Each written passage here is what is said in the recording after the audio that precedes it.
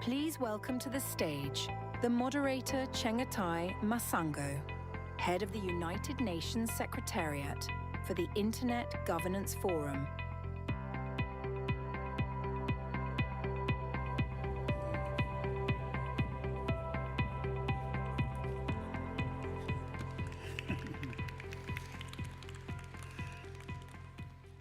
Good morning, ladies and gentlemen, and also good afternoon, evening to those of you who are joining us online.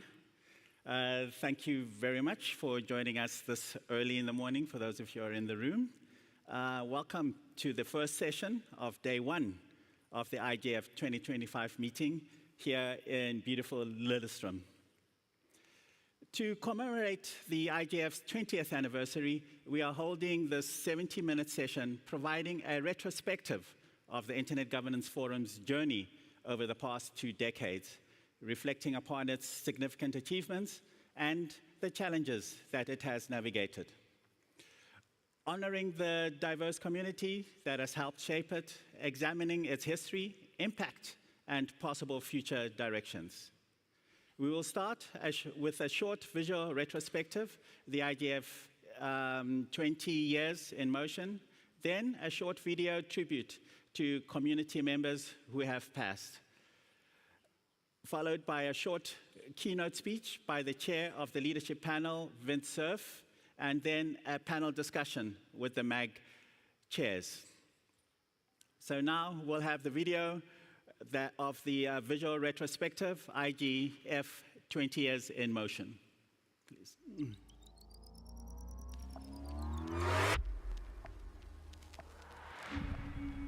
The Internet is more than apps and social media. The Internet is the backbone of modern life. It powers education, commerce, healthcare, and connects societies around the globe. As we rely more on digital systems, we need an Internet that is accessible, secure, inclusive, and resilient. That's where the Internet Governance Forum comes in. The IGF is a platform where governments, civil society, businesses, youth, and tech experts come together to shape the digital future. Across more than 170 national and regional IGFs, global conversations spark local action, and local realities inform global policy on critical digital issues, from AI governance and digital inclusion to cybersecurity. But an Internet that serves everyone must also be governed by everyone. Trust and inclusion is the foundation of a connected and resilient digital world. At the IGF, diverse voices from every region, sector, and discipline define the rules of our digital future, ensuring decisions are informed, uphold global values, and put people at the center of policy. And when diverse voices come together in trust, something powerful happens: innovation in governance.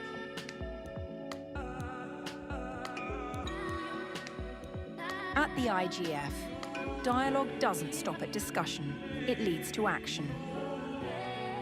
Our dynamic coalitions, policy networks, and best practice forums continuously work to address the governance of emerging technologies and inform decision makers, turning collaboration into practical policy tools.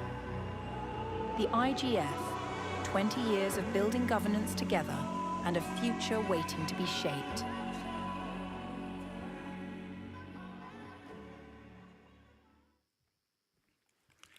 Thank you. We have come a long way, but let us now have a short tribute, remembering those who have gone before us.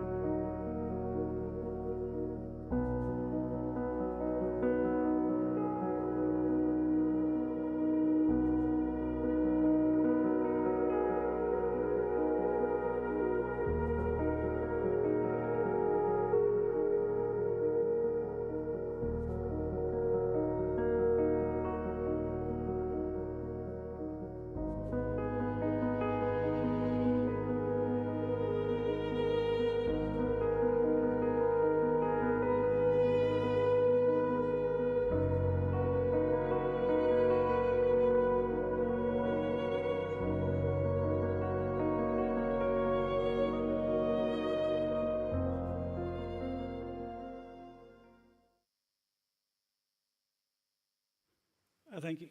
Can we stand and have a minute of silence for them? Thank you.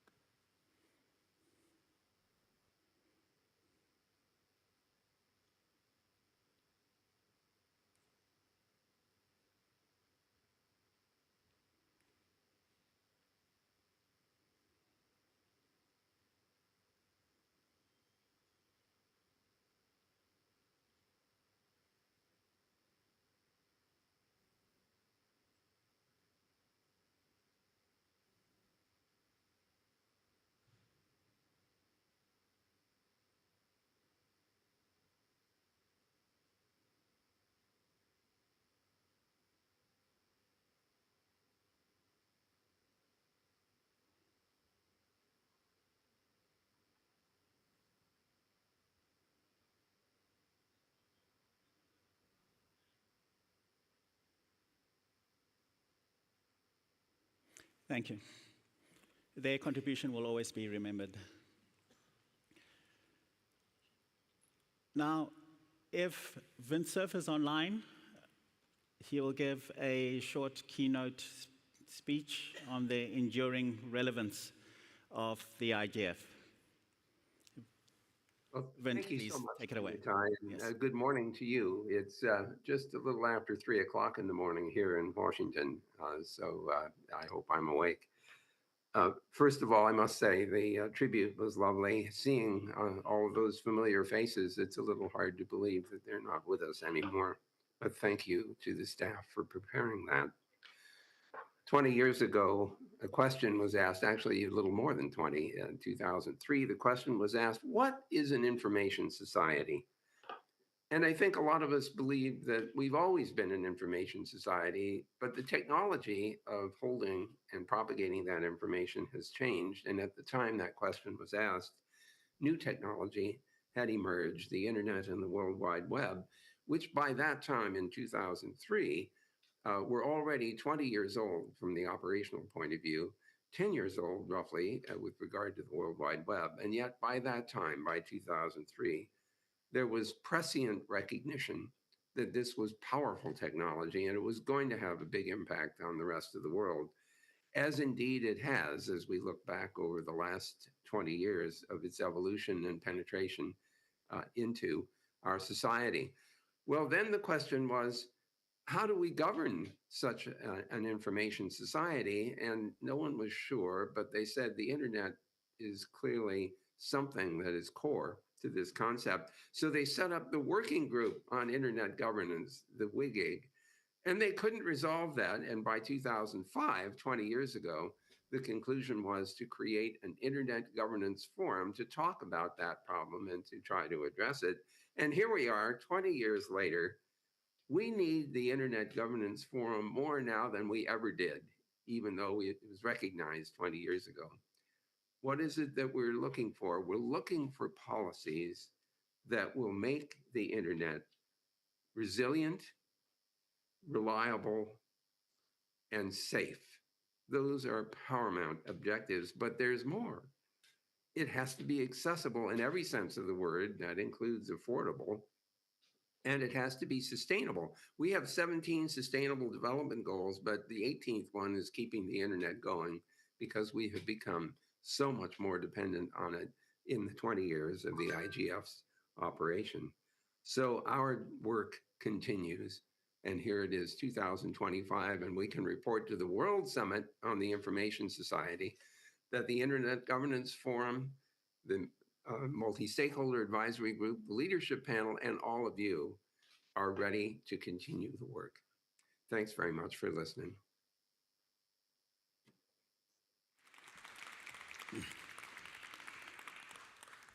Thank you very much, Vint, and thank you for your continued support for the IGF process. I would like now to introduce the current chair of the IGF's multi-stakeholder advisory group, Ms. Carol Roach of the Bahamas, who is going to chair the Voices from the Helm section. Carol?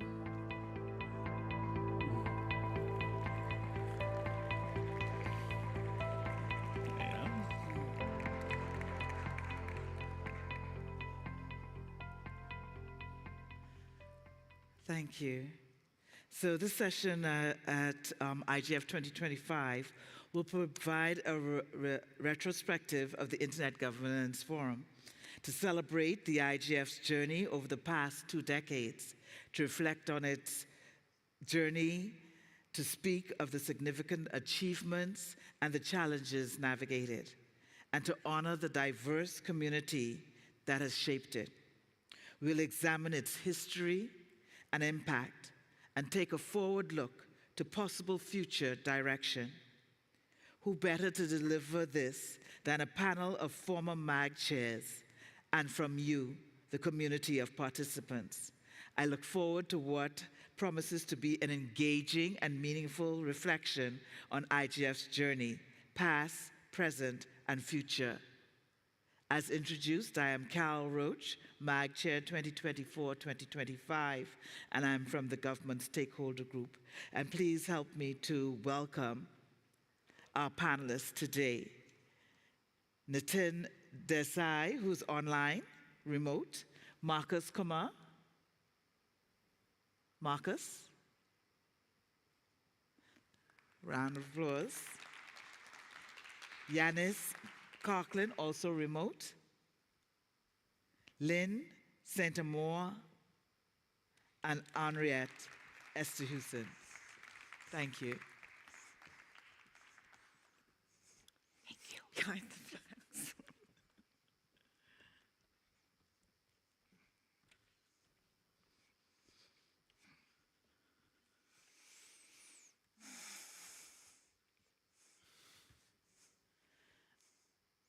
I feel very blessed to be up here with these great captains that we've had over the years, as well as those that are online. And I'm just going to just quickly ask them to introduce themselves, to say which years that they were chair and the stakeholder group from which they came. Marcus? I chaired the MAG in 2013. Then I was working for the Internet Society, that is technical community. But before that, I was head of the Secretariat from 2006 till 2010, and there I came from government. Excellent. Lynn? I was chair from 2016 through 2019, and I came from the technical community. Henriette? And I was chair from the end of 2019, when 2019, when Lynn left, until 2021, beginning of 22. Yes, you were my chair. And I'm from civil society. Yes, Carol was a very hardworking MAG member. Thank you. And then we have Nitin. I'm Nitin Desai. I was the person who chaired the working group on internet governance and MAG for about 5 years. I was put in there because I had no connection with the internet, but I had a long tradition of working and getting agreement between different governments and including a lot of non-governmental organizations in it. I'm now a retired man and really look forward to listening to what everybody has to say of what has been happening in IGF. Thank you. Thank you. Yanis?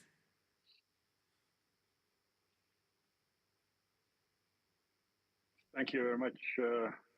Good morning, everyone. So I was chairing the MAG 2014-2015, but also I feel kind of paternity to the idea of the MAG because I was chairing the Property Committee of the World Summit Tunis phase, where the decision to establish IGF was created or was taken, and so I feel very much emotionally attached to the process. So looking forward to discussion. Thank you. Thank you. So to Nitin and Marcus, you've been through the evolution of the IGF, and why don't you tell us about the role that IGF started with in the time that you were there, and how it's impacted lives over the last 2 decades. Also, let us know what's the key challenges that you think we faced and we overcome over that period as well. Nitin?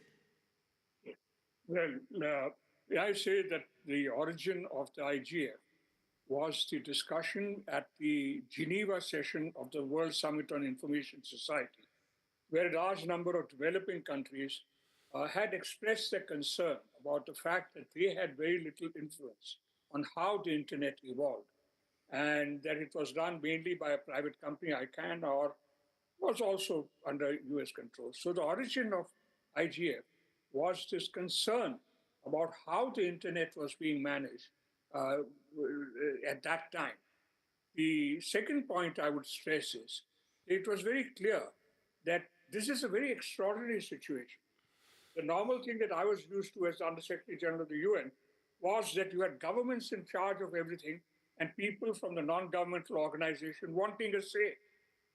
People from outside the government wanting a say. Here it was opposite, that the whole thing was run by engineers, the technocrats, or by ICANN, and the governments didn't have a say, and they wanted a say in this.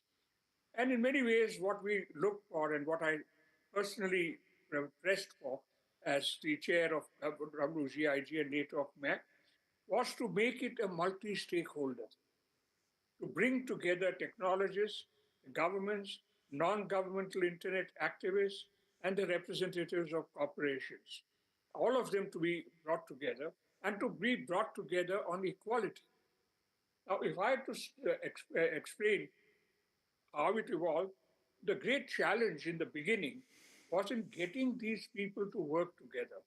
Because in many ways, they had very different ways. Technocrats are people who really work on a rough consensus, ignoring extreme views. Governments in diplomacy are people who believe in a great deal of, far be it from me to say type of statements of when they disagree violently with something. Non-governmental activists, because of their work, often tend to be very much more outspoken in what they want.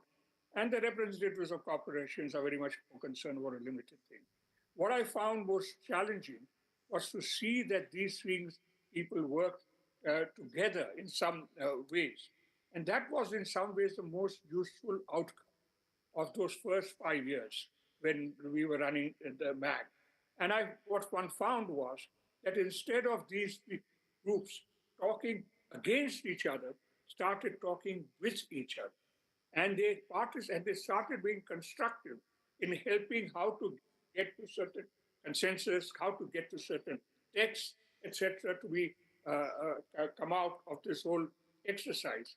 And this, to me, was in some ways the most valuable and useful outcome of the IGF.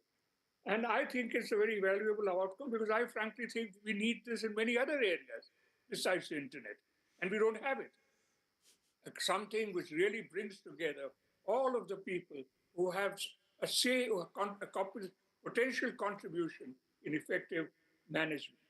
Now, at that time, the early years, the focus was very much on governance of the internet. But I think increasingly, as somebody who's a user of internet, etc., I would say is this emergence of the importance of the internet in our everyday life. That has become very important. The social media, e-commerce, etc., the communication system. And in many ways, the sort of large companies which are coming in and dominating the place. So in many ways, the issue that I hope the IGF has started looking a little bit more on is the use of the internet by operations, etc. So my hope is that the IGF sets a certain standard. Yes, it is not an organization which has the power to make a decision, but it is an organization which has the power to influence a decision. And we are seeing this again and again. And my hope is that it continues doing this. And my hope, even bigger hope, is that people learn a lesson from the IGF on what we need to do in other areas of connection between governments, between corporations, between non-governmental organizations, between technologies, etc. So let me stop here. I've taken my 5 minutes. Thank you. Thank you very much. That was very powerful, power to influence, and the change that you saw and you helped to bring about. Marcus? Yes, well, Nitin said it all, and we learned from him a lot on how to herd the cats and bring the people together. But allow me to add a name to the tribute of the people who passed. there was one colleague, friend, who worked very hard with me on the working group on internet governance. He was not part of the IGF, but he was part of the community that laid the foundation for the IGF. That is Frank March. He passed away 2 or 3 years ago, and I think I would like to add his name to those who we pay tribute to. Now, the challenges we had when we started with the IGF was obviously we did not know what to expect, and there was a lot of nervousness and mistrust.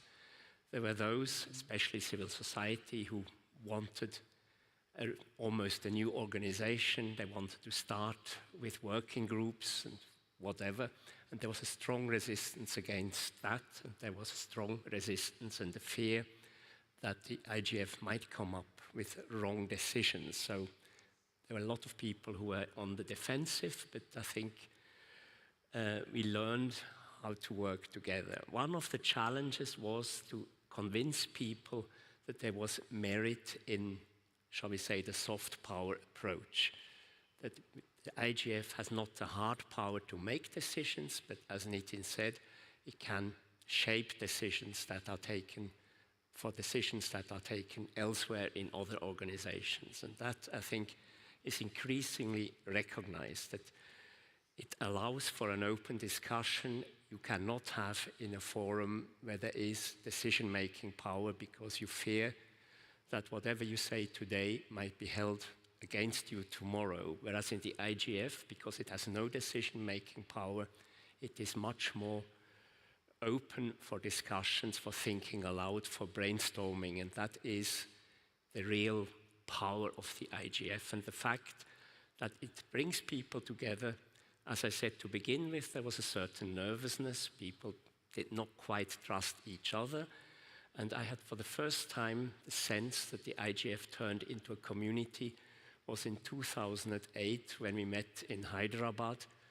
And there had been a terrorist attack in Mumbai, same country, India, but it's thousands of kilometers away from Hyderabad. But there are a number of delegations that cancelled their trip because of understandable fear of terrorism.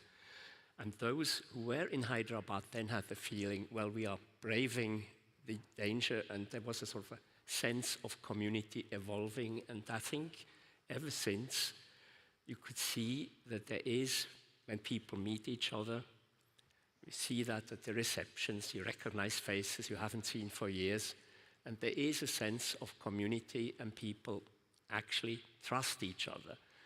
People from governments now talk to people from business, civil society, and learn from each other. And that is the true value of the IGF, as Nitin already said.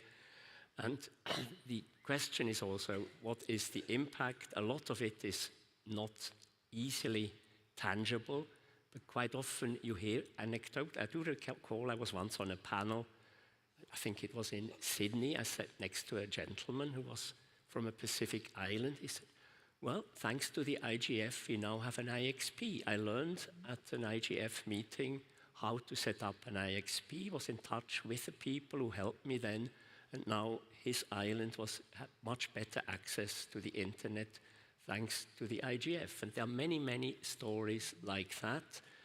It's not a negotiated outcome, but it has a direct impact because people learn from each other, they have contacts, they exchange business cards. And IXPs is a very good example. We had, from the beginning, lots of workshops on IXPs. Before, people knew it was important, but they didn't know that it is not rocket science to set up an internet exchange point, but you have to go about. And a lot of it is social engineering. The technical side is relatively easy, but this is just one example, and I stop here. Thank you. Thank you very much. So we see that the IGF went from storming to norming to performing that we have today. And I agree that the soft approach has allowed us to influence a lot of policy decision-making in member states. So we'll move on to the Thank you very much, Nitin and Marcus.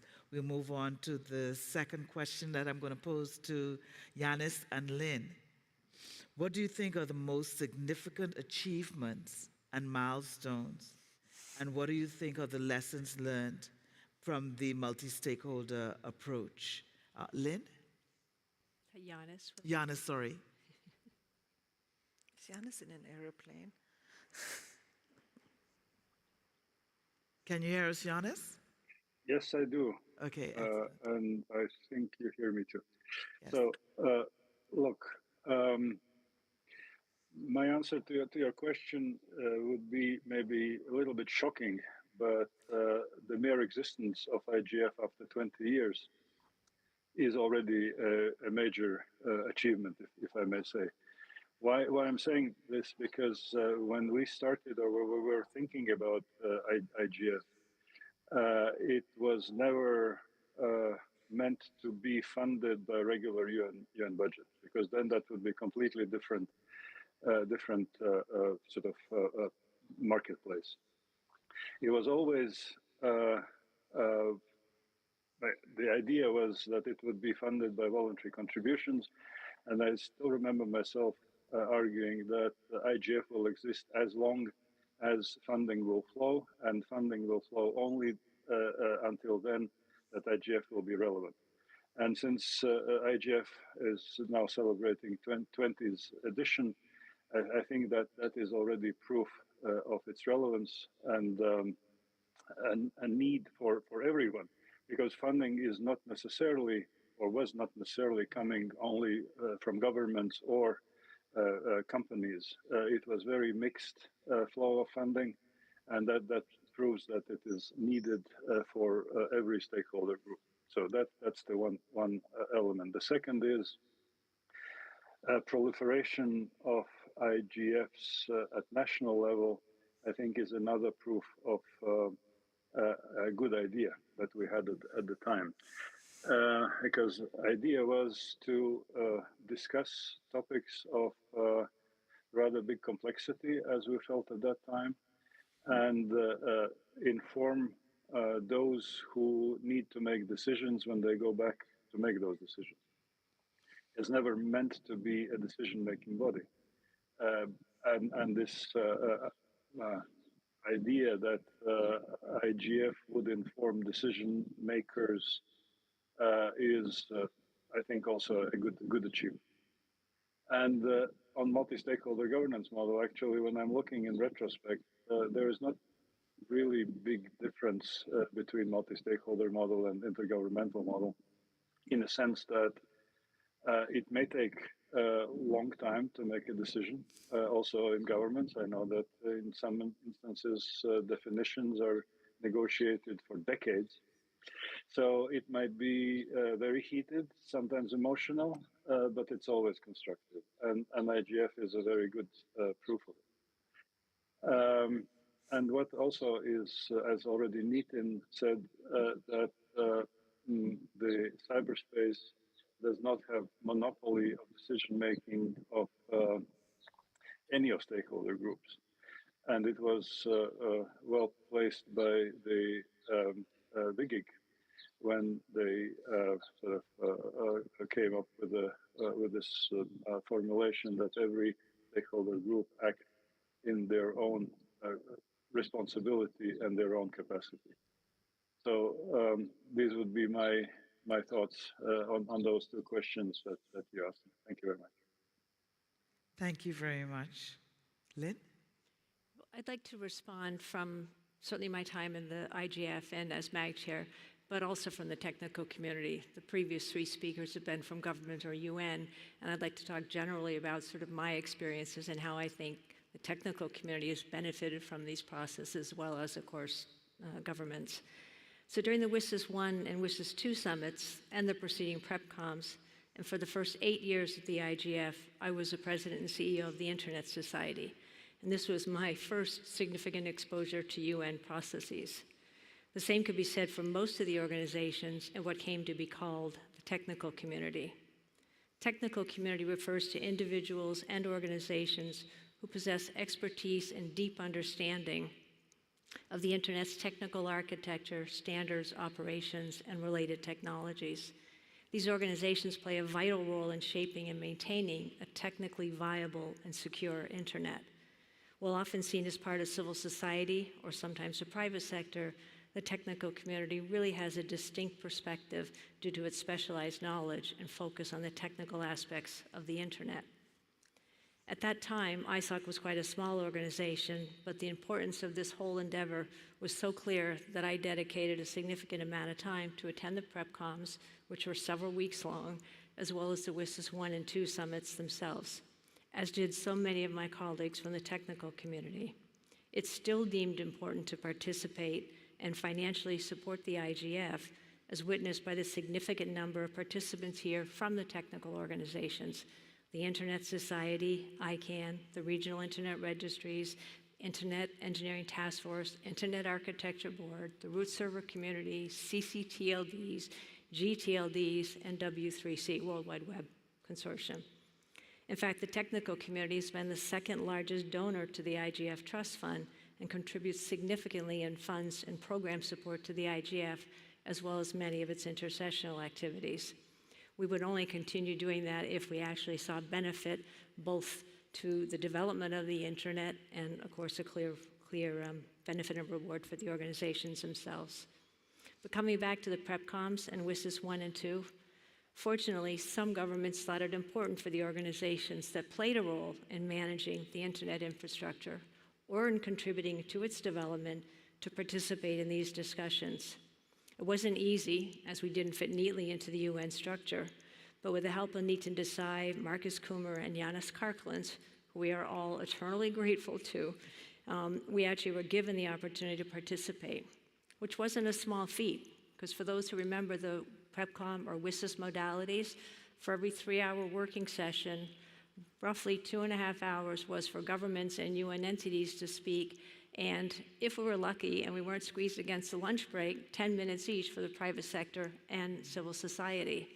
But due to the very deft maneuvering of the aforementioned chairs, we actually managed to slip a speaking slot in for the technical community in between those two communities.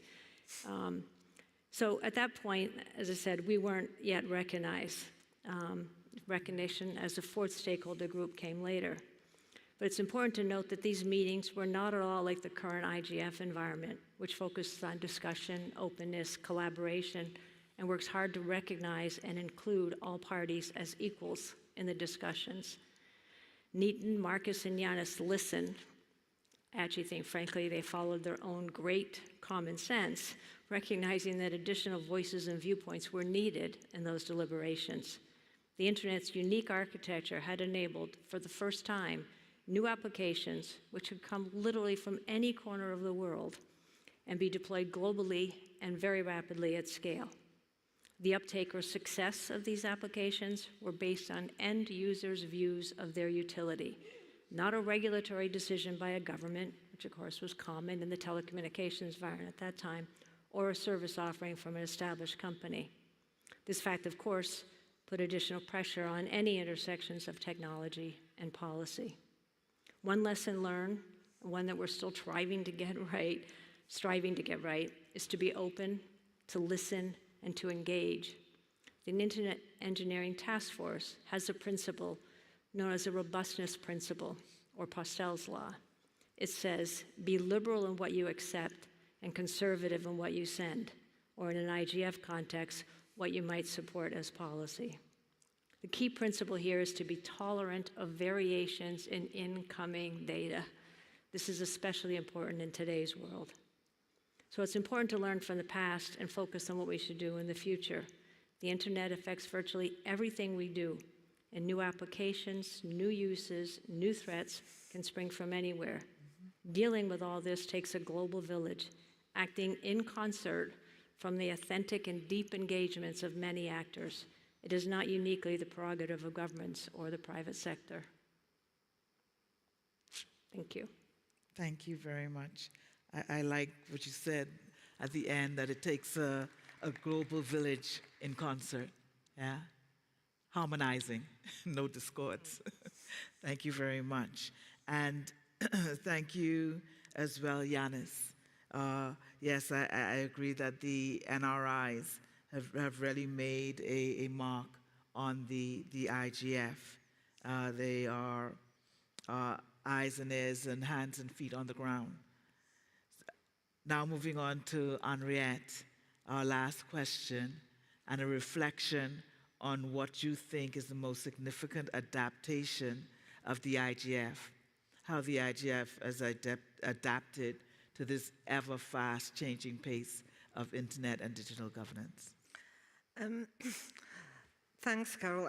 I think at the heart of this, and this is why the IGF has survived for 20 years, Yanis, is to recognize that the global village is not such a healthy village, that it has sometimes no roads, or it has roads with very big potholes in them, and people don't have cars to drive on those roads anyway. And I think that the reason that the IGF became and has remained, and I think continues to be relevant, is that it managed to make the shift, and it wasn't an easy shift, and I'll talk about how that came about, from being a forum about the governance of the internet to being a forum about the governance of the use and evolution of the internet, which is the Working Group on Internet Governance definition. And that we've managed to make that shift from talking about issues that are more narrowly related to internet governance, very much what the technical community is so strong at, to a forum that talks about a broader digital ecosystem, one that has so many challenges, so many inequalities, so many contradictions, but with the internet at the heart of that ecosystem. And that's why the IGF is so continuously able to reinvent itself, to remain relevant, to expand the topics, to not just talk about critical internet resources, but to actually talk about internet shutdowns, to talk about the challenge of how do you regulate emerging technologies, to talk about human rights abuses, about how censorship affects sexual and reproductive rights of women, about technology-facilitated gender-based violence, topics that are so relevant to the internet, but maybe not part of internet governance as it was envisaged originally. Now, who made that possible? I think it's civil society, because civil society is not necessarily always tolerant, because if you are always tolerant, then you don't achieve change. If you want to confront injustice, you have to take risk. And I think civil society has managed to bring that dynamic tension into the IGF process, and I think having leaders and MAG chairs, people like all of you here, Nitin, who set an incredible tone for us, I think, and his receptiveness and his appreciation of the role of civil society in governance processes. And I think that tradition has continued. Sometimes there are tensions, but that also adds to the value of the IGF. So I think the role of civil society in the IGF is really underestimated. I often hear people say, oh, the largest number of participants are from civil society. In fact, they were not last year. They were the smallest group. But what civil society brings to the IGF is a very diverse set of people, organizations, institutions who are actually not here to further their own particular interests, but to further the public interest at large.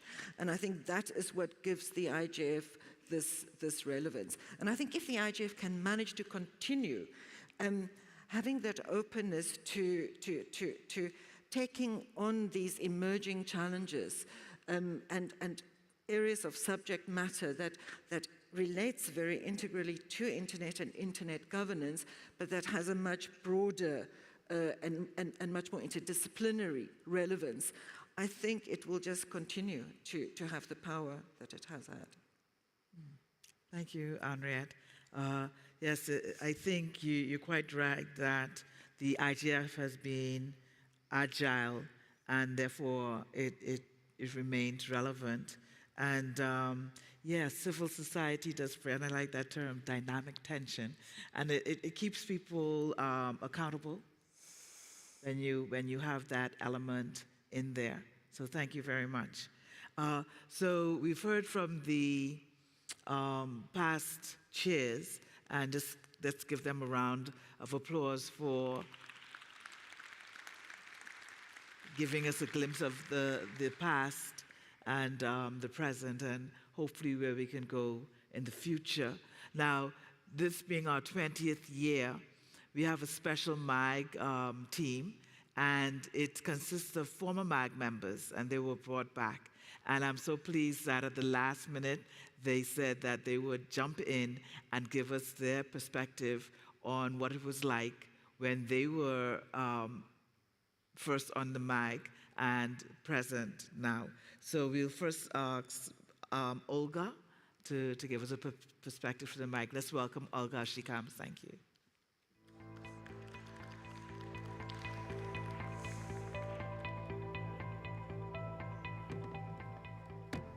Good morning, evening to everyone here and online. Thank you, Madam Chair. Profiting from the good translation services, I will speak in my mother tongue, which is Spanish. I'll give you a minute to put the hands on.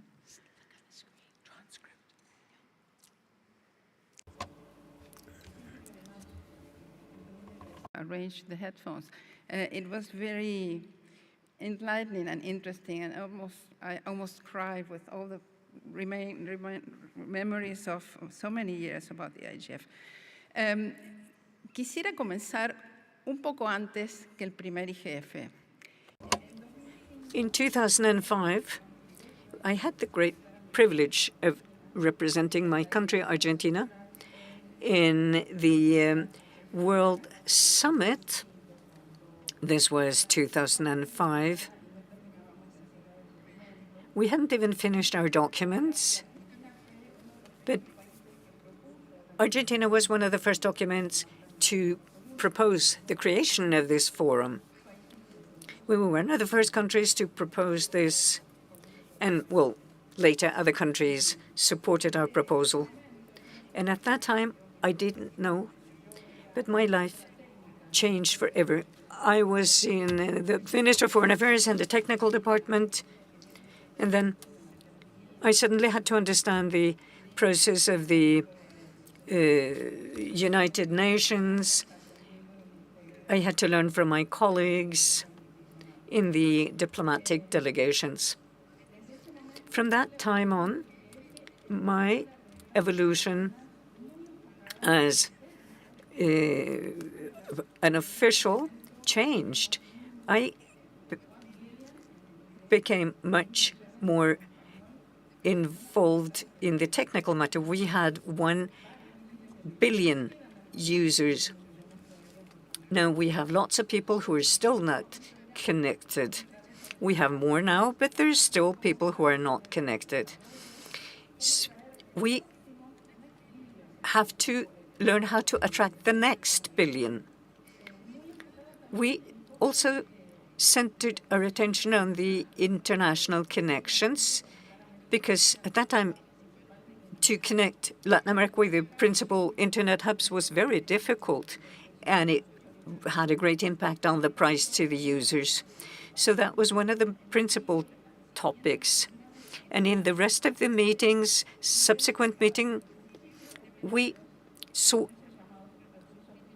re-emergence of a topic that was much discussed at the beginning, the critical parts of the internet.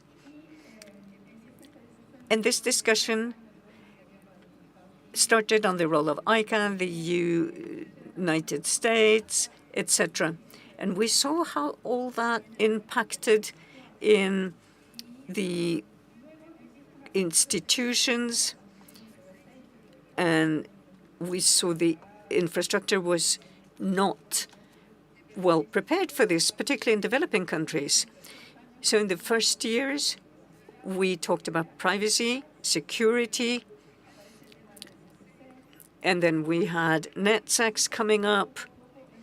And what we see now is the need to create capacities. New people, attract them to this process. And we had a different approach at the time. that was, but then suddenly, 2007, 8, 9, we saw that the creation of capacity, strengthening capacity was important. We followed up in Latin America with a school for training in internet. And there was trainings for young people. And there were friends from 2H, I think. That was the first time I saw an activity that involved young people. The schools on internet governance. And we saw that this spread regionally. And these have been foundational. And they have integrated this great community, set up a big framework that had created dialogues and spaces for dialogue on the internet. And we see the need for continuing this discussion about all these challenges in internet, for continuing this exchange. Thank you very much. Yes, there's a saying that the more things change, the more they stay the same. So yes, we do have a lot of work still to do with regards to capacity building, involving the youth more. Thank you, Olga. Now we will have Jen, I think it is. Is it Jen? Cheryl, sorry.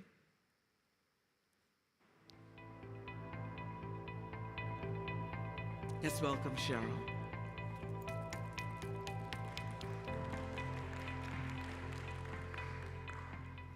Thank you, Madam Chair. Good morning, everyone. For those who don't know me, I'm Cheryl Miller, and I currently lead digital policy work at the U.S. Council for International Business.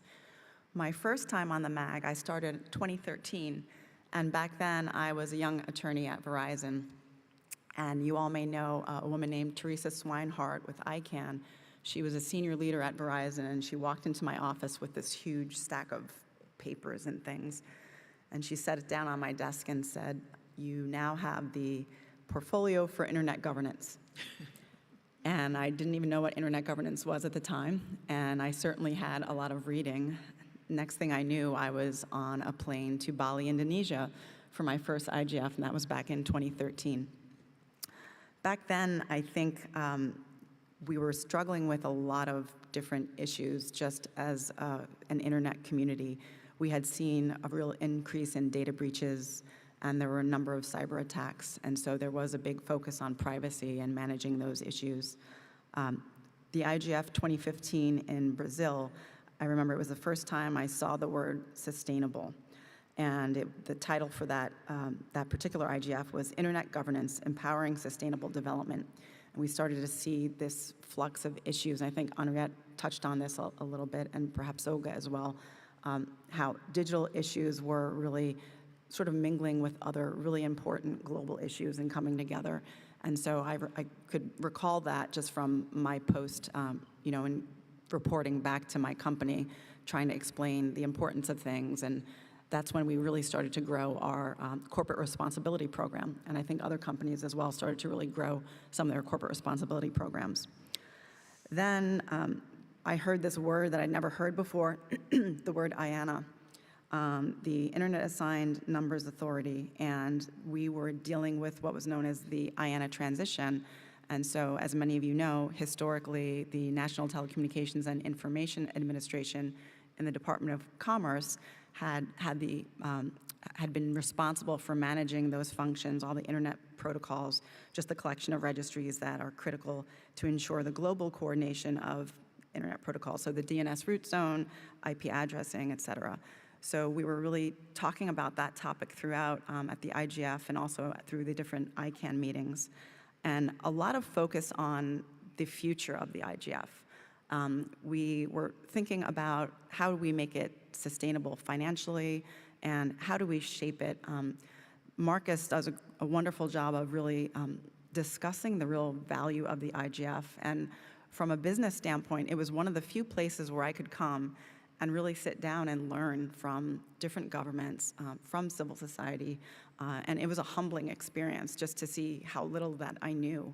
And it was also humbling just to work on the MAG, just some of the most intelligent people I've ever met. And so it was truly a great experience. And we had our disagreements.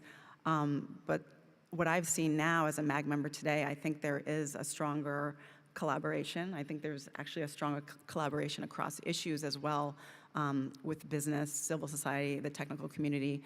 That was one thing that also was really heavily impressed upon me in all the talks around the IANA transition, just learning the technical components of the internet, because when you're a lawyer focused on policy, a lot of times you go down this policy rabbit hole and you forget how it really connects to sort of the bricks and mortar of how things work. And so we certainly saw a large emphasis on the dynamic coalitions and their growth. They really took off with all the intercessional work, and that was really impressive just to see, as well as the national and regional initiatives. Thank you so much for the wonderful tribute you gave. I know Marilyn Cade, that was one of her projects that were near and dear to her heart. I would add one other name to that list from a business perspective, Joe Aladiff, who was with ICC Basis. He was also very involved in a lot of the privacy work from a business standpoint, just in the internet community as a whole. And so for those of you Thank who... you, Cheryl. Sorry. Sorry. Sorry, I'm out of time. Yeah, Sorry. yes. So But thank you very so much. Yes. Those are my impressions. Okay, thank you. So, Jen, you have a task of 1 minute.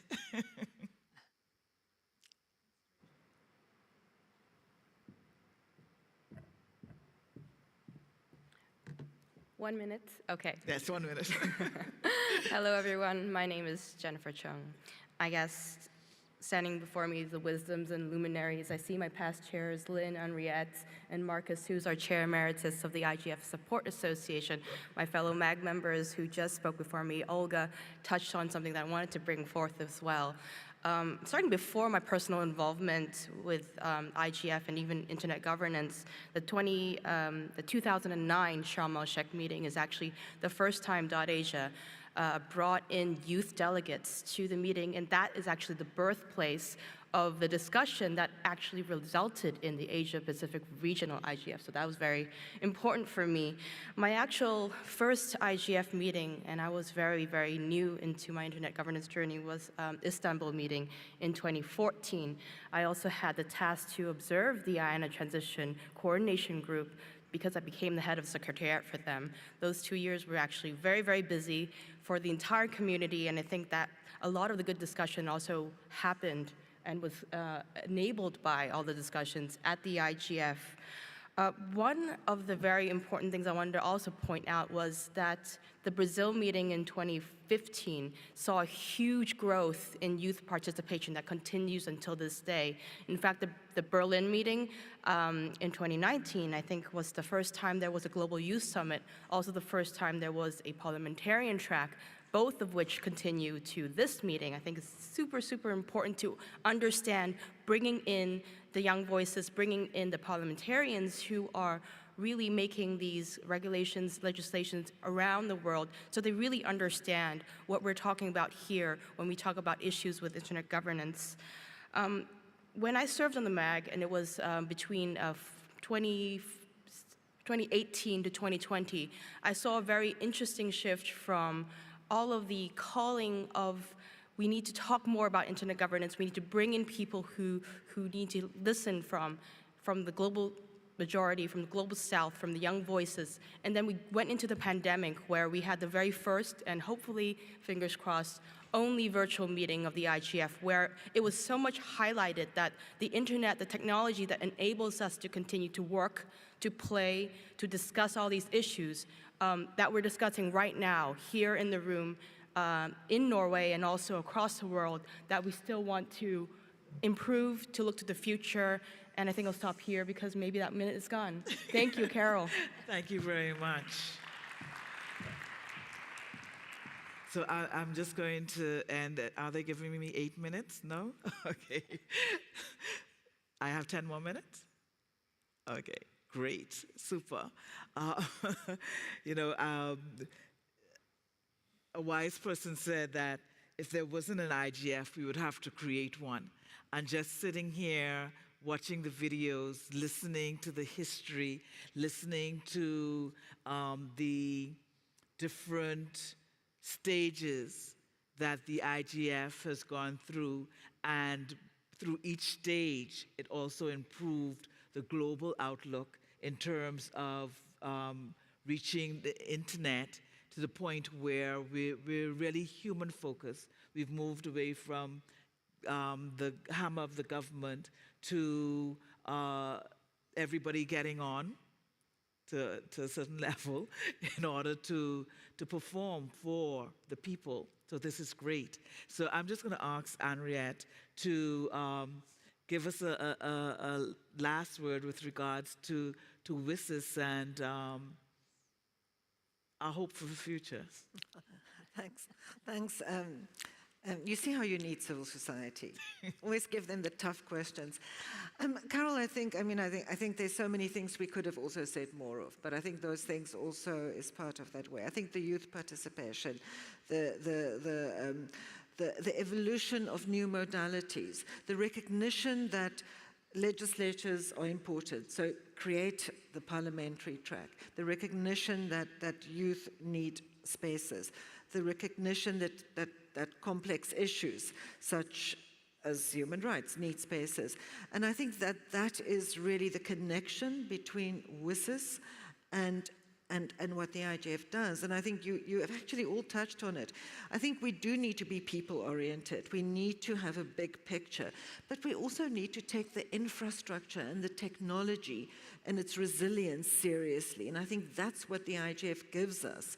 And I think it gives it, and I think we've evolved an approach and a way of working that is interdisciplinary, that's multi-stakeholder, that gives us the capacity to face these challenges going forward. But I also think we have to always keep the WSIS vision in mind. I think that people-centered development, the ability for people to use technology to improve their lives, has to also inform what we do at the IGF. I think we have to recognize that there are challenges and be open to take on and not be too risk-averse, because we need the IGF, we need the UN now more than ever, we need the IGF more than ever, because there is a lot of fragmentation. We have wars in our world, we have digital inequality, we have big tech companies that are growing in ways which is hard to grasp and hard to deal with. So, and I think we need to be able to, those concepts of good governance, accountability, inclusion, respect for people, for human rights, we need to be able to talk about them collaboratively, but also in a way that takes on the tough questions. Fair tax payment, for example. Authoritarian governments, repression, war. We need to be able to the role of technology and militarization, and the role that the internet plays in that. So I think that's what we can bring to the future. We can bring it to the WSIS process, and be grounded. I think the IGF needs to evolve, celebrate its own achievements, but also evolve, continue to improve, recognize where the exclusions are. Do we take development and the realities of people that still live with digital exclusion seriously enough? So, are we inclusive enough? Are we diverse enough? So, but I think we have all the elements. I think we haven't given a shout out to the Secretariat yet, and I think that's something else to recognize, how the Secretariat has evolved as well to be able to support the evolution of the IGF, to support the national and regional Internet Governance Forum. But the Secretariat needs to continue to evolve, which means it needs resources, it needs capacity. But I think we have all the building blocks, and I think we have the people. I think one of the IGF's greatest strengths is that there are so many people who feel ownership. Even the people who submitted workshop proposals that were rejected have some intimate relationship with the IGF. And I think I would hope that going forward we have a more stable, permanent, well-resourced IGF, but still an IGF that maintains this bottom-up ownership and participation that the modalities that we've evolved over the last 20 years have given us. Thank you, Henriette. And I agree, you know, the IGF, we ask the hard questions, we take on the tough questions, and Henriette, we're not afraid to take on those potholes. So you have to fill them too, or make sure other people do. Yeah, we fill them in and pave them over and make them look nice and good so that the people can drive smoothly, Henriette. So that's what the IGF is about. So thank you very much, audience. I want to thank my panelists. Great job. Let's give them a round of applause. And I want to thank my fellow MAG members, and a few of them are here. Well, I call them the brains, the big brains. So thank you, all the MAG members, current MAG members, those that are past, those that continue to come to the open consultations and to give their views to enrich the IGF and indeed to enrich the lives of persons. Thank you very much, everybody. Thank you. Thanks, Carol.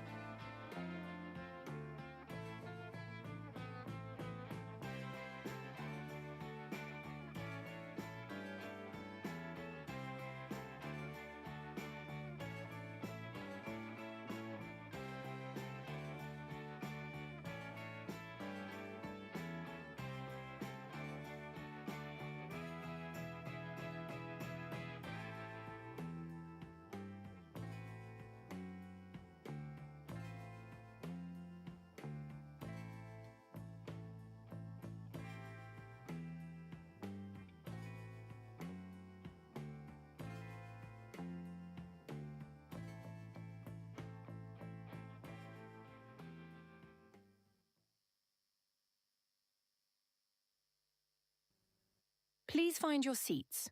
We start in a few minutes.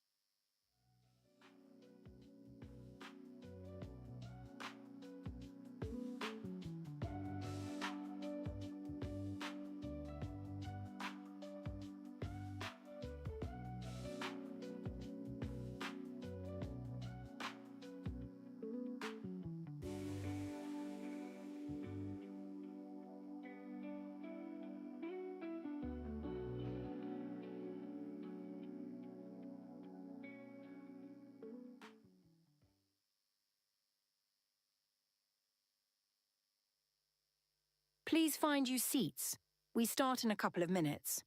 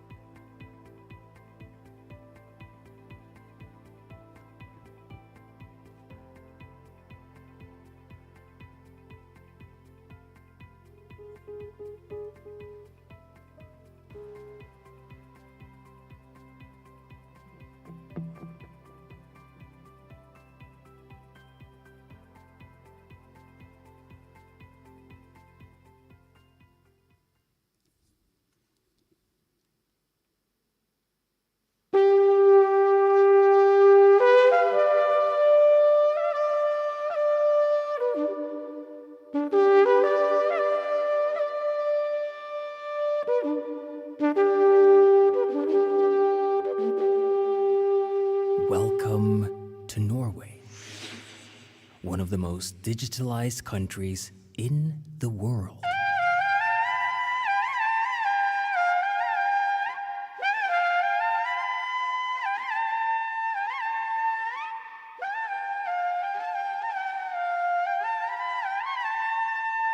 In Norse mythology, there was a tree. The Vikings called it Yggdrasil, the world tree. Branches stretching into the heavens. Roots leading to the source of wisdom. The world tree connected different realms and realities. It was home to ravens, gathering information from around the world.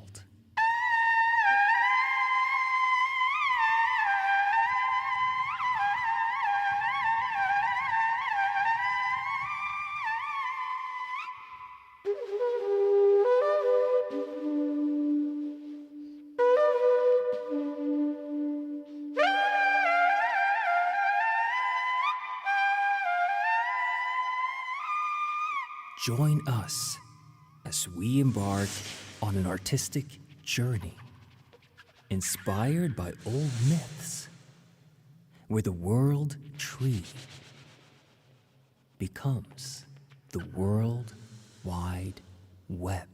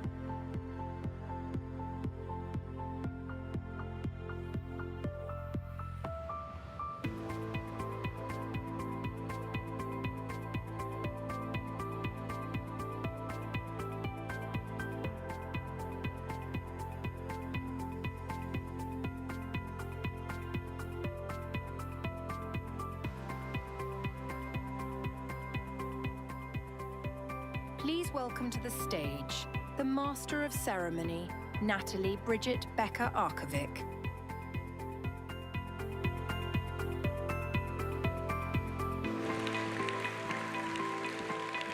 Good morning, everybody. A warm welcome to our guests who are here in Lillestrøm joining us, and also to our online guests joining us from all parts of the world globally. My name is Natalie Becker-Arkovic. I'll be your host, your moderator for today. I would like to welcome you all to the official opening ceremony of the Internet Governance Forum 2025 here in beautiful Norway. It is now my honor to serve as your Master of Ceremonies for the session, and it's my pleasure also to introduce you and give the floor to Mr. Lee Junhua. He's the Under Secretary of the United Nations Department of Economic and Social Affairs, and he's going to join us here and just say a few words and introduce the video message by the United Nations Secretary General, Mr. Antonio Guterres. So without further ado, please, the stage is yours.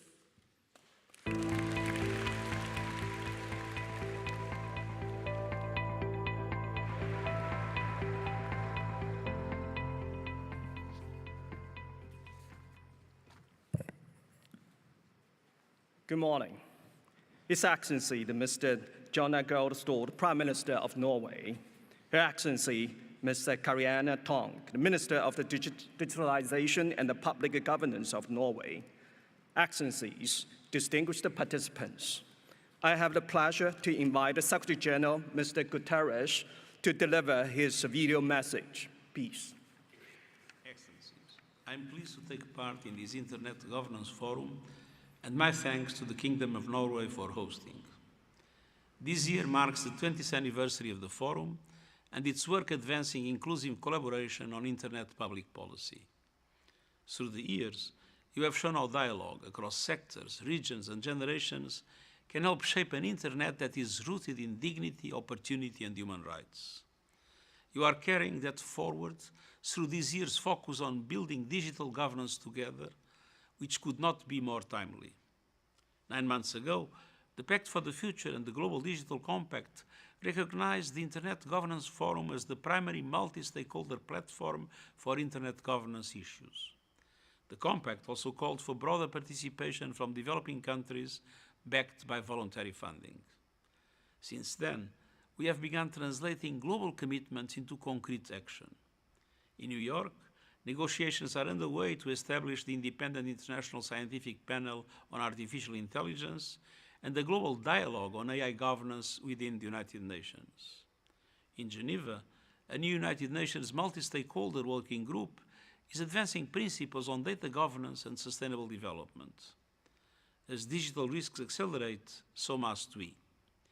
That means bridging the digital divide by expanding affordable, meaningful Internet access to achieve universal connectivity by 2030, closing the skills gap, countering online hate speech, promoting information integrity, tolerance, and respect, addressing the concentration of digital power and decision-making in the hands of a few, and fostering greater diversity, transparency, and trust in digital spaces. Dear friends, 2 decades ago, the idea of digital cooperation was a bold aspiration. Today, it's an absolute necessity and a shared responsibility. Let us keep building a digital future that protects, empowers, and includes everyone, everywhere. Happy 20th anniversary.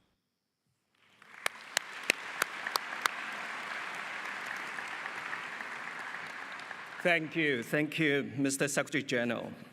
I just want to echo the Secretary General's deep appreciation to an exceptional host for organizing this forum in a record time, and also to the entire global digital community.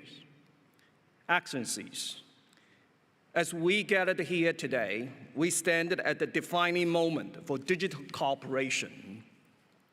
As highlighted by the Secretary General, digital cooperation is an absolute necessity and a shared responsibility.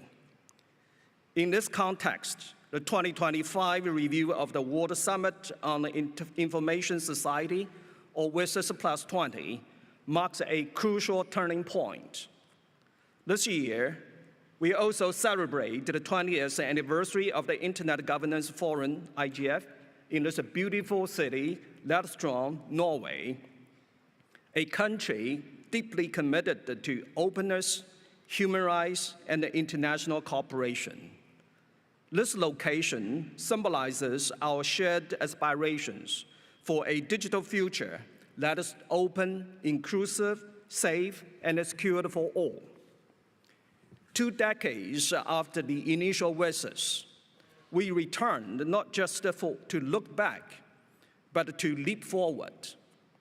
It is our chance to reimagine the foundational business principles and the action lines for a modern era, integrate the Global Digital Compact, and reaffirm the vital role of the technology in advancing sustainable development. The WSIS Plus 20 review also considers renewing and strengthening the IGF. We have much to be proud of. The forum has matured into a premier global platform, gathering over 10,000 participants annually and inspiring 176 national, sub-regional, regional, and youth IGF initiatives worldwide, and fostering year-round preparatory work and voluntary networks. This resilient and inclusive ecosystem is a credit to all of you, each of you. Together, we have engaged the global, regional, and local leaders, legislators, and youth across all stakeholder groups, sectors, and disciplines, and tackle the pressing challenges from AI to cybersecurity to environmental sustainability and gender equality online.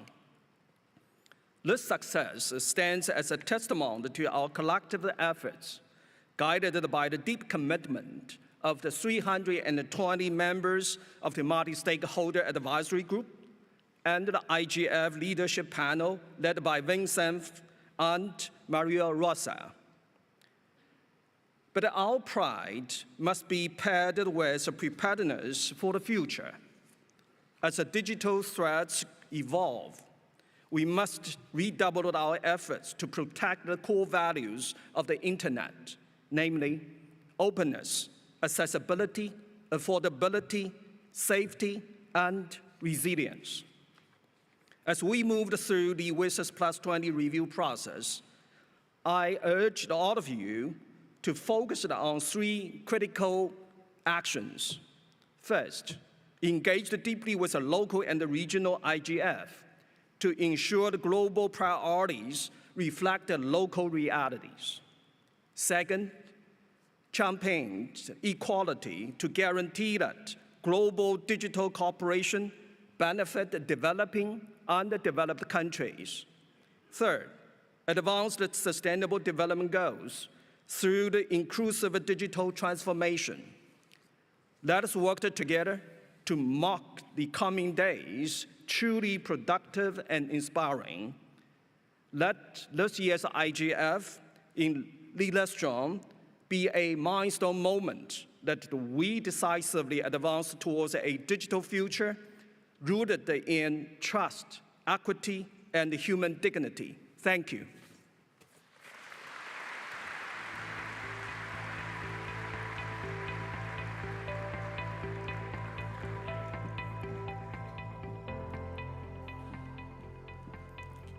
Thank you, Mr. Lee Junhua, and also to Secretary General Antonio Guterres for the opening address, and also wonderful cultural collaboration, musical performance to start off this beautiful morning, rooted in traditional music and really exemplifying one of the spirits of this meeting that we're having here in Norway, the Internet Governance Forum 2025, which is partnership and collaboration. So in the spirit of that, I would like to introduce and give the word to Karianne Tung. She's the Minister of Digitization and Public Governance, to say a few words and also to introduce the video message by Norway's Prime Minister, Mr. Jonas Gahr Store. Minister, the floor is yours.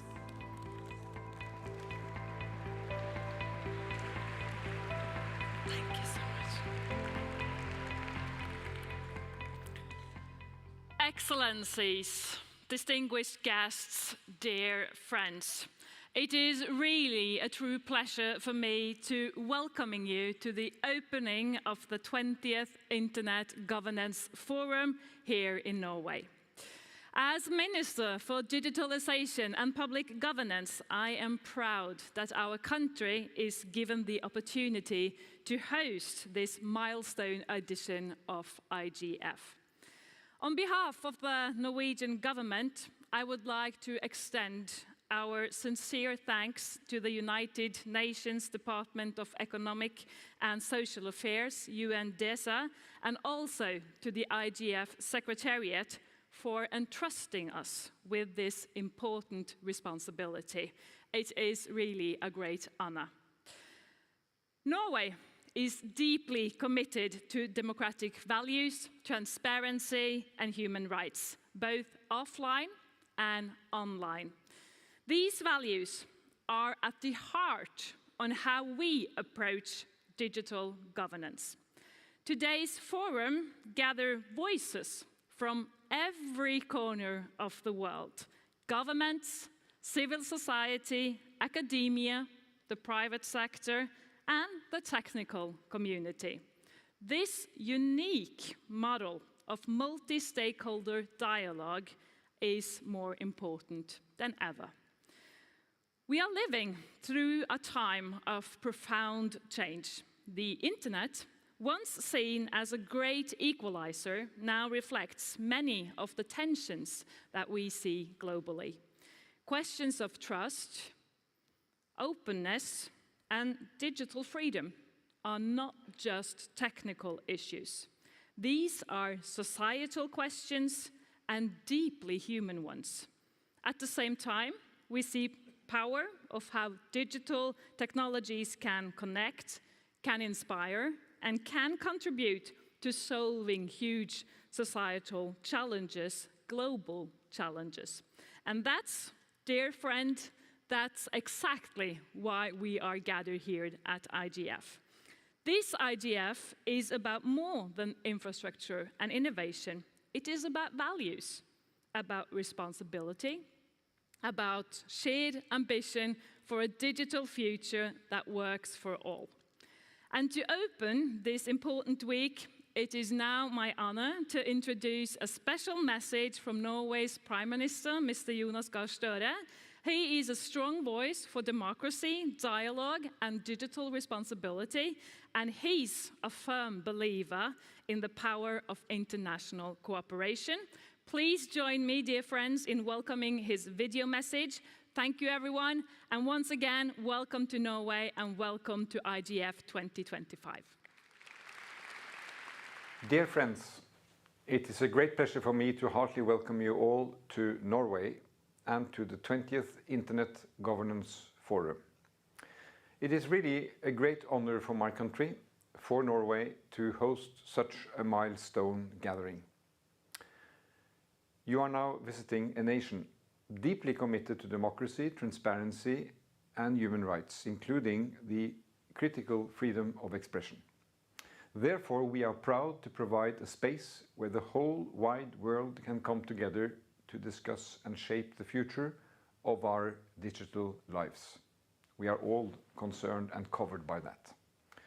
2 decades ago, the IGF was born from a bold vision that the internet, which is a force shaping our world, should be governed not by the few, but by all.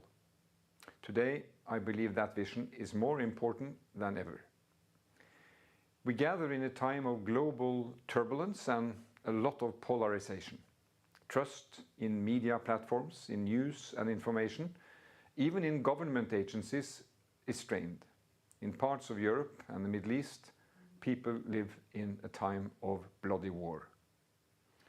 So the digital realm, once a symbol of openness and opportunities, of networks and people coming together, is increasingly marked by fragmentation, surveillance, disinformation, and also misinformation. Yet, even in this fractured climate, the internet remains a powerful connector and social actor. The internet bridges borders, amplifies voices, and fuels innovation. Let us not forget that.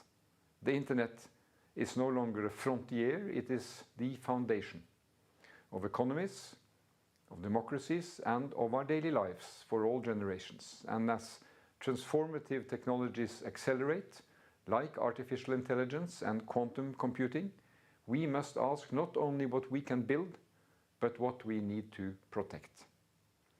And here I believe that we must safeguard the internet not as a possession, but as a public trust, a shared space to remain open, free, and accessible to all, a global public good.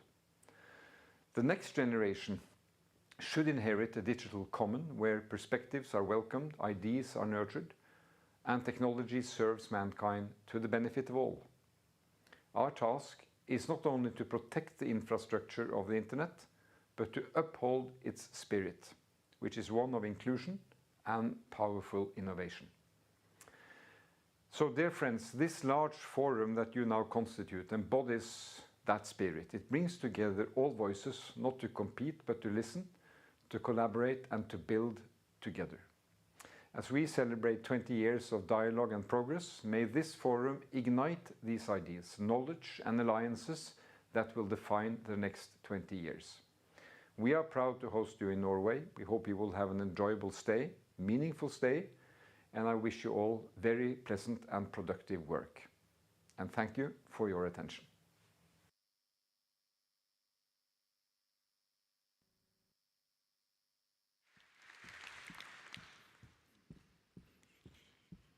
Thank you to Prime Minister Jonas Gahr Store. Thank you also to Minister Tung. I would like to now, and that rounds off the official opening ceremony, but we are going to be starting with the official opening session, hearing from multiple stakeholders in the spirit of collaboration, cooperation and partnerships. But before that, I would like to invite Minister Tung as well as Minister Lee Junghwa back onto stage to please have a photograph up on stage. Thank you so much.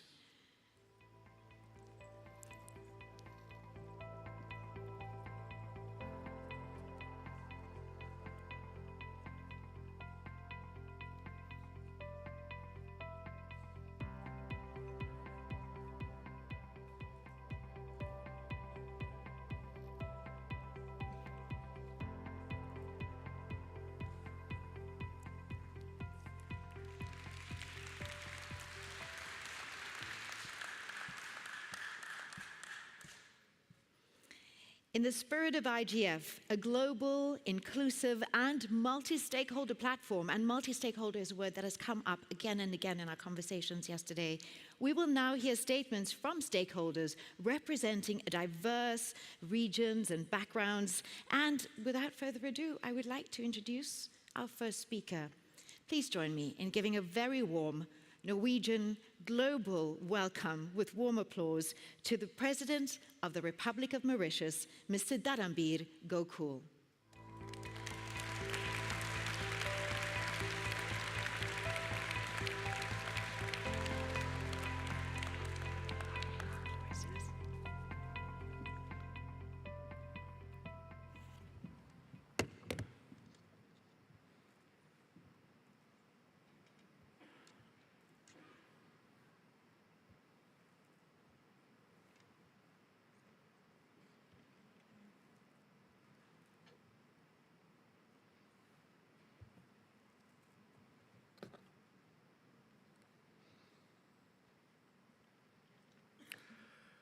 The Prime Minister, Government and People of Norway, Honorable Minister Kari Antung, Minister of Digitalization and Public Governance, Excellencies, distinguished guests, delegates, ladies and gentlemen, all protocol observe.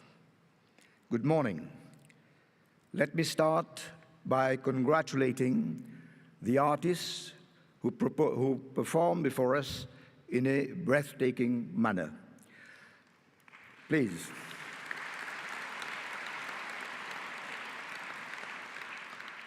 I would like to associate myself as well with the previous speakers for their very thoughtful contributions on the occasions of IGF 2025. Ladies and gentlemen, Once again, good morning and warm greetings to organizers, delegates and participants to IGF 2025 from the government and people of the beautiful small island of Indian Ocean, the Republic of Mauritius. The recent agreement between the government of Mauritius and UK over full sovereignty to be exercised by Mauritius over the Chagos Archipelago, including the island of Diego Garcia, has once again put Mauritius in the limelight and has transformed our island into an open ocean state, and I thank all friendly countries who supported us in our struggle. This historic agreement has doubled our economic zone to over 4 million square kilometers and opened the doors for new hopes for a better future for the people of Mauritius. Ladies and gentlemen, with its history of over 350 years, visited by the Arabs, Portuguese, and Dutch, and then successively colonized by the French and the British, with its early development, shaped by slaves and indentured laborers brought from different parts of the world, Mauritius gained its independence in 1968 and acceded to the status of republic in 1992. With the support of a diverse, multicultural, multi-ethnic population, often referred to as a mini-United Nation, combined with the inspirational leaders imbued with democratic values, Mauritius has been able to transform its monocrop economy based exclusively on agriculture to a diversified economy with tourism, manufacturing, and global business as its main pillars, with a per capita income of some US dollars 13,000. Many economies have been through economic transition and transformation by leveraging the power and potential of technology. We are today on the threshold of a new phase of our development where digital technologies and AI will be the main driver for economic growth and shared prosperity. On 26 May this year, I launched the Mauritius Digital Transformation Blueprint 2025-2029 for Mauritius. Ladies and gentlemen, Mauritius is committed to build an ethical, citizen-centric internet AI ecosystem anchored in safety, transparency, respecting human rights, and aligned with internationally recognized internet AI frameworks. In view of the exponential growth of internet and AI and its far-reaching implications, economic, technological, political, cultural, this IGF conference, with its overarching theme of building digital governance together, could not have been more timely. Its multi-stakeholder approach provides the ideal platform for sharing of ideas and experiences on the internet and AI and its future, keeping in mind what best serves the interest of humanity at large. We need signposts of where we are and where we are heading in order to avoid repeating mistakes of the past, where the cost of development can be much higher than its benefits. We must collectively aim to avoid a digital divide. High-tech must go together with a human touch. I have no doubt that this conference will come up with valuable insights, proposals, and recommendations to guide internet policies and practices for the benefit of all. Mauritius stands in solidarity with all countries, advocating for a multi-stakeholder, people-centric, rights-based internet governance model, or one that ensures no voice is erased, especially those of the most vulnerable components of our society, our children, people with special needs, and our elderly. Also, no country is sidelined, and that we can come together, work together to build a consensual digital governance architecture. Ladies and gentlemen, I thank the organizers and the government and people of Norway for their warm hospitality and wish the conference fruitful deliberations and meaningful conclusions. My thanks go to UN and Mr. Mahendra Basgopal of Hali Movement for facilitating my participation at this conference. Ladies and gentlemen, with these words, I thank you for your attention. Thank you. Thank you so much. Thank you so much, President Gokul, for reminding us also that in this transformation, as in any transition and transformation, no one should be left behind. And with that, I would like to introduce our next stakeholder, the Executive Vice President of the European Commission for Technological Sovereignty, Security and Democracy. Please join me in giving a warm Oslo and global welcome to Ms. Henna Virkkunen.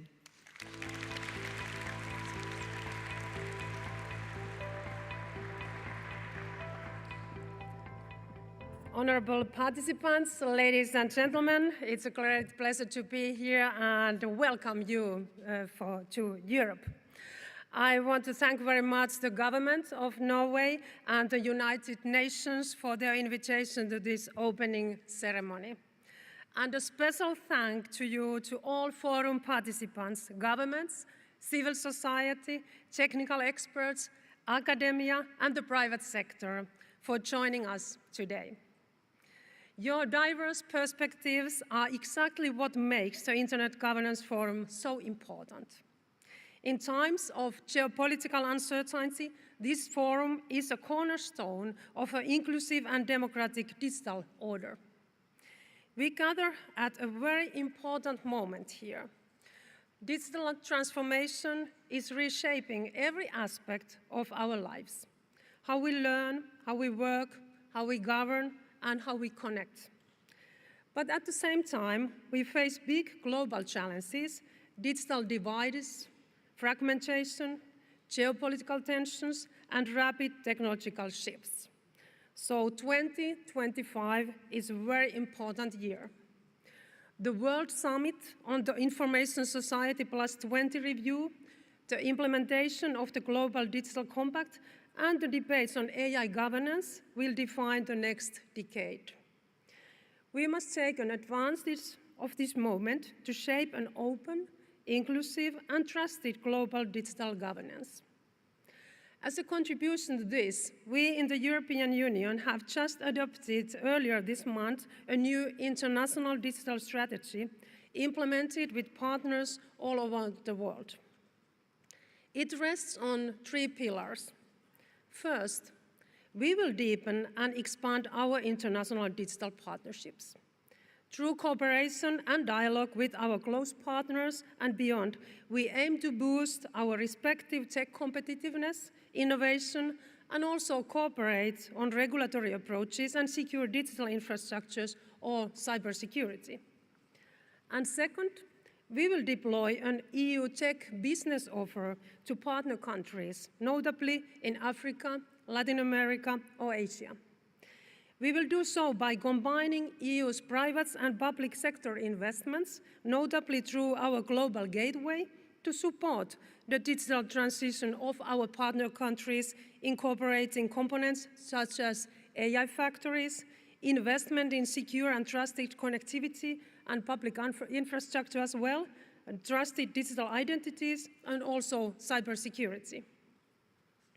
And third, we as the European Union, we commit firmly to a rules-based global digital order, which is rooted in universal human rights, openness, and a multi-stakeholder model of governance.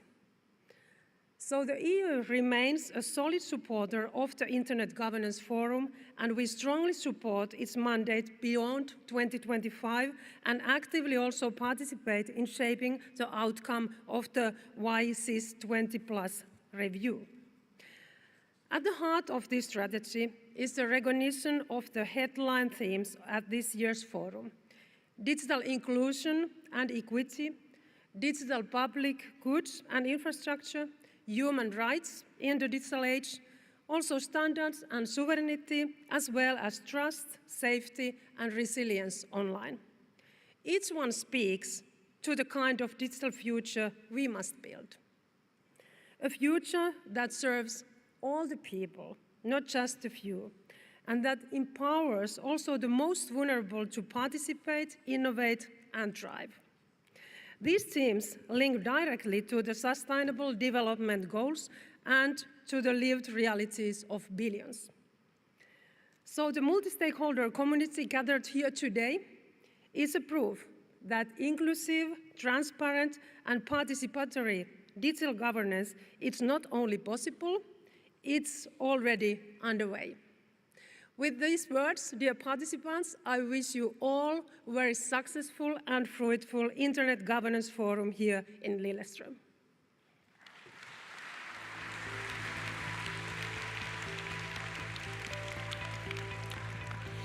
Thank you, Ms. Virkkunen, for your powerful message there and calls to action. And also a housekeeping rule, where thank you to all our speakers who we invite up to thank you for cooperating with us. We know that these are big subjects to tackle and big questions to answer, but we do appreciate that you keep within your 4-minute allocated time. So thank you so much for that. And without further ado, I would like to invite our next guest and speaker up. He is an actor, producer, and founder of Hit Record, Mr. Joseph Gordon-Lewitt. The stage is yours.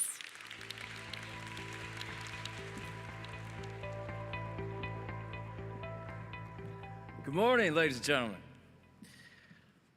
It's the first time I've ever been to any kind of function of the United Nations, and I'm not gonna lie, I'm pretty excited about it. Thank you all very much for inviting me. So, the 20th Annual Internet Governance Forum. No big surprise, we're gonna be speaking a lot here about artificial intelligence. It's easy to see that AI is changing the internet a lot, and arguably it's poised to change the whole world. Of course, nobody knows exactly how. Personally, I believe that this technology has the potential to make our lives better in so many ways, to solve big problems and to expand knowledge, to create beauty. But I also do see the potential for harm, for a greater and greater concentration of power, and for the denigration of humanity itself. So how do we get the good stuff and avoid the bad stuff, right? Well, I think that one of the keys is in the very name of this gathering, the Internet Governance Forum. We need to have some governance. We need to establish some values, we need to make some rules, we need to set up systems to enforce those rules. And this might sound obvious, but a lot of you probably know this. Where I'm from, in the United States, there's a lot of powerful people who are taking the position that AI companies shouldn't be subject to much governance at all. Right now, there's a bill that's getting quite close to passing in our Congress that would prohibit all 50 of our states from making new laws governing this technology for the next 10 years. So the idea is that instead of governing AI according to laws, that we should be developing AI according to the free market, that we should be letting business incentives and business incentives alone guide how this revolutionary technology unfolds, and that we should be putting our trust in the hands of a few private companies who aren't accountable to anybody except their shareholders. But we know from recent history, this doesn't work. Look at the last 20 years of another revolutionary technology, social media. Governments largely stayed hands-off with social media. We put our trust in Silicon Valley. And yes, social media has been beneficial in a lot of ways, but it's also been deeply damaging in a lot of other ways. And we might have mitigated some of that harm if we had been more proactive with our governance. Now, I know a lot of you here probably have a lot of good ideas about how to govern AI. I'll briefly mention the specific idea that I'm here to talk about. I'm going to dive more deeply into it later. And that's the basic principle that your digital self should belong to you. That the data that humans produce, our writings and our voices and our connections, our experiences, our ideas, should belong to us. And that, yeah, thanks. And that any economic value that's generated from this data should be shared with the humans that produce it. But see, here's the case in point. The free market is not going to honor that basic principle. And in fact, a lot of the biggest AI companies in the industry right now are lobbying hard against it.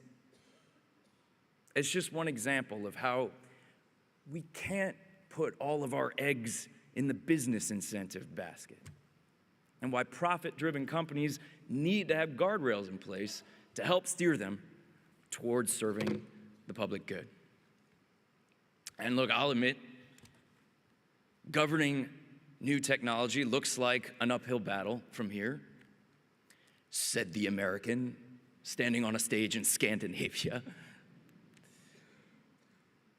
But I take heart in gatherings like this. I want to thank you all for being here, especially those of you working in the public sector, where you could probably go make a bigger salary somewhere else. Thank you for fighting the good fight. I look forward to meeting and talking with you all. Thanks again.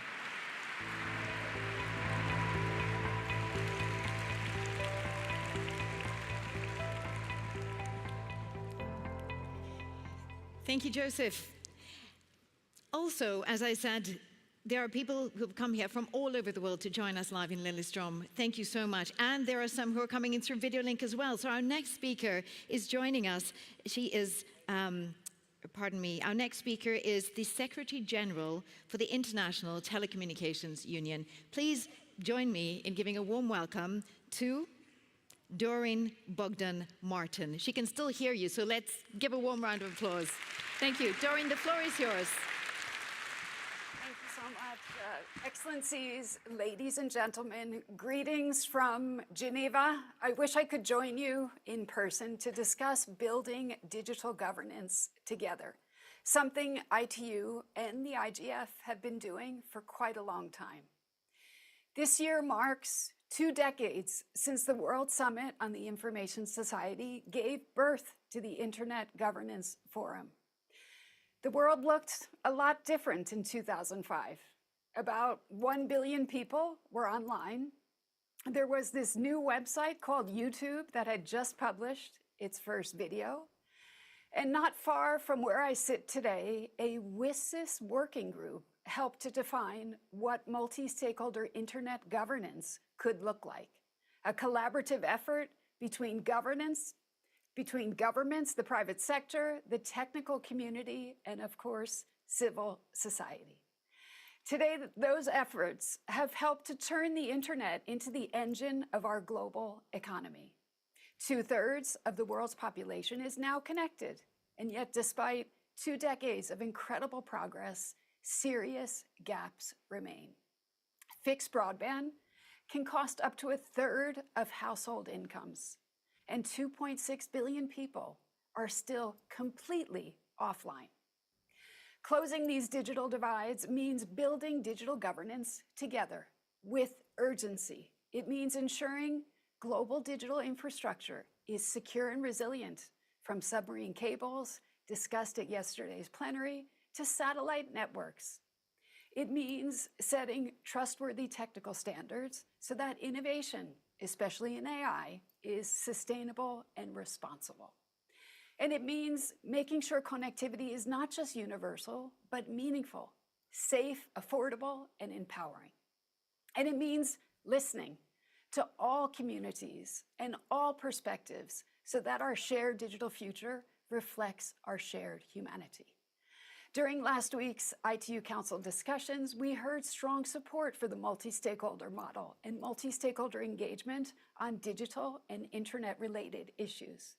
Encouraged by our 194 member states, we're targeting capacity-building efforts to boost participation in our Council Working Group on Internet and other ITU fora.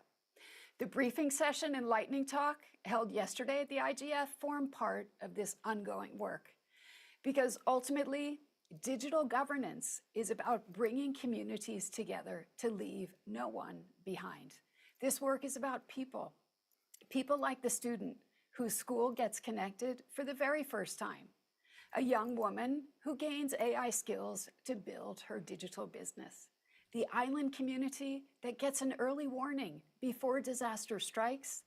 That's the digital progress the IGF and ITU have always stood for. And that's the WSIS vision that we have to carry forward in the WSIS Plus 20 review. So ladies and gentlemen, let's keep building digital governance together so that technology serves all people everywhere. I hope you'll join us at the ITU the week after next at the WSIS Plus 20 high-level event and the AI for Good Global Summit. And in the meantime, I wish you a productive and inspiring IGF. Thank you so much.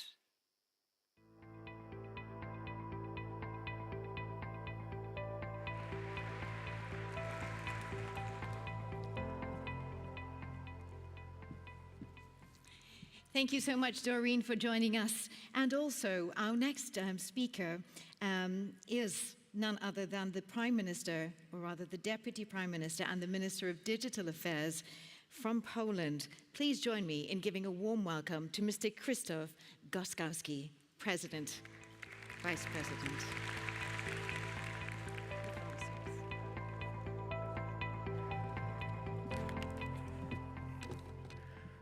Ladies and gentlemen, dear participants, it's a great pleasure to welcome you to the 20th anniversary edition of the Internet Governance Forum, a place that has long been at the heart of global discussion about the future of the Internet.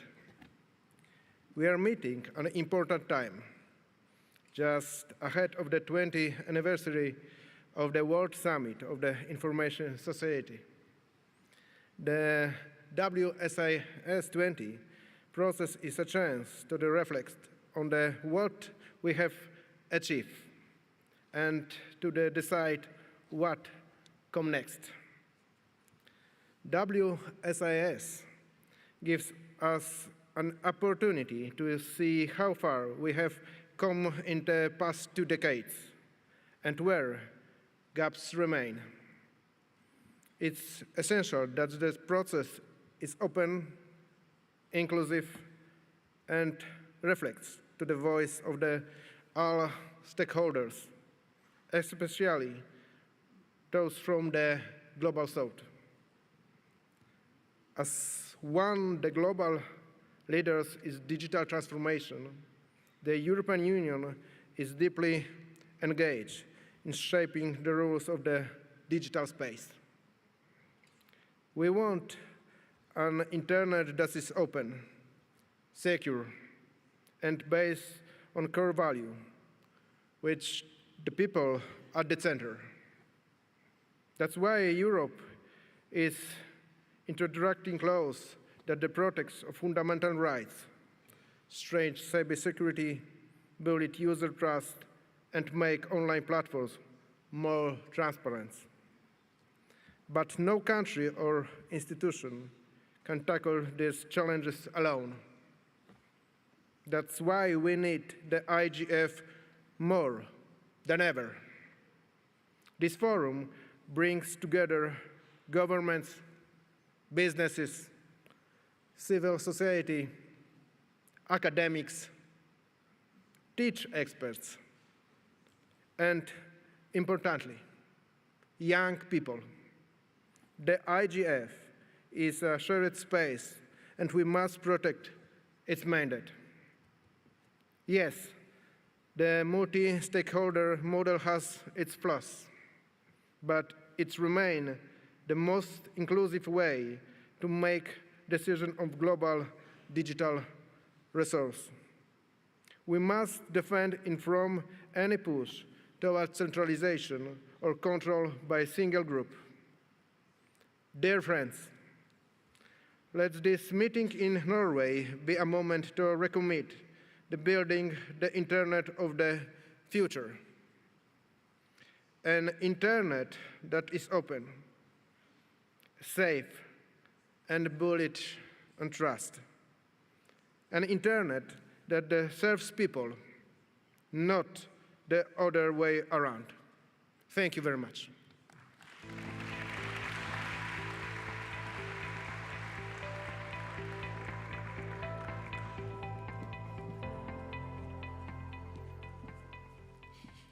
A sincere apology, I would like to say Deputy Prime Minister, not Vice President, sir. So thank you so much for your kind message and your words that you've shared and message that you've shared here today.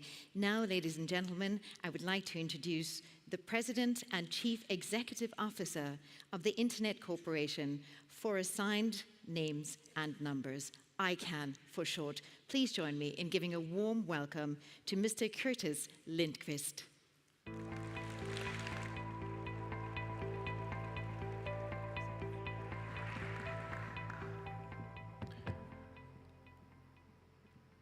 Your Excellencies, distinguished guests, ladies and gentlemen. First of all, I'd like to thank Minister Thanga, the Government of Norway, UNDESA, and the IGF Secretariat, and congratulate you on hosting a successful IGF. Later this year, we will see the WSIS Plus 20 review, which is a chance to reaffirm what makes the Internet work and what it takes to keep it working.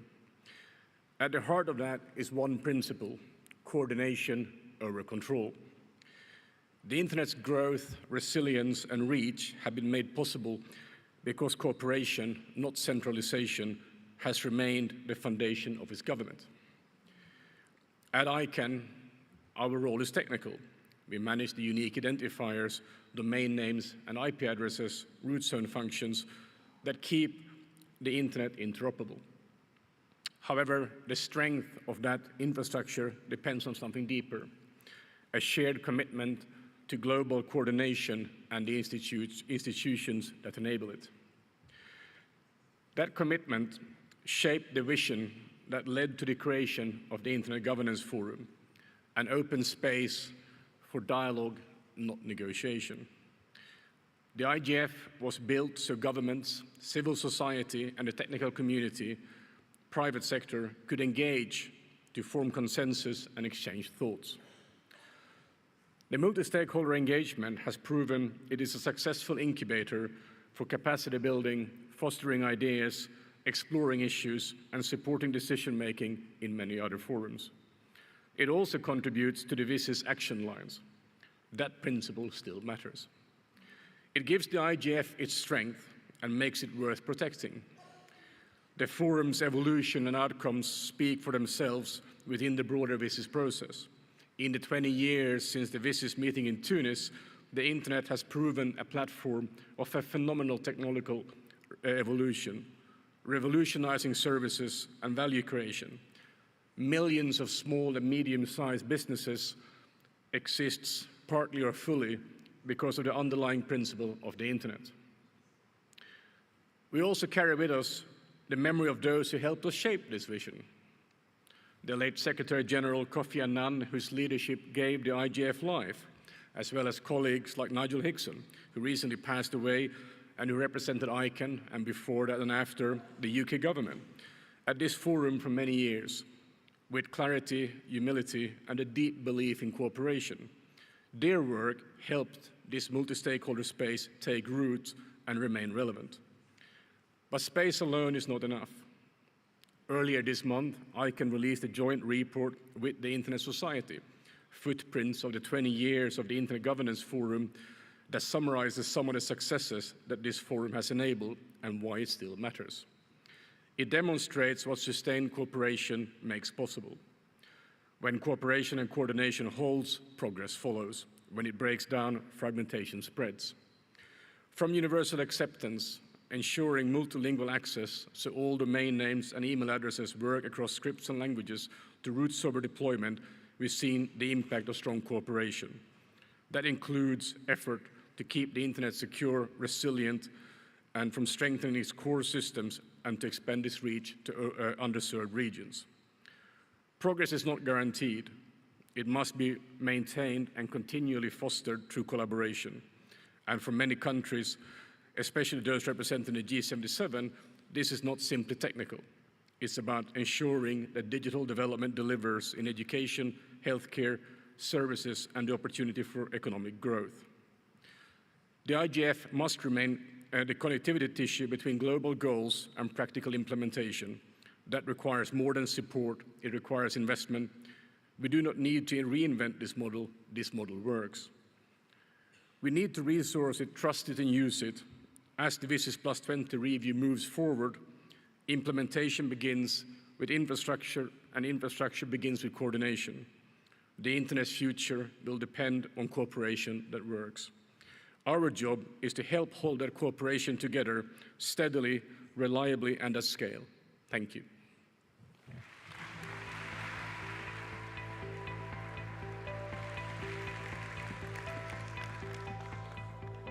Thank you, Mr. Lindqvist, for that message from ICANN. And now I would like to introduce to the stage Assistant Director General for the United Nations Educational, Scientific and Cultural Organization, otherwise known as UNESCO. Please join me in welcoming Taufik Jelassi.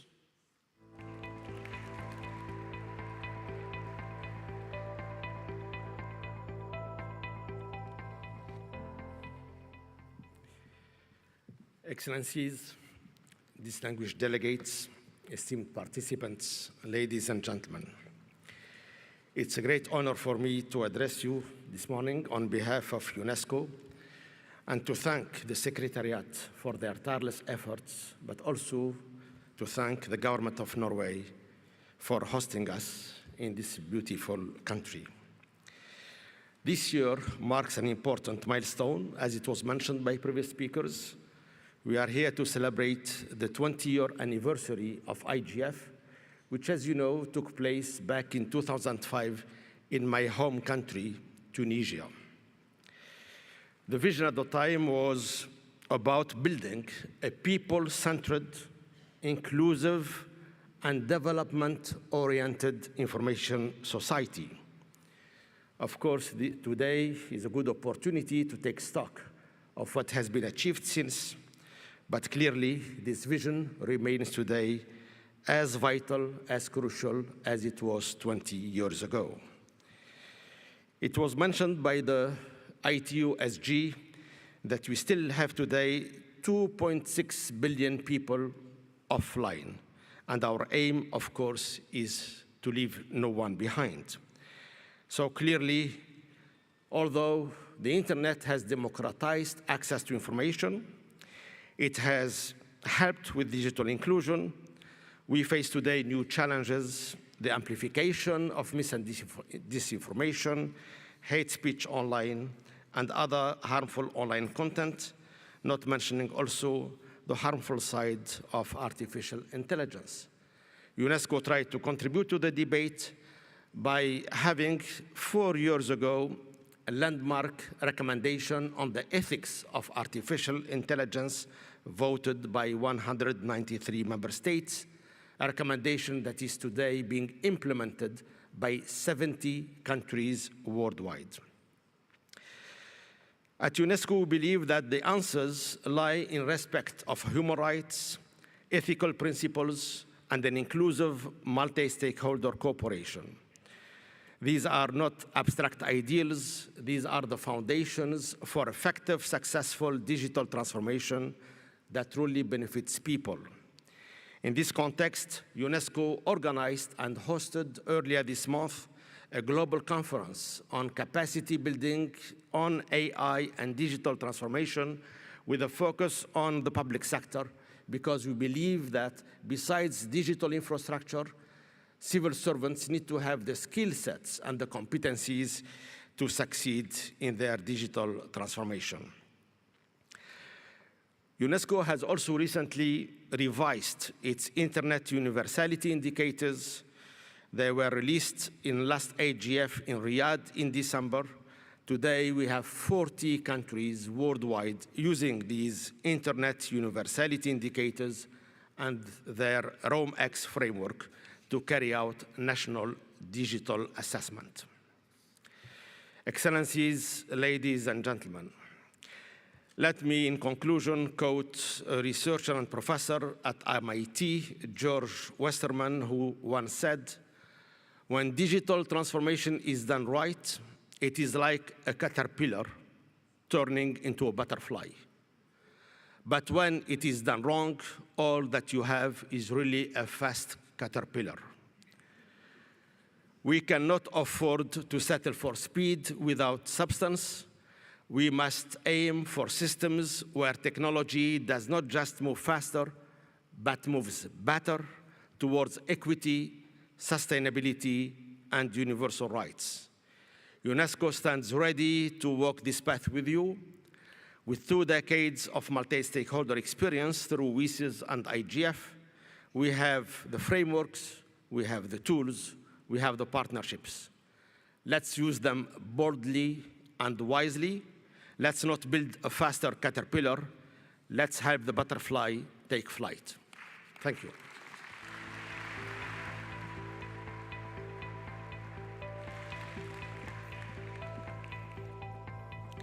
Thank you, Mr. Jelassi, for reminding us of the importance of equity, sustainability, universal rights, and also substance over speed. Now, we spoke about collaboration, cooperation, and partnerships. Our next stakeholder I'd like to introduce to you, who's going to present here today, the head of safety, public policy, and senior counsel for TikTok. Please join me in giving a warm welcome to Ms. Lisa Hayes.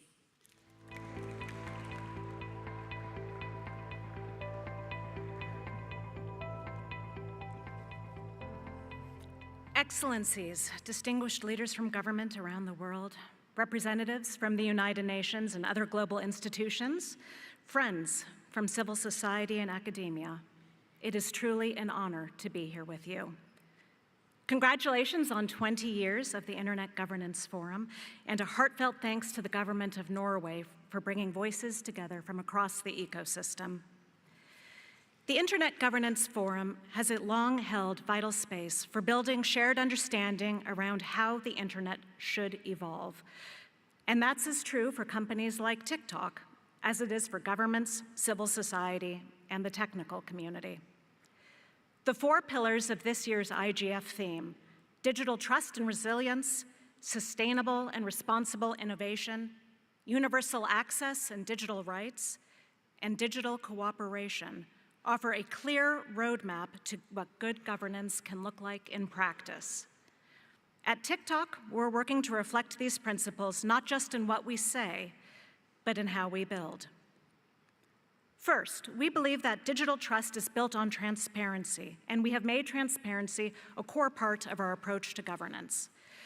In addition to publishing our regular transparency reports on content removal, government request, and guidelines enforcement, we have also opened transparency and accountability centers in the US, Ireland, and Singapore, where regulators, experts, stakeholders, NGOs, and others can learn about our moderation efforts and our data governance practices firsthand. And through initiatives like Project Clover here in Europe, we're localizing and securing user data, instilling data centers here in Norway under the oversight of independent third parties. These steps are not just technical measures. These are investments in building long-term trust and resilience in the markets where we operate.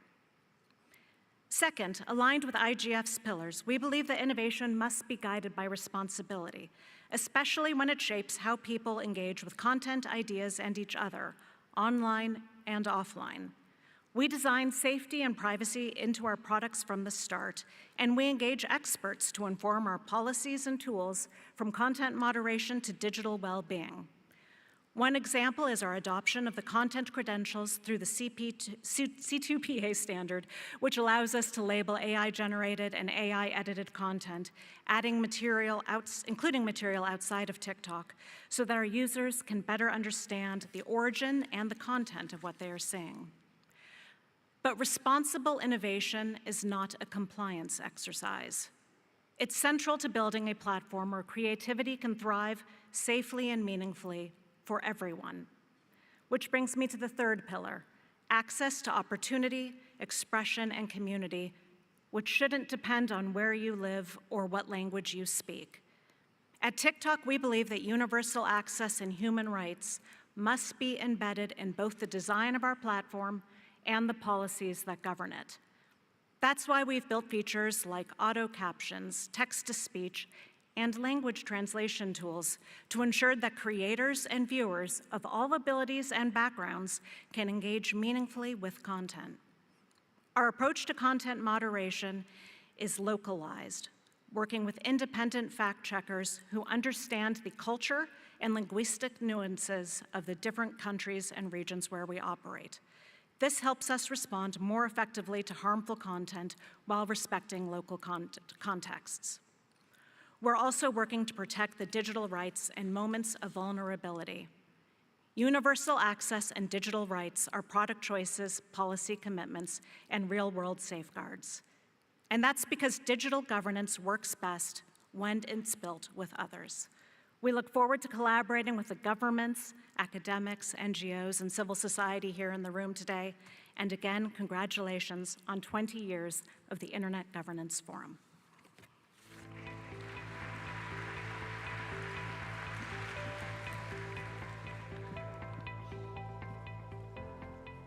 Lisa, thank you for sharing your message with us. And now we would like to introduce a representative from the Global Digital Justice Forum and Deputy Director for IT for Change. And change, we're in a transition. This is a transformation. We're working towards better, more sustainable, inclusive global internet governance. So please join me in giving a warm welcome to Ms. Nandini Chami.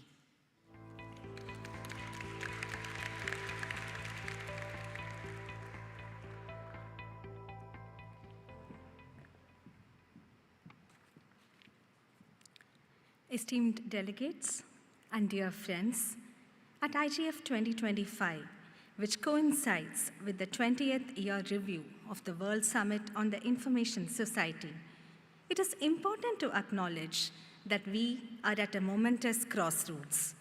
The choices that we make today, the techno-institutional paths we embrace, will determine whether we walk into digital dystopia or meet a future of hope. At the turn of the millennium, Manuel Castells predicted that the digital revolution would result in a deepening contradiction. Castells noted that the more we develop a highly innovative system of production and social organization, the less this elite system needs those in the margins, and the more difficult it becomes then for those in the margins to catch up. Digital society does not bother to exclude. It ruthlessly renders a significant part of humankind simply irrelevant. This threat of structural irrelevance, orchestrated invisibility of the majority, violates the foundations of human dignity, upending the international human rights-based order. 68% of the world's population may have internet access, but meaningful universal connectivity is still out of grasp for the majority. Artificial intelligence may have made life efficient, but it has normalized the business of warfare, stripping us of all moral reasoning. Large language models in the English language may have inspired open innovation, but as MIT's latest research shows, they have led to alarming cognitive decline. The buzz around DPIs may be truly justified, but it only reinforces the appalling neglect of the debt crisis, a state of impunity programmed into our systemic architecture. A new future of leisure may not be wishful thinking, but as things stand, it is still a pie in the sky for those at the bottom of global data value chains, and certainly for the unpaid women of the South, whose land and labor prop up the global digital economy. The path we choose from here on is therefore a no-brainer. We must reject the human-made dystopia that threatens to consume us, and we must build digital governance together. The democratic deficits of the present digital order actively harm those at the margins, communities seeking legitimacy for visions of a digital society accountable to the planet and to future generations. At the Global Digital Justice Forum, we believe that there is no paucity of ideas to make real a global internet community connected by an ethic of pluralism, made up of the many smalls that are differently beautiful. These worldviews of another digital paradigm, demonstrated by social movements, worker organizations, tech communities, and civic groups everywhere, need a radical democracy of inclusive institutions. As digital public policy issues expand in scope and scale, let us take a pledge to further transformative change. Let us renew the IGF's mandate for a hearty dialogue and spirited exchange towards international digital justice. Thank you.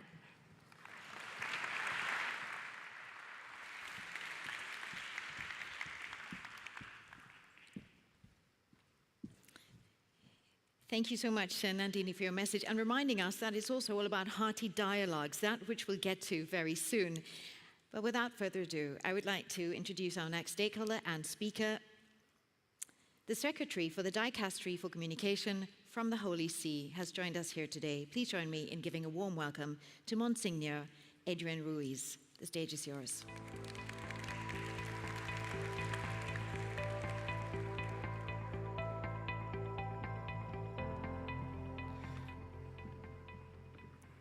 Excellencies, delegate, distinguished guests.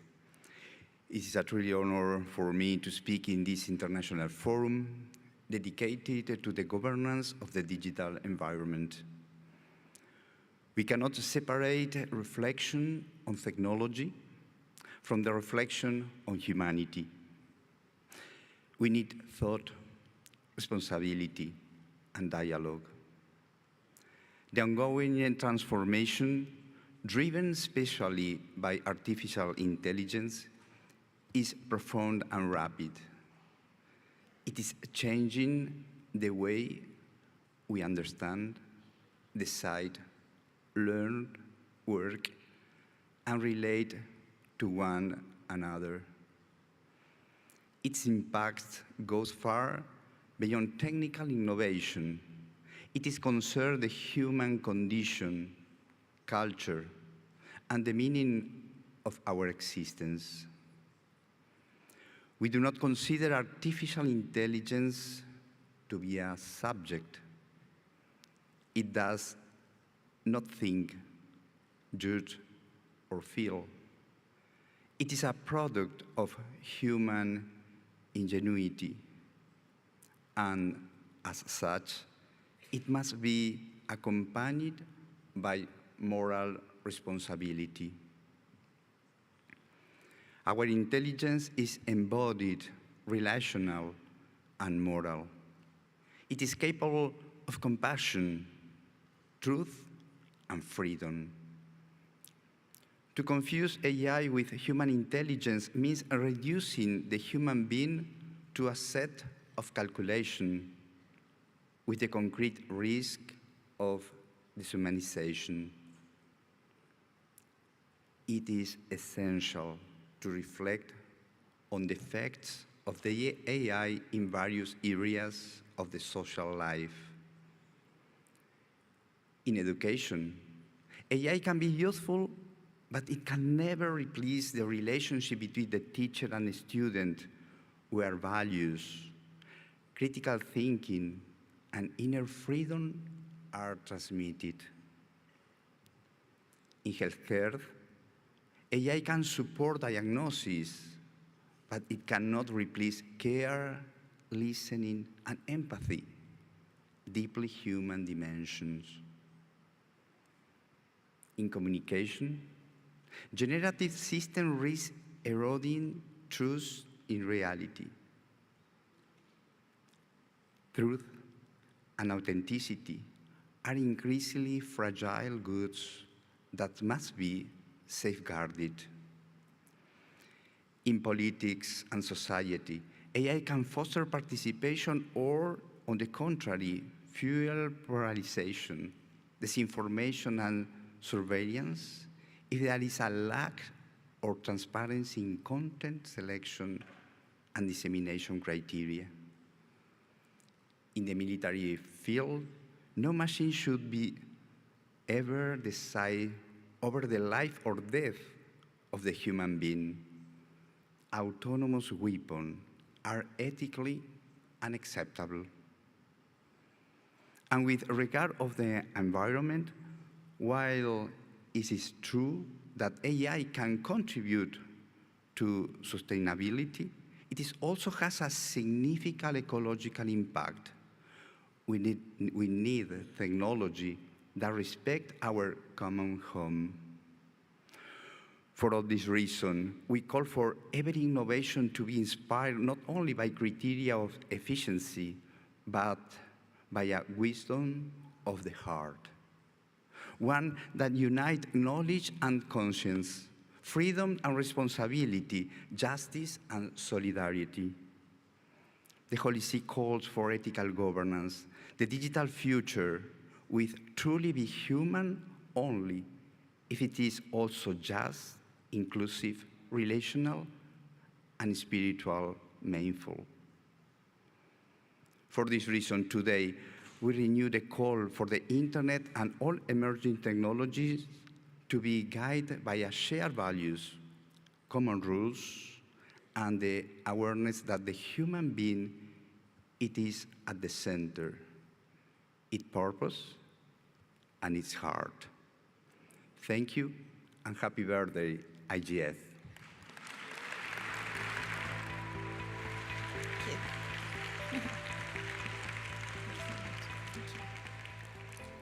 Thank you, Monsignor Ruiz, for delivering that powerful message and reminder to us as a joint, collected, connected humanity. So that brings to an end officially the official opening, but it's not over. Thank you also, and on behalf of our host country, Norway, for joining us here today, our guests, our esteemed colleagues, excellencies, our online guests, our global guests joining from all around the world in person and online. We invite you this week to explore the rich and diverse program of sessions that we've planned for you. Don't forget to visit the Open Village as well, where inspiring conversations happen throughout the day. Make sure to drop by the Open Stage. For everything else, for panels and workshops and networking opportunities, remember to check the IGF 2025 app for the latest updates. On behalf of the organizing team and our host here in Norway, we wish you a rewarding, inspiring, thought-provoking and collaborative next couple of days with strong and meaningful dialogue, insight, and hopefully collaboration and powerful, actionable takeaways. Also we want to say thank you to all of our speakers and representatives and the ministers who presented here today. So can we give them a warm round of applause?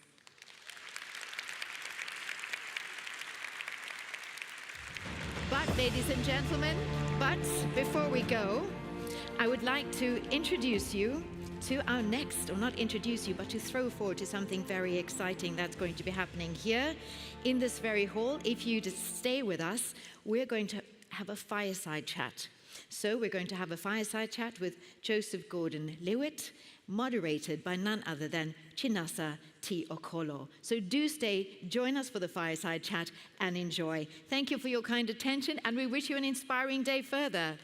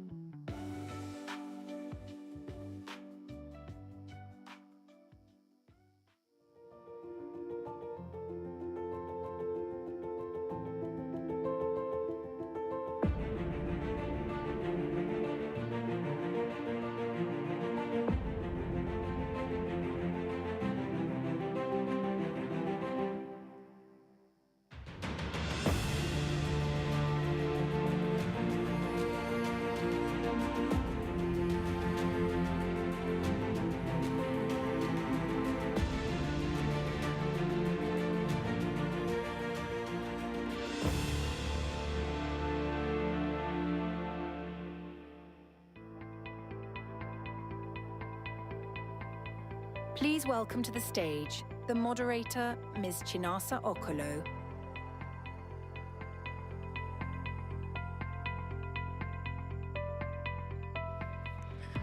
Great.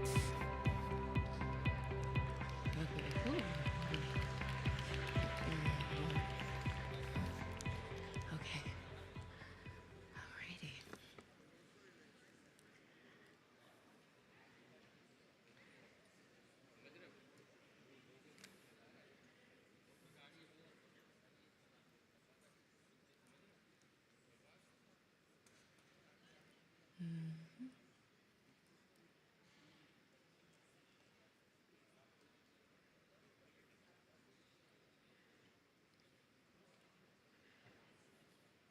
Okay, so hi everyone. Thank you for coming here to the Fireside Chat with Joseph Gordon-Levitt.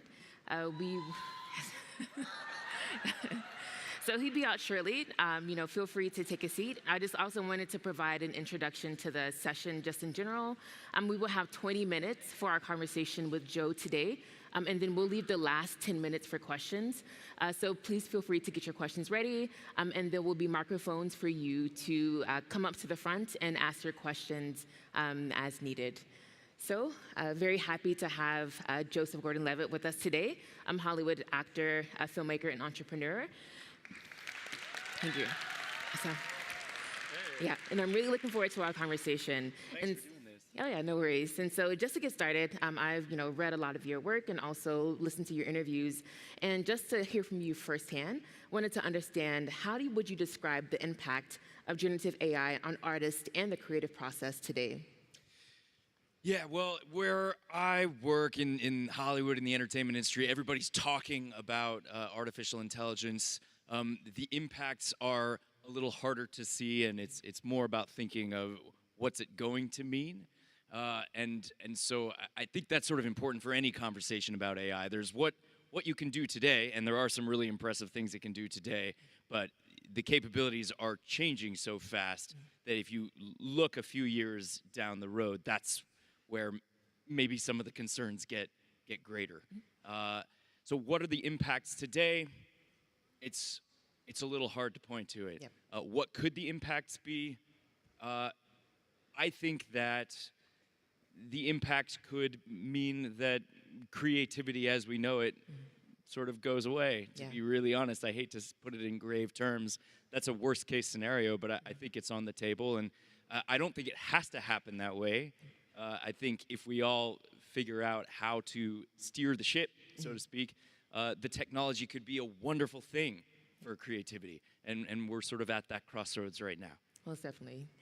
Great. And so as someone who's in policy, I've seen a lot of debate on how to regulate AI without stifling the innovation. And where do you think the balance lies when it comes to protecting creators? Yeah, so the basic principle that I think is so important to focus on is an economic one. And probably a lot of you all in this room know this already, but I think there's a bit of a lack of understanding in the broader public of how exactly this technology really works. Because you hear this word, artificial intelligence, and you think, okay, well, there's this artificial intelligence. There's this entity on its own that can do these intelligent things. But the truth about how the technology works is these companies take massive amounts of data produced by people, data like everybody's writing, or everybody's voices, or everybody's photos, or everybody's videos. And they take that data and they feed it into a machine learning algorithm that crunches the numbers and finds the patterns and can generate outputs that follow those patterns. And so this artificial intelligence, some people, I like the term, some people call it collective intelligence, because it really can't do anything without all of that human input. Exactly. And so this is the truth that I think we kind of need to codify into rules, into laws. Because right now, the biggest AI companies are lobbying for the right to take everybody's data without consent, without compensation, and make unlimited money from that data. And to me, that points to a pretty bad future. And I'll say just not only for content creators, but for people who work in any number of industries, whether we're talking about academics, scientists, we're talking about engineers, people who work in marketing, people who work in logistics or in finance, whatever it is. If the rule is that a big tech company is allowed to take what humans have done, feed it into their model, make money, and not pay those humans, then what kind of economy are we really headed for? Great answer. And so you talk about this, thank you. You talk about this a lot in your work, and knowing that platforms that train AI often do so using artist content, how do you see this? And are artists protected enough? And what needs to change? Yeah, no one's protected enough. There isn't much law or rules around this yet. It's so new. Yes. And I think that was an intentional thing. And we could talk about how data will be stolen moving forward, but it's maybe just as important, if not more so, to talk about how data has been stolen for the last number of years. And now we have these big, valuable companies who I think intentionally took the strategy of let's just do it and not tell anybody we're going to do it, not ask for permission. And by the time anybody sort of is able to catch up and realize that what we've done is stolen, our companies will be so big and our products will be so valuable and so widely used that they won't be able to stop us. And I think that sort of blitz strategy is what we're seeing happen. Yep. And, in the United States, it seems like it's working. So the question is, what's it going to take for everybody in the United States as well as all around the world to say, no, actually, what you've done wasn't okay, and it's not okay moving forward, and we appreciate this technology, and we want, to benefit from it, but also the whole world is going to have to benefit from it, and rather than just a few gigantic companies hoarding all the wealth for themselves. Right. Yeah, this move fast, break things, mantra in tech is still very much alive.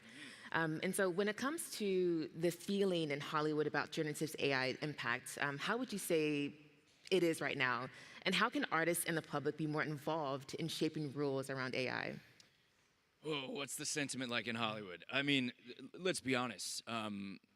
Hollywood is threatened not only by AI. Hollywood's a mature industry that's been doing something close to the same thing for the last 100 years. And to be honest, I didn't fly to Norway to try to protect Hollywood.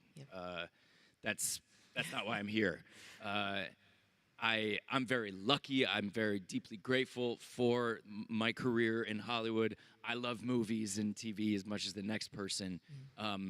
But this isn't about just that. Exactly. I think Hollywood might serve as a bit of a canary in the coal mine, so to speak, that we're maybe a particularly high profile and early example of an industry that might be destroyed unfairly. But we won't be the last. And just to put to reiterate that this is really about how the whole economy is going to work in the future.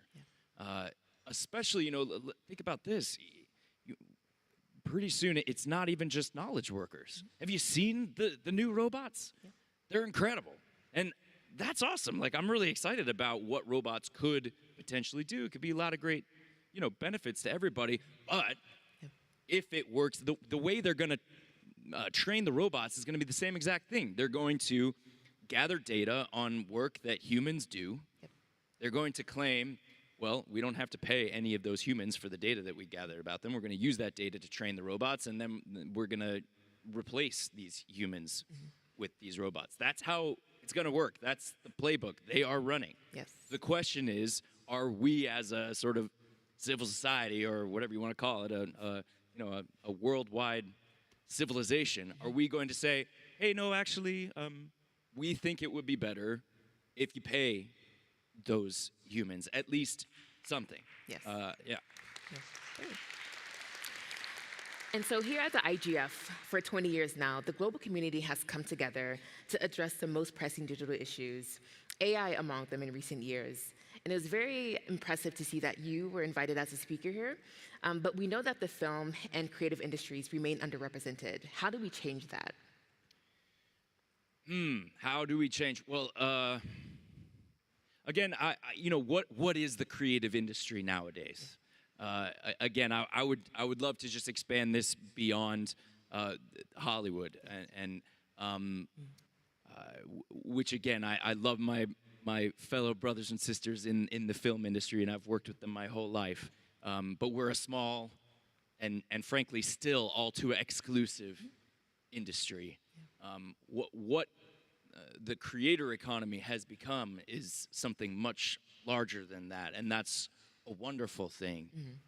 And I've spent a lot of time and energy sort of trying to push the envelope and experimenting what it means to do art and creativity in new and online and digital ways. I did this whole thing called Hit Record for years, and so I love that, but I also do have some concerns about what technology can do to the creative spirit, if you will. We've seen it with social media. Social media can be such a great thing for creators, giving people access to audiences. But I do think there is a sort of an insidious downside to social media for human creativity. If you get too accustomed to seeing your own self and seeing your own creative spirit through the lens of likes and followers and the sort of addiction of that, those dopamine hits, it can get inside you, and it can make you forget or ignore you, the unique you that makes you, who you are. And I think that same momentum that we've seen with social media only gets compounded like crazy once you bring AI into the mix. And once we've got these tools that are sort of convincing us that we're being creative, but are really more optimized for these business incentives of engagement, addiction, mass usage, et cetera. Great. Awesome. And so I know going into your company, you founded Hit Record, a collaborative platform where people can come together online to make art. Do you still see the internet and digital technologies as a force for collaboration today, or is that spirit at risk? And if so, what has changed? I absolutely think that spirit's at risk. And, think about, for example, I imagine some of you have seen Google just put out a new incredible product called VO3, this video generator. And the outputs are dazzling. So we could look at this in two ways. And I think it is important to acknowledge that this can be such an amazing tool for creativity. I think back about when I was young and I was making little videos with my family's camcorder, how fun it would have been to been able to dream up a movie in my mind and then have a tool like this that could really render it. There's so many possibilities. But you also have to look at the other side. What will a video generator like this really end up doing? I think if we're honest, the much more common use case is going to be something like this. You know how when you watch a video platform like TikTok or YouTube or whatever it is, it's always giving you recommendations. There's an algorithm, a machine learning algorithm, that can statistically calculate the probability of how likely is this next video going to keep the user watching, keep them engaged so we can serve them more ads so we can make more money. And the algorithm picks from a finite set of user-generated content, and it's gotten really good at picking which one is going to hook the individual user. It's gotten to the point where I think it's something like 1 in 5 young people now is spending 6 hours a day on TikTok or something like that. Wow. It's gotten really good at it. Now imagine that the algorithm isn't picking from a finite set of user-generated content. The algorithm can generate anything. An infinite possibility, algorithmically, probabilistically tuned, optimized for engagement, for the business incentive. You're going to see not 1 in 5 kids spending 6 hours a day scrolling and scrolling. You're going to see many, many, many more. I'm a parent. That's very scary to me. And as much as I love the idea of my kids using these tools for creativity, I'm worried that the more common use case will be passivity. Scrolling, scrolling, scrolling, scrolling, scrolling. Because which one of those is more profitable? If the video platform gets a kid to be creative, is that the best way to make money? Or if the video platform gets a kid to sit there and scroll and scroll and scroll and look at more and more and more ads? That's the one that's going to make the more money. So these are the kinds of things that I worry about. And again, it's not a foregone conclusion. We can make rules. You know, if you look at the difference between how TikTok works for young people, it's called Douyin in China. Douyin in China works very different than TikTok in the United States. The algorithm is geared towards education, towards STEM, towards history, and it shuts off at night for kids of a certain age. There are rules we can make. In Australia, they just banned social media. I think you can't have a social media account if you're under 16 years old. There are things we can do, and we should. I mean, in where I'm from in the United States, you can't go into a casino if you're under 21. You can't buy a lottery ticket if you're under 18. Okay, so these same addictive products or these same addictive techniques are used in these technology products, the same thing that casinos use in slot machines. Why shouldn't we have rules like this? I think we can and we should. Exactly. Great. And so what gives you hope about the future of creativity in this new digital world and AI-driven world? What gives me hope? I gotta say, I feel pretty inspired to be here. I've from the musical performance and on, hearing person after person from place after place all over the world, everyone got up on this stage and seemed pretty aligned, saying like, hey, we are at a crossroads. We have got to come together and be proactive about steering the ship. That was really encouraging, and encourages me to talk to people like you. I'm talking this whole time. I would actually love to hear from you, like, what gives you hope about issues like this? Oh, great. Thank you for coming back to me. And so I didn't expect it, but so yeah, I mentioned to you backstage that I study AI policy. I'm a fellow at Brookings, which is a public policy think tank in Washington, D.C. I actually finished my PhD 2 years ago in computer science. And so just seeing how things, thank you, have changed a lot, but understanding that, because the U.S. has basically abandoned federally, governing and steering AI, it doesn't mean that the rest of the world has, and that's who I focus on. And so I'm really hopeful, about countries in Africa, Asia, Latin America. I'm really, taking stewardship or leadership in this global AI governance race or as ecosystem, and then also re-envisioning how AI should work, in these respective contexts. And so focusing on small models, focusing on integrating indigenous values into these models as well. And so these are things I'm hopeful about, so thank you. Yeah, absolutely. Thanks, Dan. Great. And so going into our last question, before we get into the Q&A, I wanted to ask, since we're here at the Internet Governance Forum, which is a space that's grounded in global multi-stakeholder collaboration, what steps can the international community take to ensure that creators are protected, recognized, and empowered in the age of AI? I'll go back to that same basic principle, which I think should just be a law everywhere. Your digital self belongs to you. Yes. Your digital self belongs to you. That when humans produce data, whatever those data are. It could be something you've written, it could be a photo you've taken, it could be because you were tracked by a location device, it could be a preference that you exhibited. All of that data was created by a human, or it could be your job that you do, it could be the digital deliverables that you turn into your company. All of that, whatever it is, if someone makes money off that data, then you should get some of that money.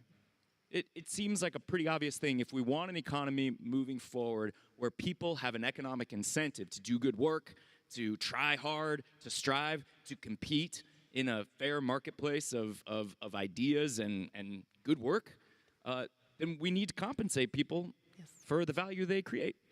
And if we could have that, I think that would be a good step forward towards a fair digital world in the future. Yes, great. Thank you so much, Joe. Awesome. And so we have the remaining time left for questions. There should be mics going around in the audience, but I will do my best I see you in the front right there with the blue suit, I believe. I'm not sure where the mics are. Mics? Okay, actually, yeah, can you Let's just do this. Yeah, Come on. Thank We're you. going to go Geraldo style. Okay. All right. What's up? Cool. All right. So, hello everyone, I'm Pyo from Myanmar, and I'm not a very professional filmmaker, but as a young person, I have very interested in AI animation filmmaking. Recently, I got a chance to talk with my friends who are studying the film and production at the university in South Korea, and we draft a plan to compete at the AI Film Festival. But so far, the thing is that what we found out is that even though he said we are giving our data, and they are also asking the money from us for the subscription on one hand to get access to special feature easier to make the for example, to extend the duration of the video that we would like to create. So how do you see that perspective? We are giving our data, and also we are giving our money for a special feature that seems like pretty nice for us personally, and even easier and save our time to create a thing as an end user. Okay, so if I understood correctly, she's saying you're going to compete in a film festival, but the technology you want to use to create your film is still expensive. Take the question. Yeah. Well, right there. I mean, that's a really good question. And look, it's really true, right? That as much as these tools are being democratized, they're not affordable to everybody. And what can we do about that? I mean, I would hope that whoever's sponsoring your film festival, maybe one of these big tech companies could sponsor that film festival and maybe donate those features to the people who can't afford it. That would seem like a pretty nice thing to do. The tech companies in question have lots of money. They can probably afford to donate some of the features. But I would love to see this film festival, and I would love to see the work that you do. So keep going, and thank you. Awesome, and so thanks for your questions. We actually have lines for mics. Can I have the man with the blue suit actually come to the front of that line, to ask his question? And then I will go to my left side. All right. Hello, and thank you for letting me ask this question. I have a question regarding your role as a father. I'm also a father. I have a almost 6-year-old daughter, which was actually born in this country. I'm from Romania. I'm a former congressman, and I'm a policymaker now. My question is, from a policymaker perspective, with a little ethics behind, would you consider in the future that policymakers across the world should actually create policy in order to separate very simple, in a very simple and pragmatic way, content, AI content, for example, in Hollywood versus genuine content. And I'm asking you because, you know, going back in the past and watching your movies, for example, which, as you said, protects the spark of the human creativity. I really want to give that to my daughter in the future. I want her to have that goosebumps feeling and to know that somebody somewhere in the world created actually that beautiful piece. And I want to separate that from everything, the recycled content that the future AI it's going to do, no matter how good it is. But how can we do this to keep humans in the center of the creativity? Thank you very much. Well, I completely agree with you as a parent, and thank you for sharing that policy should 100% distinguish kids from adults. Like we were just talking about, you know, where I'm from, someone under 21 years old is not allowed into a casino. And that, to me, is a really good example. And you know, there's an argument that's often made that it should be the parents' responsibility, that the companies aren't the parents of the kids. We're just making a product. It should be the parents' responsibility to protect the kids if our product might harm them.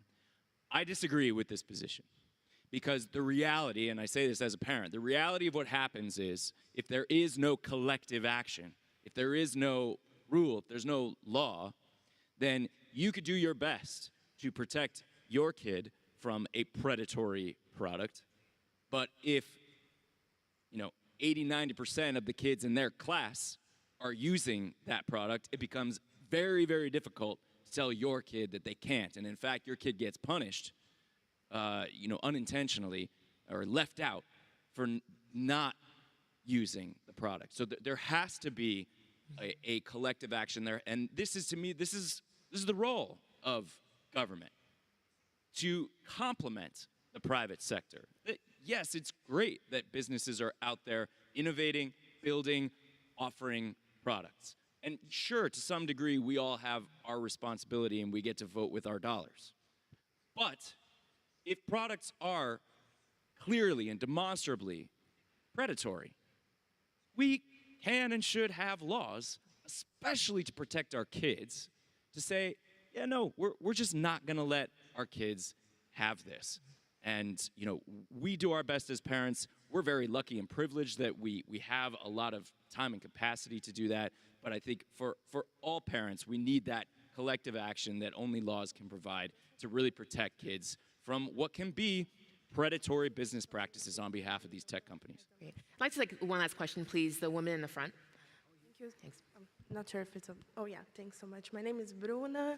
I work for an organization called Witness that has been doing a lot of work on human rights, AI, and a lot of those deceptive generative realities and so on. And my boss currently, he has been in charge of saying a lot of things around prepare and not panic. Around the idea that we should be ensuring that all of those companies, they need to be working on behalf of creativity instead of like deepening the harms and so on. So my question to you would be, what could be the role of Hollywood and actors in the creative industry in that sense, in making sure that they do work on creativity instead of like deepening the harms? And also thanks a lot for the work. I know that you, Mark Ruffalo, and many folks have been cool activists in the field for the past years, so thanks. Thank you. She asked, what can the role of Hollywood be? You know, on the one hand, I would love to say that, like, we in Hollywood are going to stand up and make this happen and shine a light on the problems on the horizon and help lead the world towards a better, you know, digital landscape. If I'm being realistic, I don't know that Hollywood is capable of that. Hollywood is a relatively small industry. It seems big because Hollywood gets a lot of attention. But if you look at kind of just economically the numbers of what Hollywood does, it's a speck compared to, and it's being, as we speak, subsumed and swallowed by the tech industry. So realistically, I don't expect Hollywood to be able to stand up and fix this. Hopefully, Hollywood can be one of many stakeholders. I've enjoyed the use of this word. I've heard a few times here today, multi-stakeholder, that Hollywood could be one of those. But I don't think we could do it alone. So we are all going to have to do it together. Great. Thank you, everyone, for the questions. I apologize that we weren't able to get to everyone. And so thank you again, Joe, for your time here today. It was an honor to be able to interview you and chat with you. And thank so, you. Yeah, thank you, everyone. Thanks, everybody.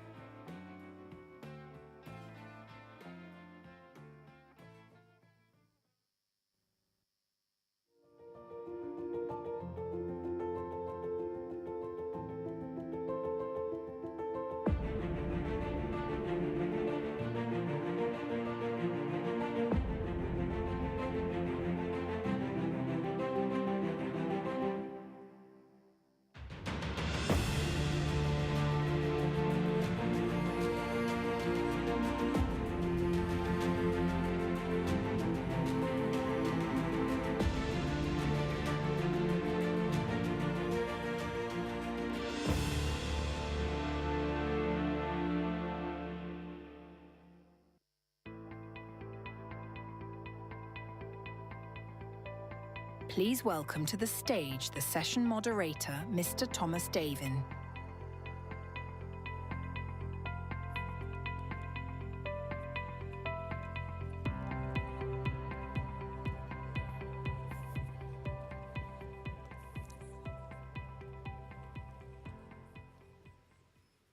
Your Excellencies, honorable ministers, distinguished guests, all protocol observed, warmest of welcome to this high-level session on digital public goods and digital cooperation. My name is Thomas Davin. I'm the Global Director for UNICEF Innovation, and I'm joined with my co-moderator, Liv Martin Nordhag. I've tried to say it in Norwegian. You can tell me if I said that right, who's the CEO of the Digital Public Good Alliance Secretariat. Wonderful to have you here. We're going to speak together of digital public goods and digital cooperation for about an hour and a half. We have the pleasure and the honor to be joined by a number of eminent and senior leaders of the world, of different institutions. We'll have a few videos, and we even are going to try to ask you for your lens and your views on some subjects. So we hope that the lunch was not too heavy and that you are going to be with us throughout this session. Warmest of welcome. So, what are digital public goods, DPGs? What are we really talking about? DPGs are defined as open source digital solutions that are relevant for the attainment of the Sustainable Development Goals and that are designed as a do no harm and with the highest respect for privacy and applicable best practices. What this means in practice is that countries can freely adopt and adapt digital public goods and use them to build components of safe, inclusive, and interoperable digital public infrastructures, according to their own priorities and context-specific needs, of course. At this stage, we estimate there are about 200 DPGs currently in use that are helping countries advance financial inclusion, food security, crisis response, healthcare delivery, and public service efficiencies. DPGs, because of the power they offer in terms of government effectiveness and efficiency, but also service to the people, are explicitly referenced in the Global Digital Compact, adopted by UN member states in 2024, as key drivers of inclusive digital transformation and innovation. And that includes a commitment to increase investment and funding towards their development. Of course, when we talk about DPGs, it includes digital collaboration. One comes with the other. It is really a way for a country, a community to develop a service, a solution that one other can build upon, can build further and develop a solution that is contextually more appropriate so that one doesn't have to reinvent the wheel every single time on similar services to the people or to government agencies. Part of what that means is that we need DPGs that can be shared, adopted, and continually improved. From a UNICEF lens, this means that we look at DPGs as a phenomenal pathway to growth in impact and service for the children that we serve. So, of course, it's dear to our hearts, and we hope by the end of this session it'll be dear to all of you here and online. As we speak to intersections, again, of DPGs and digital collaboration and government services, let's hear from one of the examples that is happening here in Norway as a scene setting, which is called Altinn. I hope I'm, again, pronouncing it right, and I understand is used by about 100% of business and 90% of citizens in Norway. Let us hear from that experience so that we get you familiar with the setting and what that means here. Over to the video. Altinn Studio is a digital public good that makes it easy to develop and host digital public services and applications. This secure digital platform is maintained by Digdir and was first launched in 2020. Today, Altinn is used by over 90% of citizens and almost 100% of businesses in Norway. Before Altinn Studio, Norwegian agencies and municipalities had no way to collaborate on creating common digital services, causing fragmentation, lock-in, and suboptimal user experiences. Now digital services can be shared and reused across 357 Norwegian municipalities. Since Altin Studio is open source and a digital public good, it is easy for the community to contribute. One example is support for right-to-left languages, contributed by the Norwegian Directorate for Education and Training. Altin Studio is the first in a wave of new solutions maintained and open-sourced by Digdir. These solutions work great together, making a complete set of digital building blocks for the future.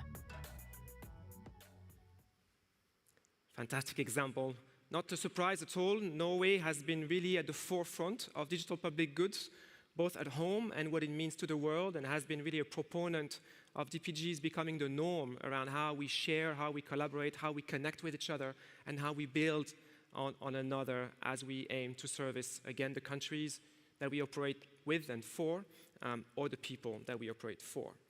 Let us dig deeper into maybe a wider perspective and one of the European Union. And I'm delighted to invite Ms. Henna Virkkunen, Executive Vice President for Technological Sovereignty, Security and Democracy in the EU Commission, to help us understand how the EU looks at this. Ms. Virkkunen, warm welcome. Please, over to your keynote.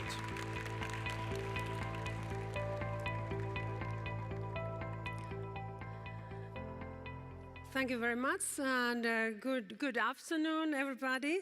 Many thanks to the organizers for convening this important panel on global digital cooperation and digital public goods. And thank you for everybody who is present here in this during this very topical discussion we will have. The theme of this session is particularly relevant as we have just, as a European Union, we have just adopted our new international digital strategy for the European Union. The EU has a very long-standing history of digital cooperation with countries worldwide, we can say. And this includes our engagement through trade and technology councils, also our digital partnerships and digital trade agreements with several partners. And we are also advancing collaboration under the Global Gateway Initiative and also through new security and defense partnerships with our allies. As the technology revolution is reshaping now economies and societies, and also as the global geopolitical landscape is more challenging than ever, our new international digital strategy sends a very clear message that the EU is stable and reliable partner, open to digital cooperation with allies and partners. While we are now engaging in strong efforts to boost our competitiveness in the European Union, in AI and also other key technologies in the EU. So we are also at the same time very determined to work with the partners around the world to support their and also our own digital transition. Because indeed, we believe that no country or region can lead the technological revolution alone. Partners are needed here. So we also believe that AI is too fundamental for the future of humanity to be reduced to a guest of supremacy among advanced AI powers. So everybody should have access to that kind of critical technology. This Commission also reaffirms EU commitment to building a rules-based global digital order in line with our fundamental values. So the international digital strategy proposes working together at EU level around 3 lines of action. Our first pillar is about deepening and broadening our digital partnerships with more advanced tech allies. So we will deepen the partnership we have with our allies such as Japan, also Canada, Singapore, India, or South Korea, and also with our neighbors.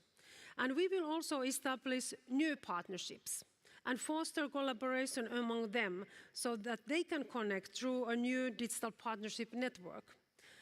We see that these partnerships, they include shared work on digital public infrastructure, such as open source digital identity solutions based on the EU Digital Identity Wallet, which offer a model of privacy-preserving, secure, and also interoperable public digital services.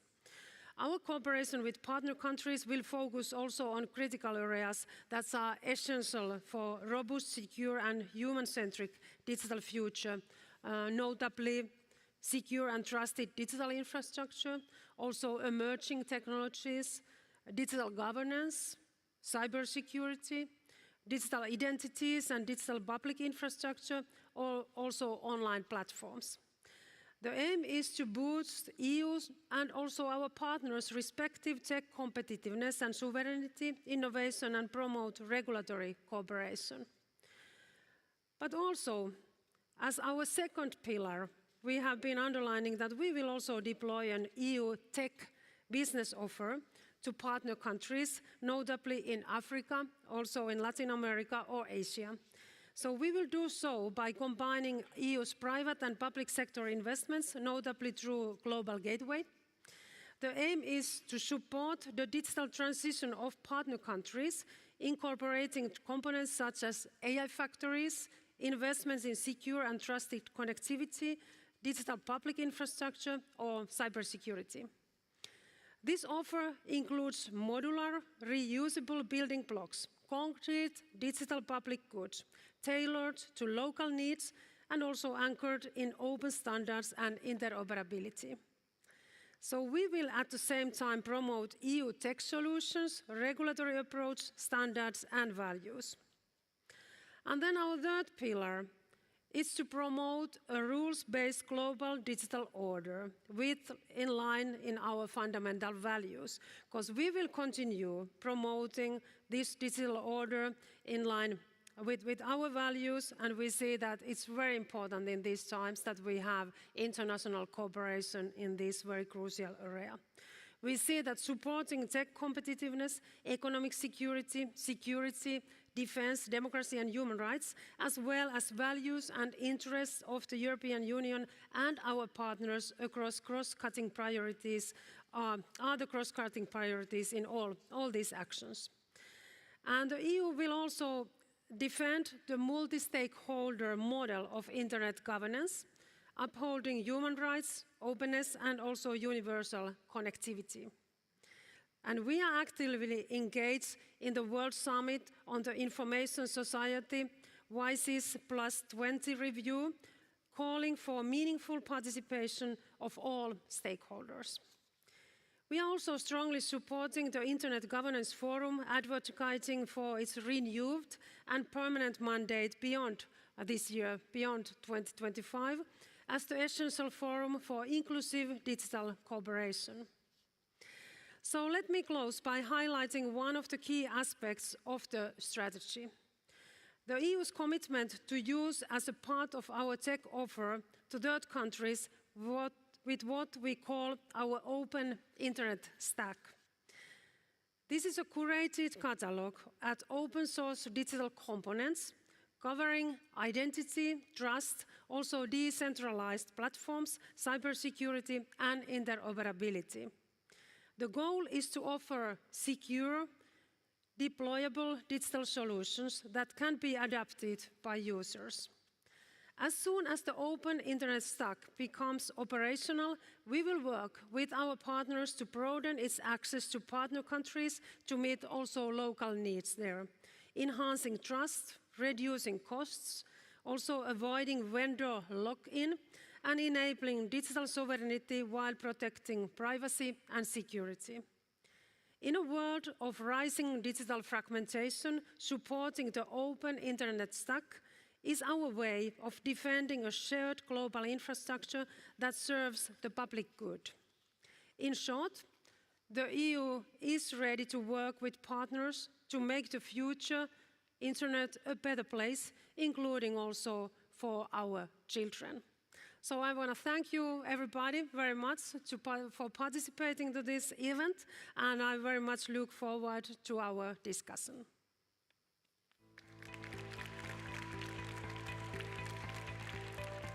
Thank you. Thank you so much, EVP Virkonen. Can I invite you to stay with me for just a second? And we are delighted to be inviting as well Minister Tong, the Minister for Digitalization and Public Governance for Norway, who is our host. Please, warmest of welcome. Please join us. Welcome. Okay, nice to meet you. Please.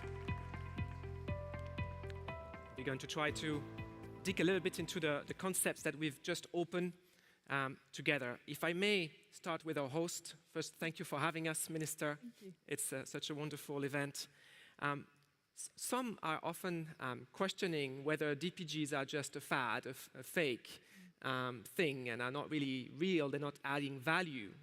Can you talk to what that means for you in Norway? We've heard a little bit about Altinn, but can you maybe develop a little bit further into what that means in Norway?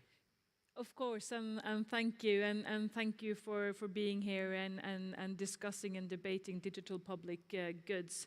I think we need to get better at using our resources more efficient and effectively. And more than ever, it's important that we cooperate, that we help each other, that we share technology, both nationally but also internationally.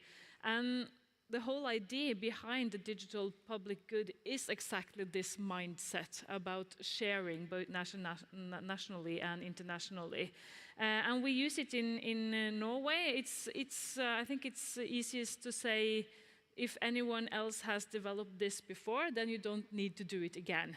That's also the reason why we established the Ministry of Digitalization and Public Governance in Norway, because we saw that we needed better coordination and steering of the digitalization policy, but also when we look at the different digital solutions. So by making solution that is based on open source, on open data and open AI models, and open standards that are within best practice, we do it possible for not only Norway but also other countries to use this solution. And we saw a short video here of Altinn as well, and the Altinn code. If anyone wants to use the Altinn code, it's possible to use that and to make also own solution on top of this one. So Norway has always been a front runner in digital public goods, and we want to contribute to the work in the years to come as well. Thank you so much. Might I move to you, EVP Virkonani? That's okay. Very powerful keynote. Thank you again. Lots of commitment, lots of desire to really be forceful around those commitments around digital public goods. What is your sense on maybe particularly the open source type of solutions that Minister Tong just noticed? This is, of course, a very important part of the European Union's digital approach. Really also develop the innovations also, and make sure that everybody can benefit, because we see that also that kind of very important technologies and digital tools we are speaking about, they shouldn't be limited only for those who have massive resources. So it's very important that we are developing the technologies together, and of course open source ideas or solutions, they are very important basis for that we can develop and also benefit together of new technologies, and we can also work in the democratic manner. Thank you so much, indeed. And that's very much what we also, from a UNICEF lens, look at these open source technology as a way for others to really move forward. You've mentioned AI in particular, and when we look at capabilities and skills of AI in the countries that UNICEF operates, they are a very diverse set of capabilities, and indeed one would hope that we can maybe leverage the kind of AI leadership in terms of skills and availability of technical capacities in countries so that others can benefit without having to pay the cost of the development, which is becoming quite expensive indeed for AI capabilities. Thank you again. Minister Tong, can I go back to you if that's okay? Again, when we think of digital public goods, some again query, is that really aligned with national security, national sovereignty? Are we maybe putting one against the other? Can you maybe help us with your thoughts on this?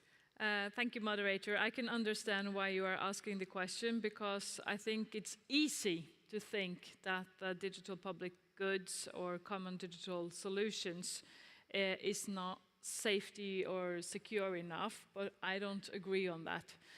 We see many examples, for example, the DHIS2, which is the largest health platform in the world. It is used in over 100 countries. It's safe and secure, so I believe in a world where the pace of technology are running faster than ever. We all need to be a part of that and to collaborate and work together on the digital public goods in a safe and secure way. I think that is the right solution that we have to do. And for Norway, we always been putting safety and security first, also in our digital solution. It has been important before. Now it is more important than ever. Of course, because we are living in the world we are living, but also because we need to keep trust in these different digital solutions. Because without trust, we don't get the citizens to use the different digital public services and so forth. To keep the trust, it's closely connected with security as well. And Altinn, which we saw a good example of here, we are now using a lot of public funding to modernize Altinn, to build this digital blocks which everyone can use, and safety is in the forefront, on the front seat of doing this work as well. So I really believe that the use of open source and digital public goods strengthen the possibilities for having a more safe and secure digital future as well. Thank you so much. Indeed, sometimes, at least in the conversations that I have been having, interlocutors at times confuse open source with open air. That is, it's out there and everybody can look into it and everybody can do whatever they want with your technology or your solution. And that's not really what that means. What it means is really a code that everybody can build upon, but that is then nestled within a digital public infrastructure that you mentioned, EVP Virkonen, that is itself quite secure and safe for the users and for the states that they serve. I can see we are a little bit ahead of schedule, which is wonderful.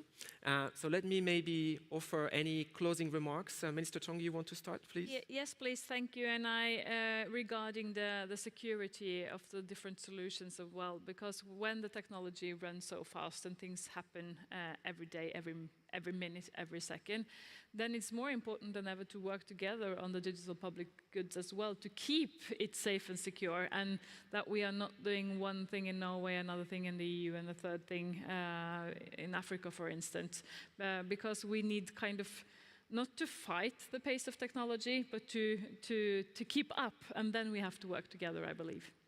Thank you so much. Please, EVP Virkonen. Yes, European Union is known on that we have been creating many rules when it comes to digital world, because we want to make sure also that our citizens, that they can trust to technologies, and in the same time when we see that nowadays technologies, they have very much economic power and also power in our society. So for us, it's very important that also that technologies, that they are respecting our rules and values and our democratic values, and also, for example, what is illegal in our societies, it's also illegal internet. So very much same approach.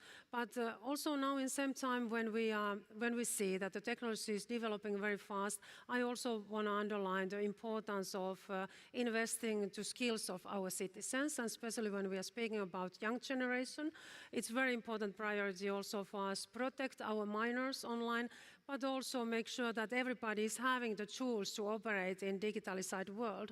And this is something I think that also in the global scale, we have to work more together to make sure that all the citizens also all over the world, that they have also the digital skills, that they have also the possibility, of course, the benefits of the technologies and new digital services, that nobody shouldn't be left behind.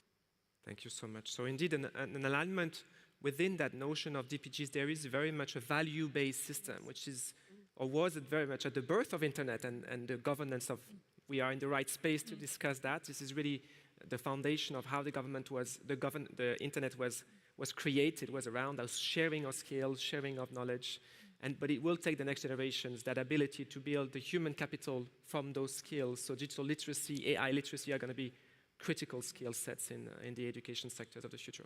I want to thank you both so very much for lending us your time, your wisdom, and the vision that your respective institutions offer. And I understand there's been a specific request to have a quick moment of photo, so that we take the opportunity to have a quick photo together, the two of you, if I may. Thank you so much. Can we have a quick photo? I understand there is maybe, please.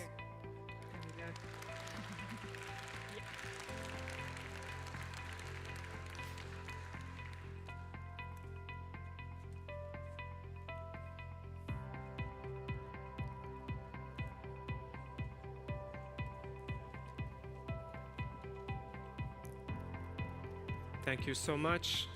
EVP Virkkunen, Minister Tong, thank you. You can, of course, decide to stay, but I'm assuming you have a busy schedule. Thank you for your time. Thank you very much. And we were talking about really the value systems, but also how we build institutions and societies. And that's the perfect segue for us to move to another presentation, another keynote by somebody who really was at the heart of what India has built in terms of its own systems, architecture, the value systems, and the digital public infrastructure. I'm delighted to welcome and to introduce Mr. Nandan Nilekani, the co-founder and chairman of Infosys Technologies Limited, to join us. Unfortunately, Mr. Nandan could not travel, but we're delighted to have him here online live with us. Nandan, please, the floor is yours. Welcome for your keynote. Thank you, Mr. Davin, and it's really a great honor and privilege to be speaking at the IGF 2025 in Norway, and I apologize for not being there personally. I think the whole plan and purpose of digital public goods is very important. In India, we have over the last 15 years essentially led a social and digital transformation of the entire country, and it's all founded on digital public goods and digital public infrastructure. For example, identity was a very important requirement in India because many people did not have a birth certificate or any proof of their existence. And India built a system called Aadhaar, which is the world's largest digital ID program with about 1.3 to 1.4 billion people on it, used 80 million times a day today. It's entirely built as open architecture for everyone to use. And it's something which was done by the government as a public utility for everyone to use.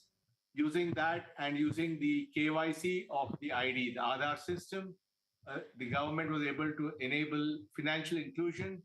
And Prime Minister Modi launched a program to give everyone a bank account using the Aadhaar KYC, which allowed you to open an account in 1 minute. And more than 750 million people got bank accounts opened. The same Aadhaar KYC was used for the mobile network, which allowed everyone more than a billion mobile connections to be done.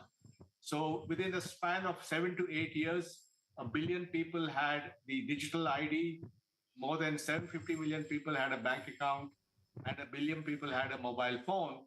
And then using the ID and the bank account, India built the world's largest cash transfer system, which enabled it to put money electronically into people's bank accounts in real time without any loss or fraud. And this has played a huge boon in addressing social benefits, social security, creating a safety net for the vulnerable. And in times of crisis like COVID, when more than 100 million people got emergency funding when they could not work and so on. So we created that. And on top of that was built a payment system called UPI, which is now the world's largest digital payment system, does about 18 billion transactions a month, over 400 billion users, over 50 million merchants where you can make payment.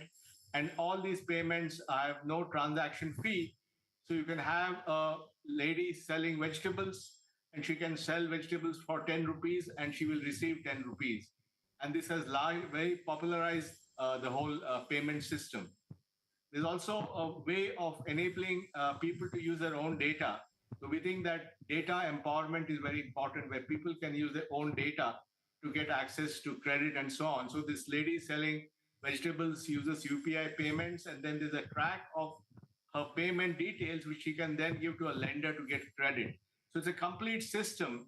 And this has all been enabled by using the thinking of digital public infrastructure and using digital public goods, using open source components, making it low cost, frugal, high volume, low value, and very inclusive.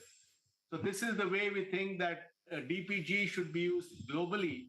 And we think this is more than just technology. It's about creating an inclusive society where everybody can participate and advance their lives and meet their aspirations.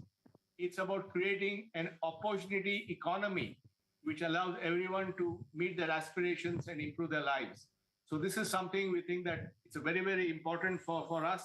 And India has shown the way. But now going forward, there's a major initiative globally to take the DPI and DPG thinking globally. And many, many bodies have been set up. The DPG Alliance is one example. We have co-developed, which is a set of philanthropists who are also supporting DPG. We have many organizations like NORAD and others supporting DPG and DPI. And today, many, many of the building blocks are being used globally. MOSIP, which is an ID system, which was built as an open source ID system, is being used in 18 countries. Government to person payment system has been open sourced, is being used in multiple countries. Sunbird is an open source education stack being used in multiple countries, and so on and so forth.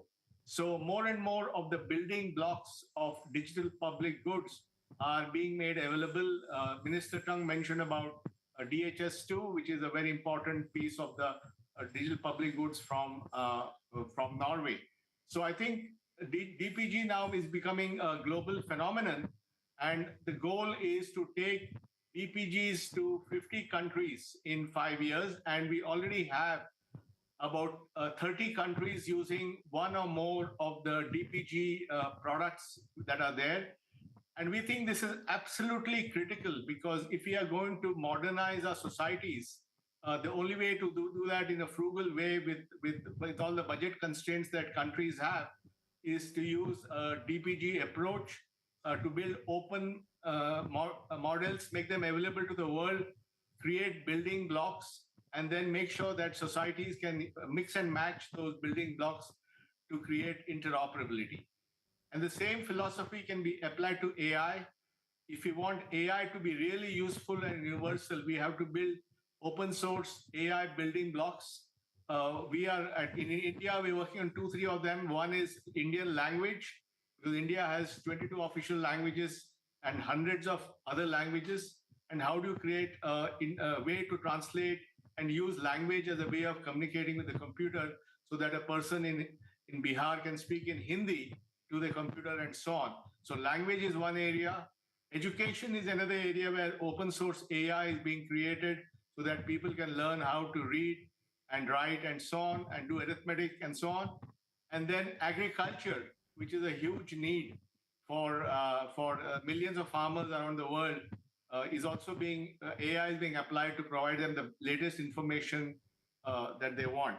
So I think AI will be, but to build on AI, you have to have DPG first. So I think the right journey is to countries have to have a strategy of having DPGs built on this philosophy of low cost, interoperable, open source, plug and play, stack orientation that we talked about. And then out of that, we can produce the AI modules which run on top of that.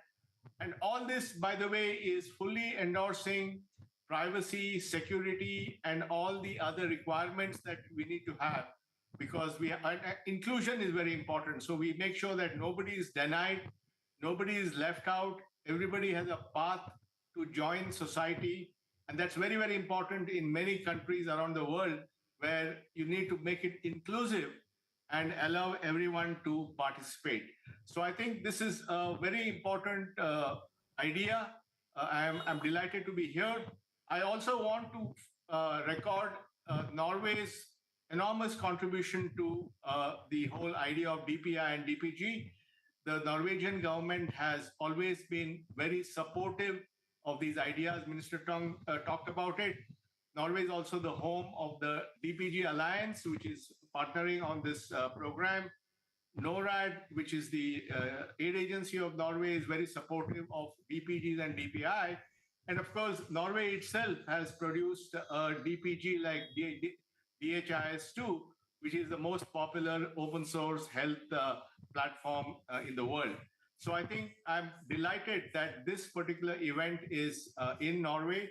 And we do hope that all of us together can take the DPI DPG story forward and meet our mission of having at least 50 countries in the world using DPI and DPG to actually make a difference to billions of people in the respective country and bring about social change, bring about sustainable development goals, and bring about technology for good so that we actually make society better with DPI, DPG, and with AI. So once again, thank you very much for this opportunity, and I wish this event all the very best. Over to you, Mr. Davin. Thank you so much, Mr. Nilekani, for this powerful keynote. Mr. Nilekani has been rightfully at the heart of the incredible leadership offered by India on digital public infrastructure, and you've heard from him much better than I could ever tell the story of how impactful that is in billions of lives, not just in India, but around the world. I don't know about you, but I've never opened a bank account in a minute. But certainly, maybe more importantly, when we think of digital identity for children from a UNICEF lens, it means that we understand where children are. It means we understand whether they need to be vaccinated, whether they're getting to school, whether they're dropping out of school, whether they have issues of mental health, etc. There's so many ramifications to these public infrastructures and what they offer to the world. But we will hear from many other world leaders on these specific issues of what that means, what that could mean, and how we build together, and maybe also around that notion of having 50 countries in 5 years becoming global champion of DPG by default. And for this, you will be led by my co-moderator, Liv. Liv, let me invite you back to take over from me. Warm welcome, Liv.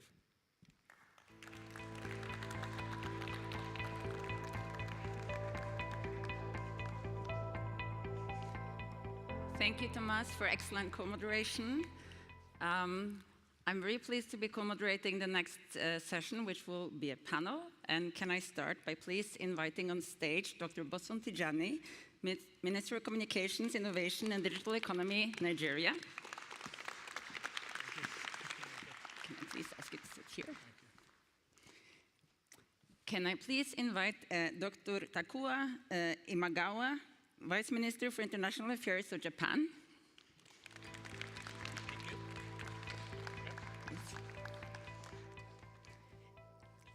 Can I please invite Ms. Luana Roncarati, Digital Government Deputy Secretary of Brazil.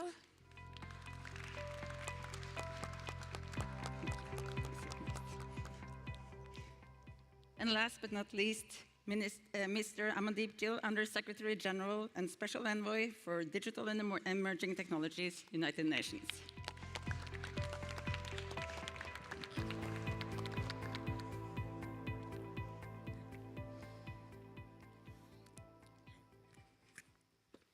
So we are indeed going to continue on the same topic.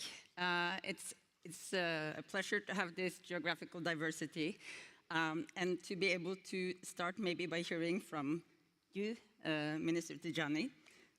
I know that digital cooperation is a top priority for Nigeria, and your country is doing a great deal to help advance it, including through your participation in the campaign that Mr. Nilekani mentioned, the 15-5 campaign, which aims to accelerate the adoption of safe, inclusive, and interoperable digital public infrastructure. But from your perspective, what role can the use of digital public goods play in supporting this kind of cooperation, both within Nigeria, but also across borders? Thank you so much, and good afternoon, everyone.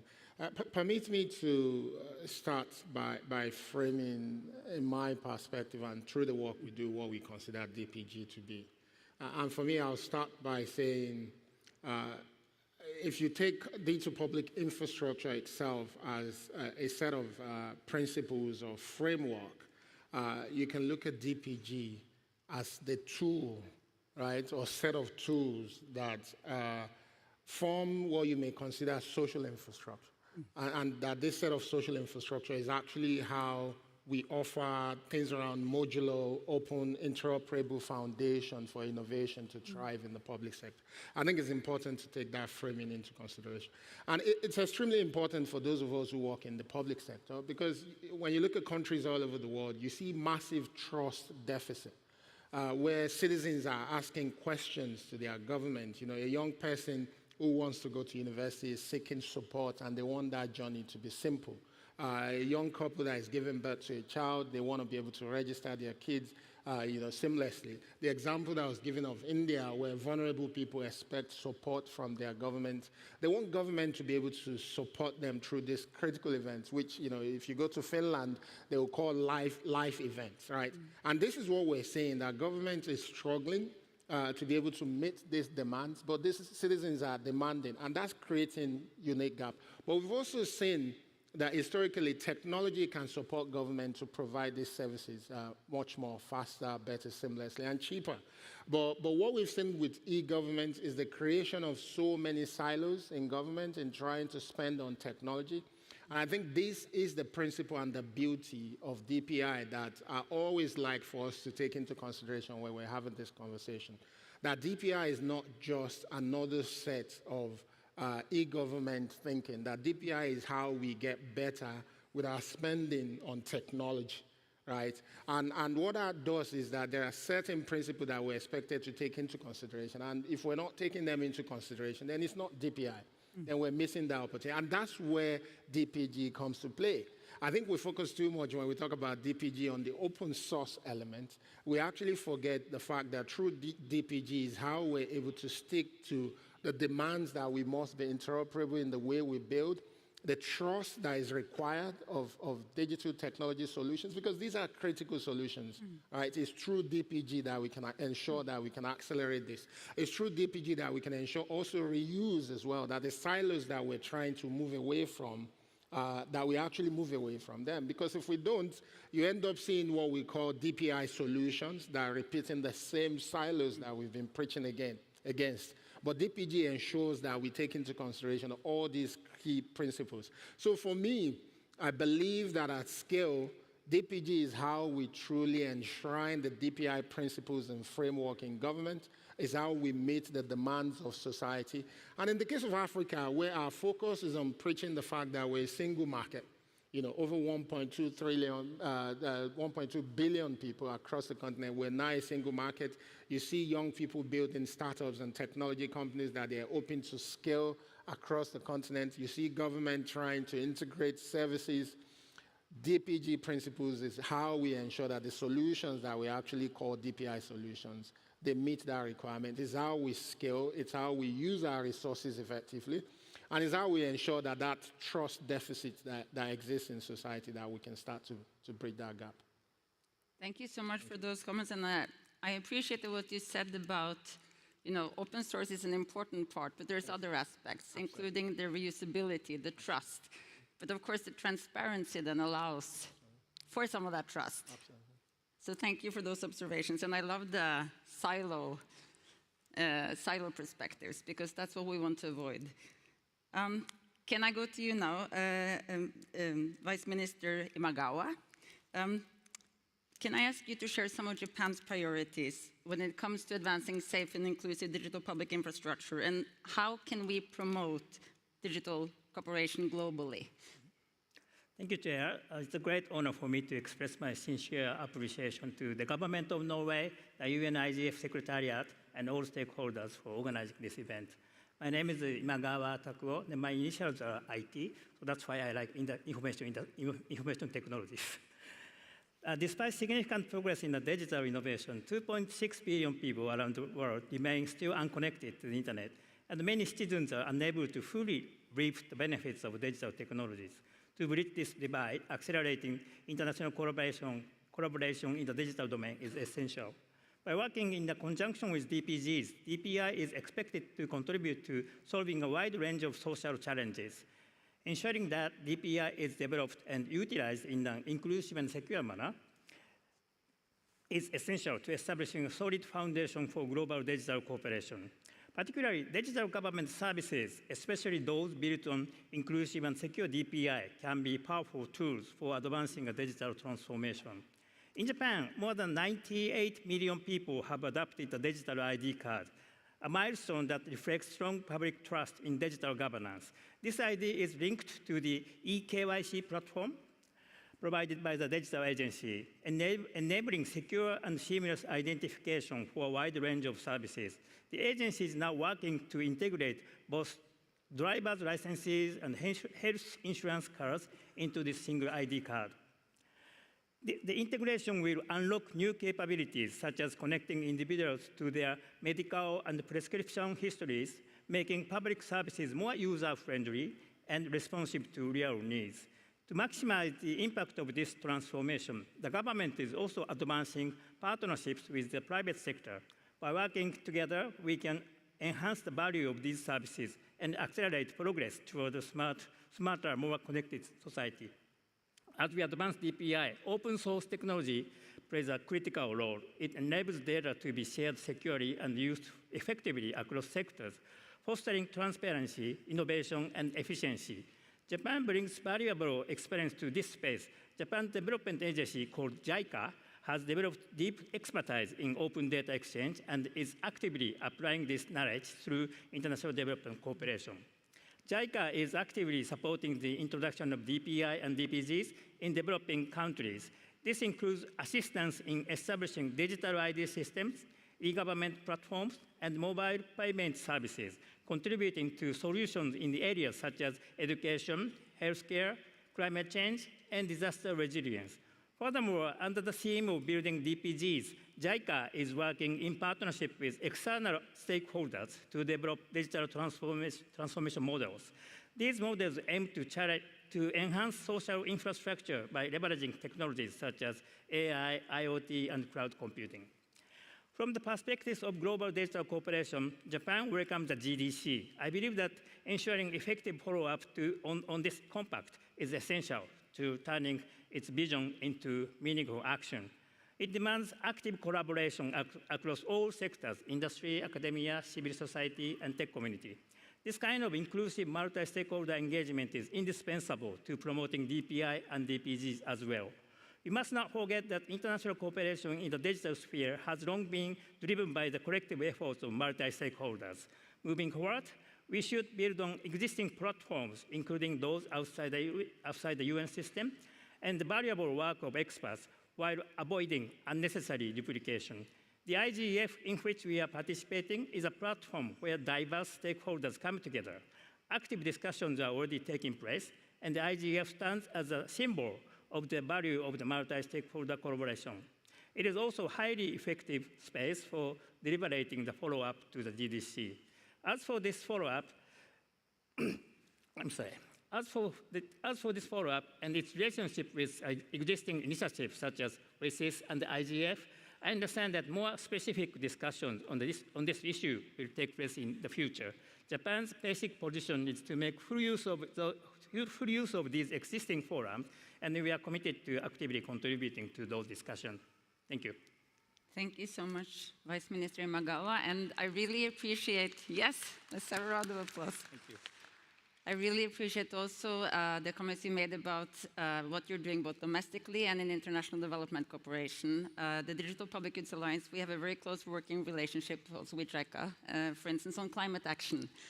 And that brings me actually to the next panelist here, Deputy Secretary Roncarate from Brazil.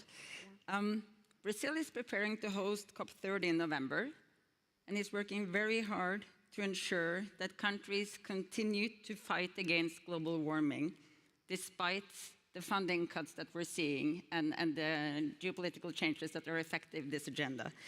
Can you share some perspectives on what role you see digital public goods playing in that effort to keep momentum high on climate action? Well, thank you, Liv, for the question. And I would like to say that I am very honored to join this panel, and I'm very glad to be here. And I would like to compliment the government of Norway for this amazing event. And answering the question, well, reducing tropical deforestation is one of the main priorities of Brazilian government. We reckon that digital technologies are powerful tools to tackle climate and environmental issues and to promote effective public policies which improve people's lives. However, managing territorial and environmental policies without adequate information is like putting together a puzzle in the dark. We know that all the pieces are there, but without seeing how they actually connect. The Rural Environmental Registry, CAR, is like a flashlight that we light to review and connect the rural mosaic in Brazil. Rural properties, their owners, areas of non-existent or preserved vegetation. And based on this vision, we can carry out and improve public policies to meet environmental preservation commitments. CAR has 8 million registered properties and 10 million citizens using the system. The area registered in CAR corresponds to 5 million square kilometers, roughly equivalent to the territory of India and Greenland combined. Farmers have registered their farm polygons, watercourses, mountains, and areas which have been converted or that are covered with forests. All this information builds a robust database for environmental and economic planning, monitoring, and combating deforestation in Brazil. CAR has become a strategic tool for combating deforestation and promoting environmental recovery, as well as for ensuring access to fundamental rights to traditional people and communities. Soon, it will be an instrument for implementing carbon credit policies too. In strengthening CAR and advancing the environmental regulation of rural properties are common objectives of the Brazilian federal and state governments. To meet these objectives, the Ministry of Management and Innovation in Public Services has carried out important action in recent years, such as improvements in the infrastructure of the system that supports CAR, provision of data interoperability mechanisms, and federative cooperation actions to increase the competencies of public managers in the analysis for environmental regulation of properties. The federal government is working to make CAR available as a digital public good, to share with the world a solution that allows the construction of a robust and complete environmental database in other countries. In this context, digital public goods play a relevant role in delivering reusable and accessible data and technologies that can be adapted locally to accelerate sustainable solutions. Another point worth highlighting is the federal digital government strategy, which seeks to increase efficiency and improve the federal government's digital governance. It has principles and initiatives that align with the concepts of digital public good and digital public infrastructure. We believe that this sharing and technological reuse make the global journey of environmental preservation more effective and strengthen the collective capacity to understand and protect ecosystems. Brazil's experience shows that digital public goods can be a powerful tool for reducing inequality, promoting environmental sustainability, and improving our citizens' lives. Thank you. Thank you so much. And before we prolong that applause, I want to pull out something that was just said, and that is that CAR is being available as a digital public good, which is a wonderful commitment by the government of Brazil to share deforestation or technology that can be used for many purposes, including in the fight against tropical deforestation. So that is a terrific contribution, and thank you so much for that. Let's have a round of applause for that.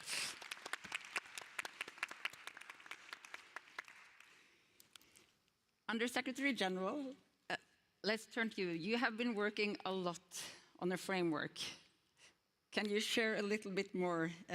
I'm sure you've been working on many frameworks, but there's one in particular here around the adoption of the Universal Safeguards Framework. Can you share how the UN is promoting and driving this around the world? Thank you very much, Liv. And we've been looking at the adoption of digital public infrastructure, digital public goods around the world. And it's useful to remember that the concept itself came out of the work of the high-level panel on digital cooperation. Minister Nikolai Astrup was a member there. In fact, we share a common DNA, the work that I do at the Office for Digital and Emerging Technologies, and the work you lead at the DPGA. So just want to remember that and celebrate that. The framework that you mentioned, that flows from a fundamental understanding that we have of the DPI, DPG experience around the world.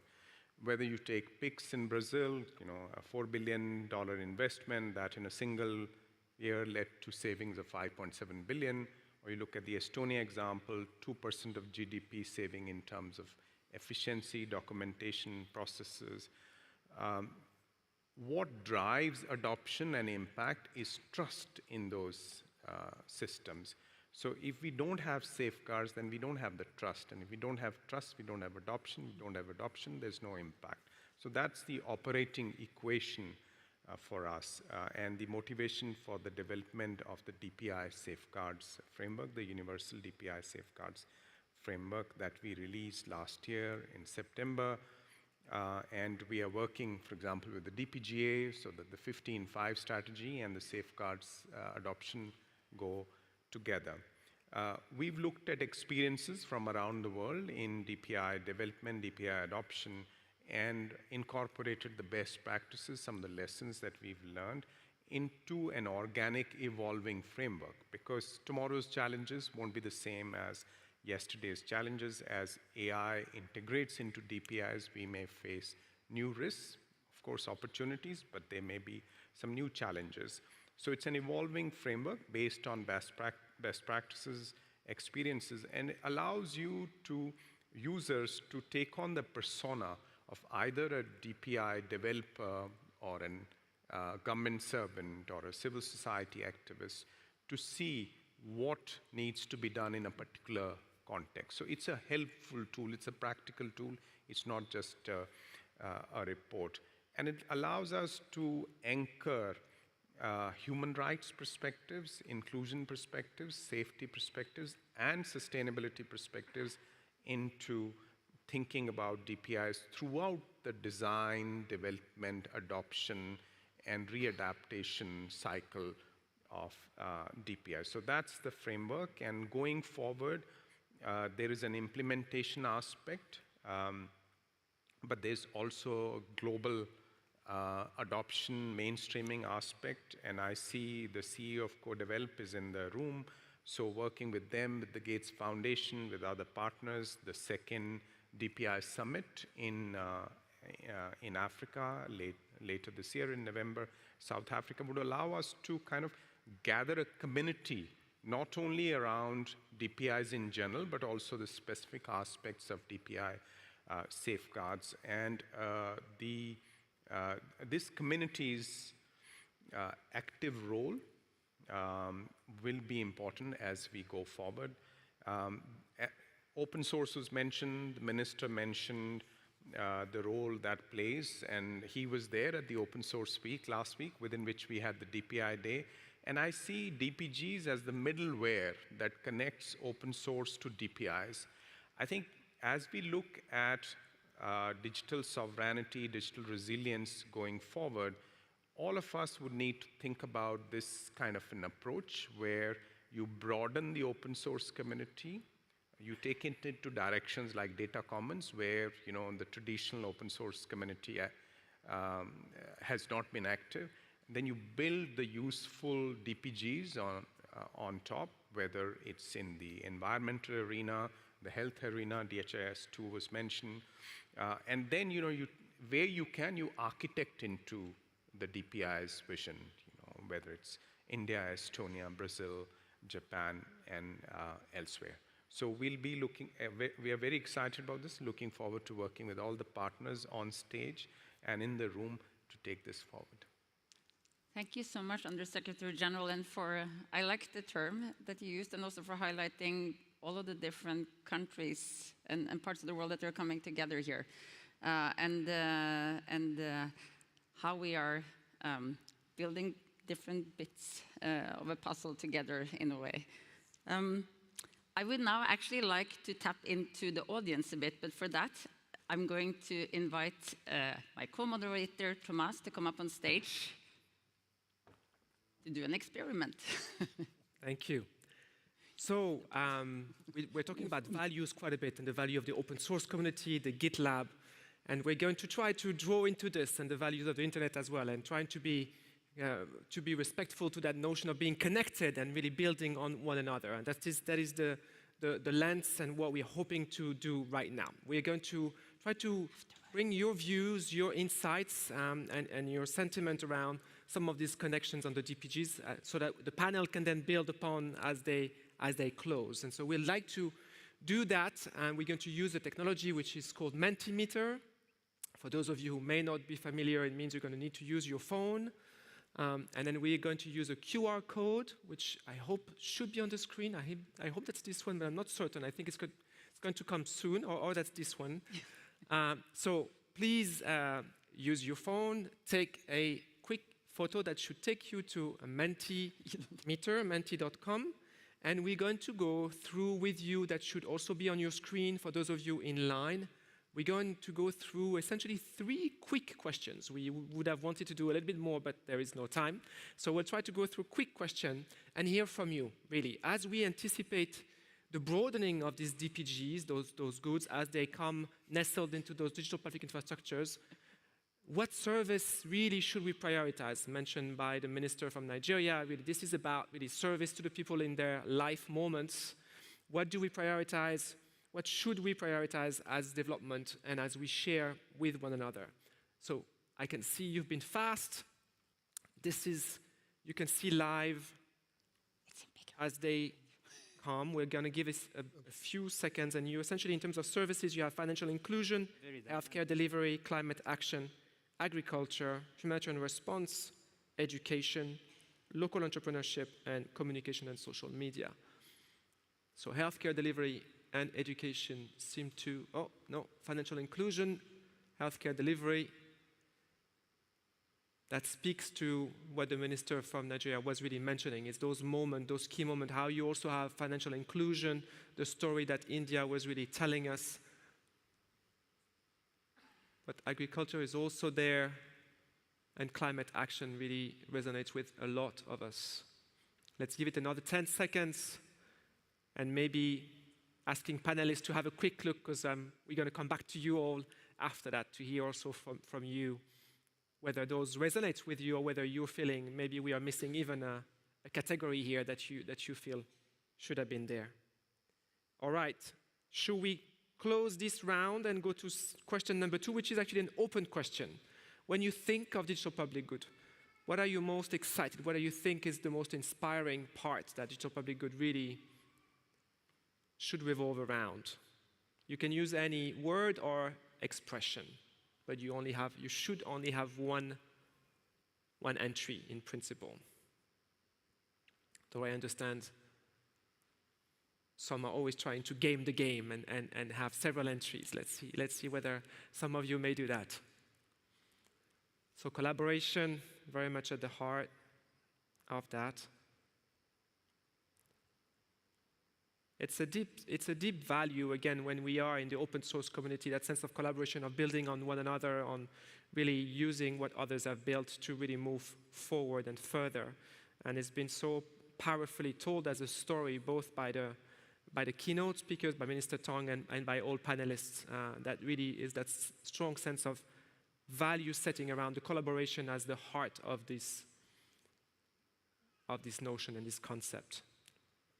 Public interest, equality, interoperability, inclusion, as Amandeep, the Undersecretary General, was also building. That sense of inclusion is going to be critical to those digital public infrastructure, transparency to build trust. And again, back to trust and public interest. It has to resonate really with individuals and people's life-defining moments.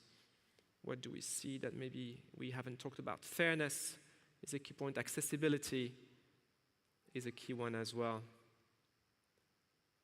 All right, thank you so much. Let's close this one and bring to the third question. What do you believe is, and of course I should have said panelists are welcome to vote as well, but maybe I said it too late, I'm sorry. What do you believe is needed most to unlock the impact potential of DPGs, of digital public good? What do you feel is the most important? International collaboration mechanism, so the structures that we've mentioned on the Global Digital Compact, for instance, or the framework that Amandeep just mentioned, commercial investments, open source first policies and procurement practices. Some of that is behind the 15.5 kind of campaign by the Digital Public Good Alliance. applying safeguards and inclusion principles in implementation, grant and social impact funding, that notion that there should be really financing behind this, local vendor capacity, government capacity, whole of government digital approaches. Estonia being one, of course, case in mind, but maybe others. So, government capacity and technical expertise, we've heard quite a lot of the examples in Brazil, in Japan, in Nigeria, but also, of course, in Norway. We've mentioned Estonia is maybe one of the most known, but India is, of course, one of the largest, certainly, developers. And it looks like the numbers are only slowly moving, so we'll give it another 3 seconds. And with that, back to you, Liv, and the panel. Thank you so much. Thank you, Thomas. Thank you to everyone for filling this out. We're going to use this. It's a unique opportunity for us to hear, not only from those that are with us in person, but also from everyone online. And this is shaping the way we are working at the Digital Public Goods Alliance moving forward. And I wanted, before I invite some reflections from the panelists, I wanted to pick up on the word cloud, because I really loved, and I was almost about to steal Minister Tijani's glasses because I couldn't see that screen, so I had to bend over backwards.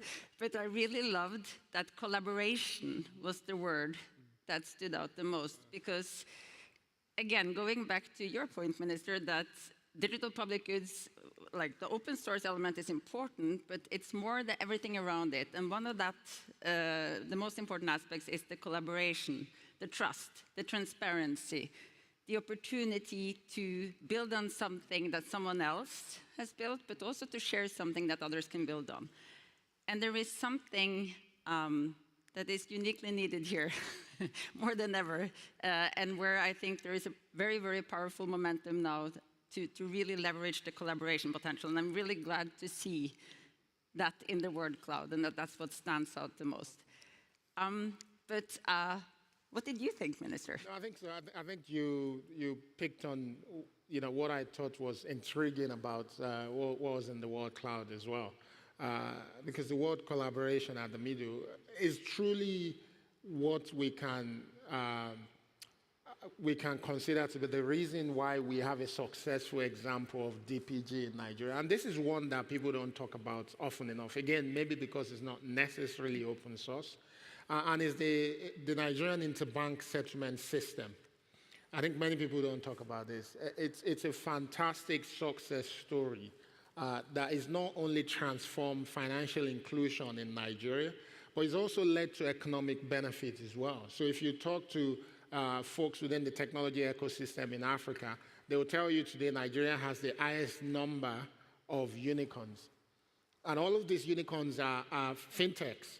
And the reason why we have them is because we have the interbank settlement system. So they're able to build on that innovation. And we came about this interbank settlement system because of collaboration. It came to being when government decided to participate and collaborate with the biggest banks in the country.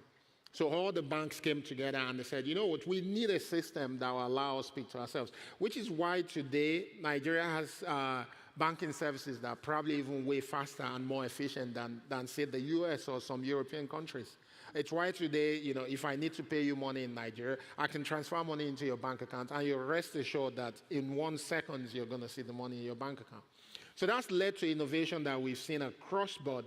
And it's the lesson that I think we also need to learn. When I talk about DPI in Nigeria, I always allude to the fact that if we're able to repeat what we've done in the financial services space, where everyone comes together, we build our data exchange system like we have in the interbank settlement system.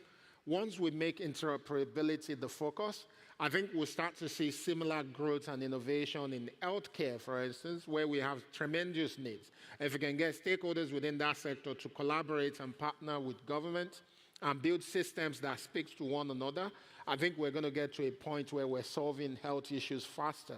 And not only solving this issue faster, we're going to be able to enable innovation, drive more investment from the private sector, and see more unicorns in the healthcare space. It's the same for education, it's the same for agriculture.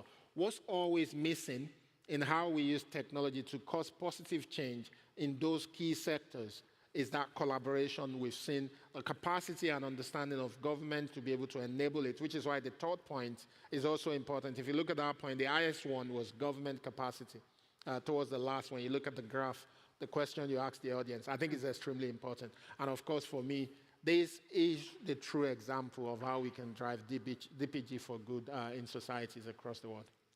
Thank you, Minister. And if there are any open source components that comes out of your work, we welcome that they are shared with us. I actually think our interbank settlement system should become open source. I think we should open source it because it's one that works really well and can benefit so many other countries as well. We'll be in touch. Thank you. Thank you. Vice Minister Imagawa, what did you think when you saw these results? Thank you. I was inspired by the outcomes from the audience, and we care much about like trust, inclusion, and collaboration, and all those things. And we are promoting the international collaboration in terms of the DPI and the DPG. And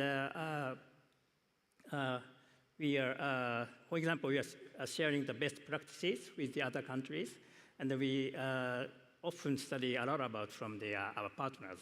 So this kind of collaboration is very important, I think. So I was very much inspired by the response. Thank you. Thank you. And just to pick up on, because JICA and the work that's happening on international digital cooperation, JICA is really leading on one of the digital public infrastructure layers that are maybe the one that is still evolving the most, which is on secure data exchange.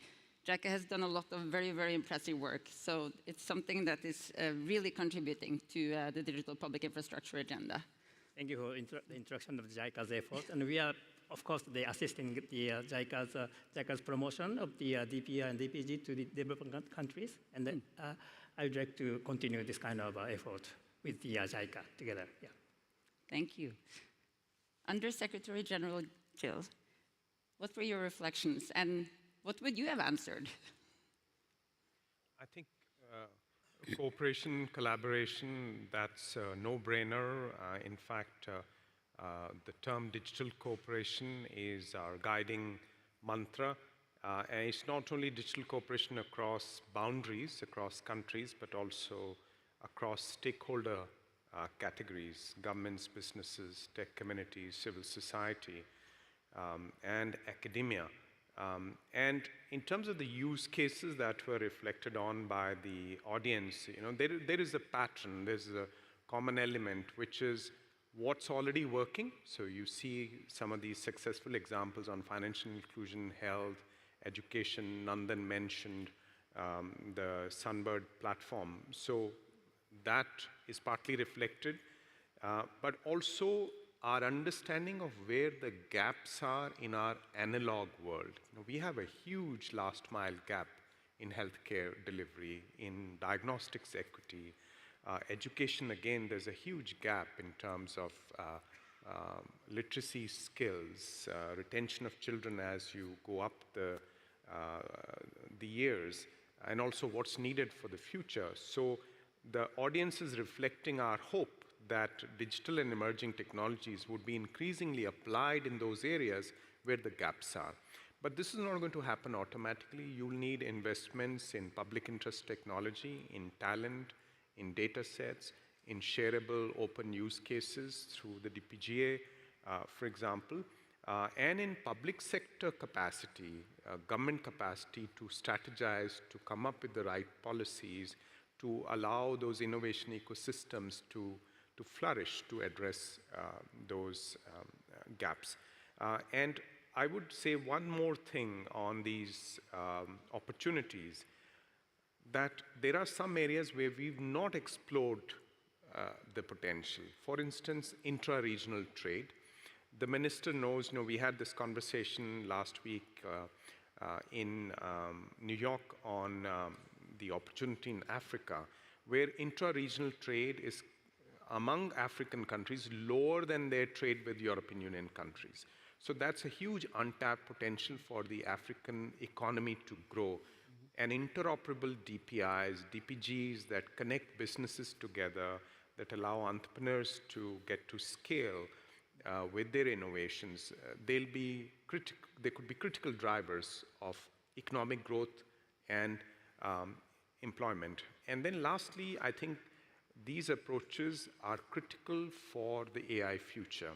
If we do not have successful DPIs through which data flows and data can come together in a concentrated form in key areas like health, education, etc., then local innovators cannot build AI models on top. So they need access to those high quality context-specific data sets which DPIs can facilitate.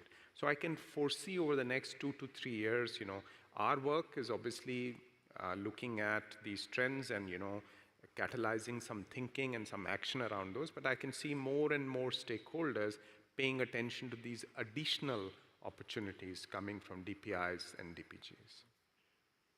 Thank you, Undersecretary Jill. Deputy Secretary Irokarati, in our first audience poll question, we asked about where there was most impact potential for digital public goods. And one of the alternatives was financial inclusion. Another one was climate action. And as part of Brazil's G20 presidency last year, Brazil was really highlighting and bringing global awareness around the potential for connecting the digital public infrastructure agenda, like building out digital identity and payment systems, to climate action. Can you share some examples of how Brazil is working now to bridge these two agendas? Yes. Well, in Brazilian government, we have sought a deep reflection on this agenda and aimed at innovative solutions to make our society less unequal and more sustainable. We've been working with the concepts of digital public infrastructure and also digital public goods to advance structural and cross-cutting solutions that help us to deal with these challenges. A striking example of DPI in Brazil is the National Identity Card, also the PIX that the Secretary mentioned and also Liv. But I would like to stress and highlight the National Identity Card here. It provides each citizen in Brazil with a unique civil identification number and serves as a gateway to access public policies in general. This initiative also contributes to the reduction of transaction costs for individuals, companies, and governments across the country. Another pivotal initiative is the GovBR platform, which has already 170 million digital accounts, which covers 80% of our population and offers access to more than 4,000 public services on a single portal. It provides digital identity, which is connected to the new identity, to the new National Identity Card, and a digital signature without cost for users in Brazil. All data and personal information are protected by law in this process as well. And another example is that in 2024, the Brazilian digital public infrastructure proved to be indispensable also to respond to a diverse situation. In May 2024, the state of Rio Grande do Sul, in the south of Brazil, faced the greatest flood in Brazil's history. The proportions of this disaster surpassed that of Hurricane Katrina that hit New Orleans in the United States. The floods in Rio Grande do Sul affected more than 2 million people who were able to apply for the reconstruction aid using their digital identity available through GovBR accounts. The crossing of different databases was essential for the benefit to reach those who needed it rapidly. But those who already had the CIN, the new identity, were able to recover their identity in a few hours and access the benefit even faster. This example, along with CORE and others that we have mentioned here, such as PIX, which is our electronic payment system, shows that digital transition must be inserted in the discussion about development, inclusion, and sustainability. We have no doubt that the future is already digital, but we do believe it needs to be green and inclusive too. Thank you. Thank you so much. Let's have a round of applause for the panel.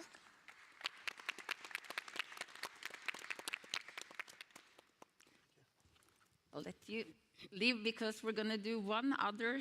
Thank you so much. Thank you. Thank you.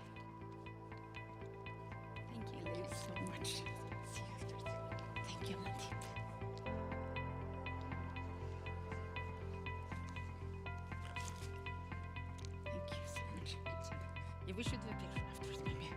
Should we do a picture? Yeah, we should.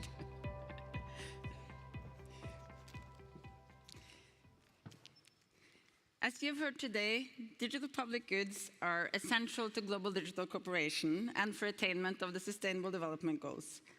And we therefore need to create an enabling environment for these technologies to be developed and shared in the first place, and for their maintenance and evolution over time. Procurement and grant financing processes play a huge role in ensuring financial sustainability.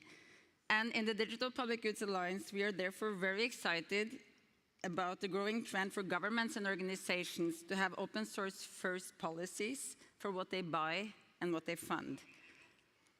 We want to help grow this momentum by ensuring that there is a better understanding of which policies already exist and are being used. And I would therefore like to take the opportunity here in the end to introduce an open source policy survey that we are conducting. Because if you remember, when we asked the question to the audience about what is most needed to help advance digital public goods, the first answer was government capacity building. The second ranking answer that came out was open source first policies.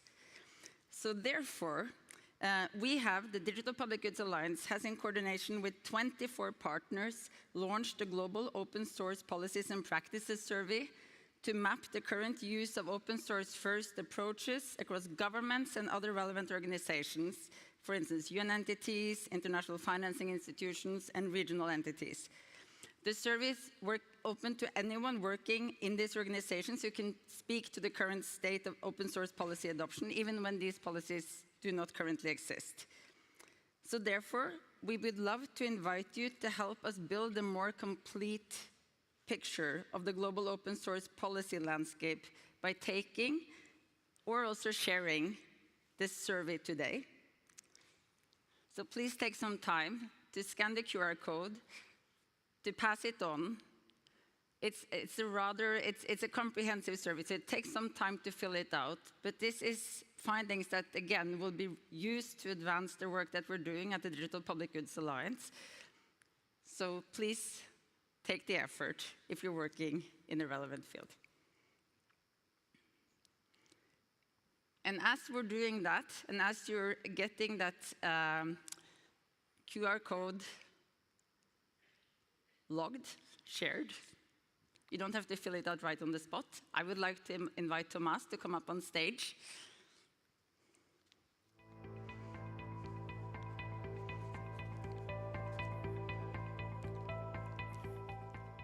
So I would like to take everyone who has joined us here today, the speakers, the audience, both in person, everyone who has joined us remotely, and the government of Norway as the host, and the Internet Governance Forum, for being here with us today. Thank you so much. Thank you.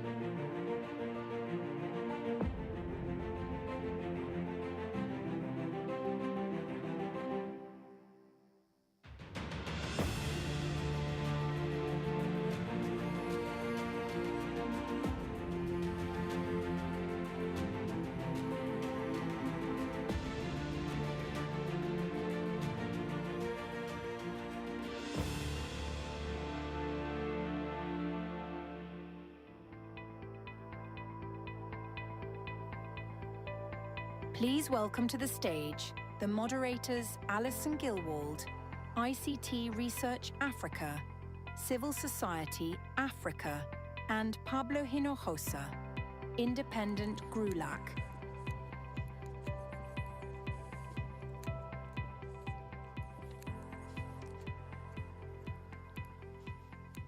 Hello, welcome. It's not a big crowd, but it's a good crowd, so that's important. And we also have not the ones present here, but online, and hello to all of them. And this is also for preservation, because we will be recorded, and I think it will be an important dialogue. So I want to welcome our fellow panelists and start a very good main session on emerging technologies and human rights. Okay? Great. Thank you. Let's call him in.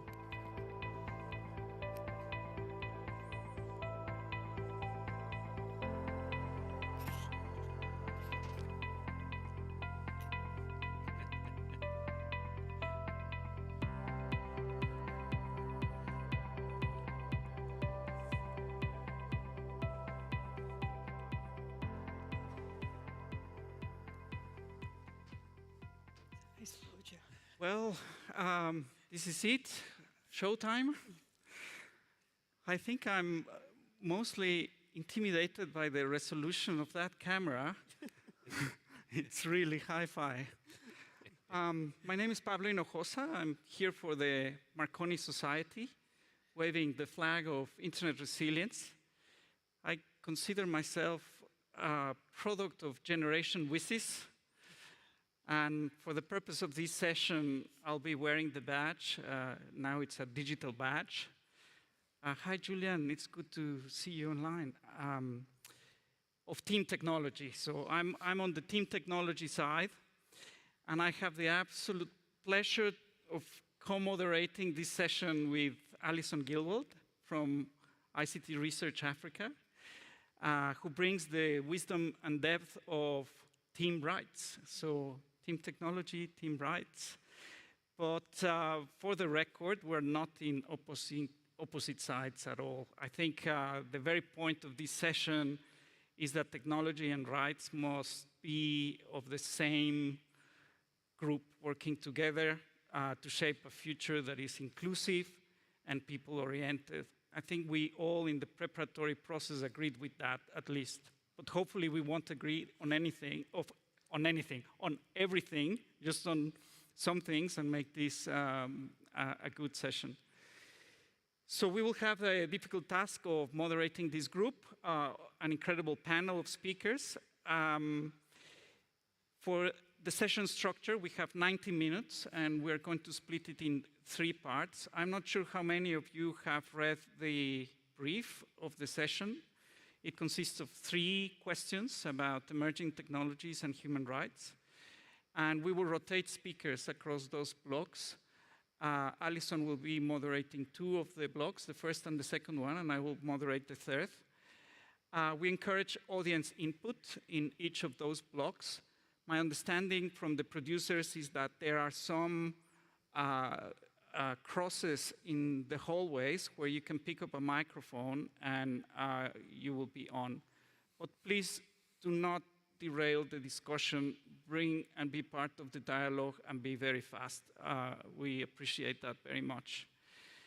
We will be closing with reflections and forward-looking messages. And that's on the logistical side. On the panelist side, I am really honored to be working with all of you. To my left, we have Pierre Bonny, CEO of AFNIC, and he's also team technology, I think. I don't want to categorize everyone. I think we all should merge and converge. So for those that don't know, AFNIC is the .fr registry, the CCTLD registry, and he has brought a wealth of really good points into the session. Next, we have Rodrigo. Rodrigo Goñi es un miembro del Parlamento de Uruguay, amigo latinoamericano. He's a Latin American friend. He's the head of the Committee of the Future of the Commission. También vicepresidente del grupo de Rodrigo is president of the Commission of the Future of Latin America, and he participates as a parliamentarian. This is really important contribution. Together with Rodrigo, he's the executive director of IT for Change, a very well-known entity in the IGF ecosphere, and I think she's on the team's right. Working together, it's an honor. Peggy is super important. Your presence here, thank you for this. She's the director at the UN High Commission for Human Rights, and your expertise will be very welcome to help us frame and give adequate language to these discussions. Alex from Google, she will be bringing perspectives from the global policy side, and we're also very thankful. You're probably in a difficult spot, and that's part of the point of this, but we're really welcoming sort of the conversation. Julian, I met him online in the preparatory process. It's really an honor to have you here. You helped a lot with the framing. You were the one that says these are not opposing teams, so it's credit to Julian for that. He's in Prague. Are you in Prague? Yes, I am in Prague. Fabulous. My PhD. So Julian is at the Center for AI and Digital Policy, and I can only speak for the quality of your research. It's impressive. Please look for him online. So that's the panel. So we don't need to introduce the panel each time that we go ahead. So I think I got rid of all the logistics, and let's get onto the substance. What is this about, Alison? Let's frame the conversation. Thank you so much, and thanks for this great panel joining us today and all the work that's been put in so far. So perhaps just to start by saying I'm from Team People, so I'm not from Team Technology or Rights. And I think a number of people, some of the people on the panel, but also in the room, have been working for some time on trying to extend more sort of techno-legal understandings of rights and digital rights to more socio-economic, technical-legal, of course, but also socio-economic dimensions to this, and really talking about rights in a very people-centered way. And that's largely because conservatively, sort of 2 billion, 2.6 billion, but more accurately, about 4 billion people still remain offline. And often these discussions around digital rights exclude significant parts of the world's population. And even in those jurisdictions where there is some resorting to some kind of rights framework, people very often don't have the capabilities to exercise those rights.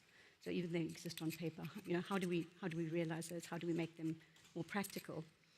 And just in terms of a number of global forums and a number of alliances, Global Justice Forum that we work with Anita on, and a number of other international forums, Global Partnership on Artificial Intelligence, has been dealing with issues of extending notions of data governance to data justice, and just answering, asking the kind of question, can you have rights-preserving, ethical governance frameworks that still produce unjust outcomes? And I think we only have to look across the globe to know that's the case. We've got Universal Declaration of Rights, we've got these frameworks, of course, Human Rights Council that we normatively appeal to, but in practice these rights are not exercised by a large majority of people. So how can we do that? And I think part of this critique has been, of course, emphasizing the importance of first-generation rights, of fundamental rights, of privacy, freedom of expression, access to information, absolutely critical, but that those aren't necessarily sufficient for the kinds of redress that we need around digital inequality and about rights inequality more fundamentally. And because I think for many of us, digital access is an enabler of exercising one's rights in a contemporary world.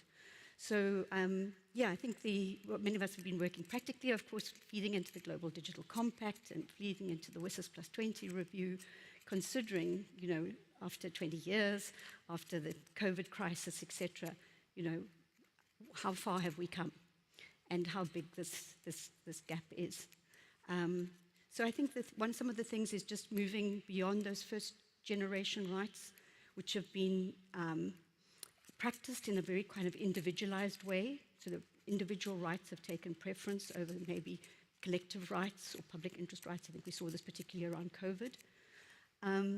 And then also, the more kind of systemic inequalities and injustices and rights abuses that one sees, because of structural inequalities and so that sort of thing. So I think extending, because it's not that those individualized rights aren't important, but extending those rights to look at some of the kind of collective implications of that.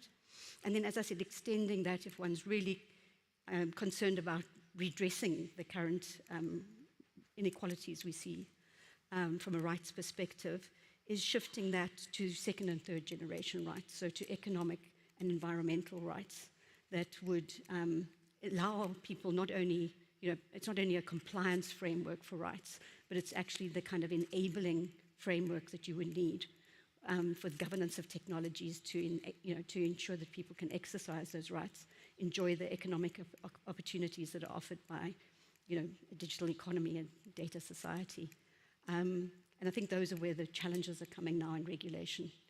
Really shifting, as I said, not doing it at all, but extending the personal protection kind of rights frameworks, digital rights frameworks, to non-personal powers, the power asymmetries we see in the data economy and data society. That's the framework.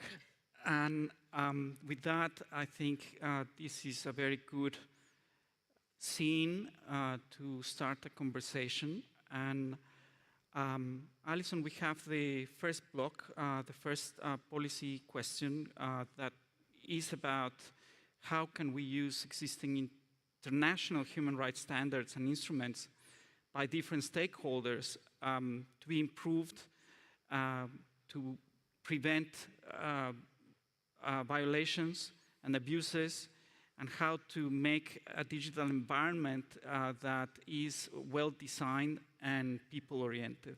So that's the first block, and I will leave you to moderate it. Thank you so much. So in this first section, we have Peggy, Pierre, and Julian online to discuss this question that Pablo has articulated for us, focusing on these mechanisms of preventing and addressing human rights violations and abuses in the digital environment, but also how we can, I guess, maybe proactively or precautionarily, as has been mentioned in some of the notices here, anticipate some of these violations and how we can mitigate those effects.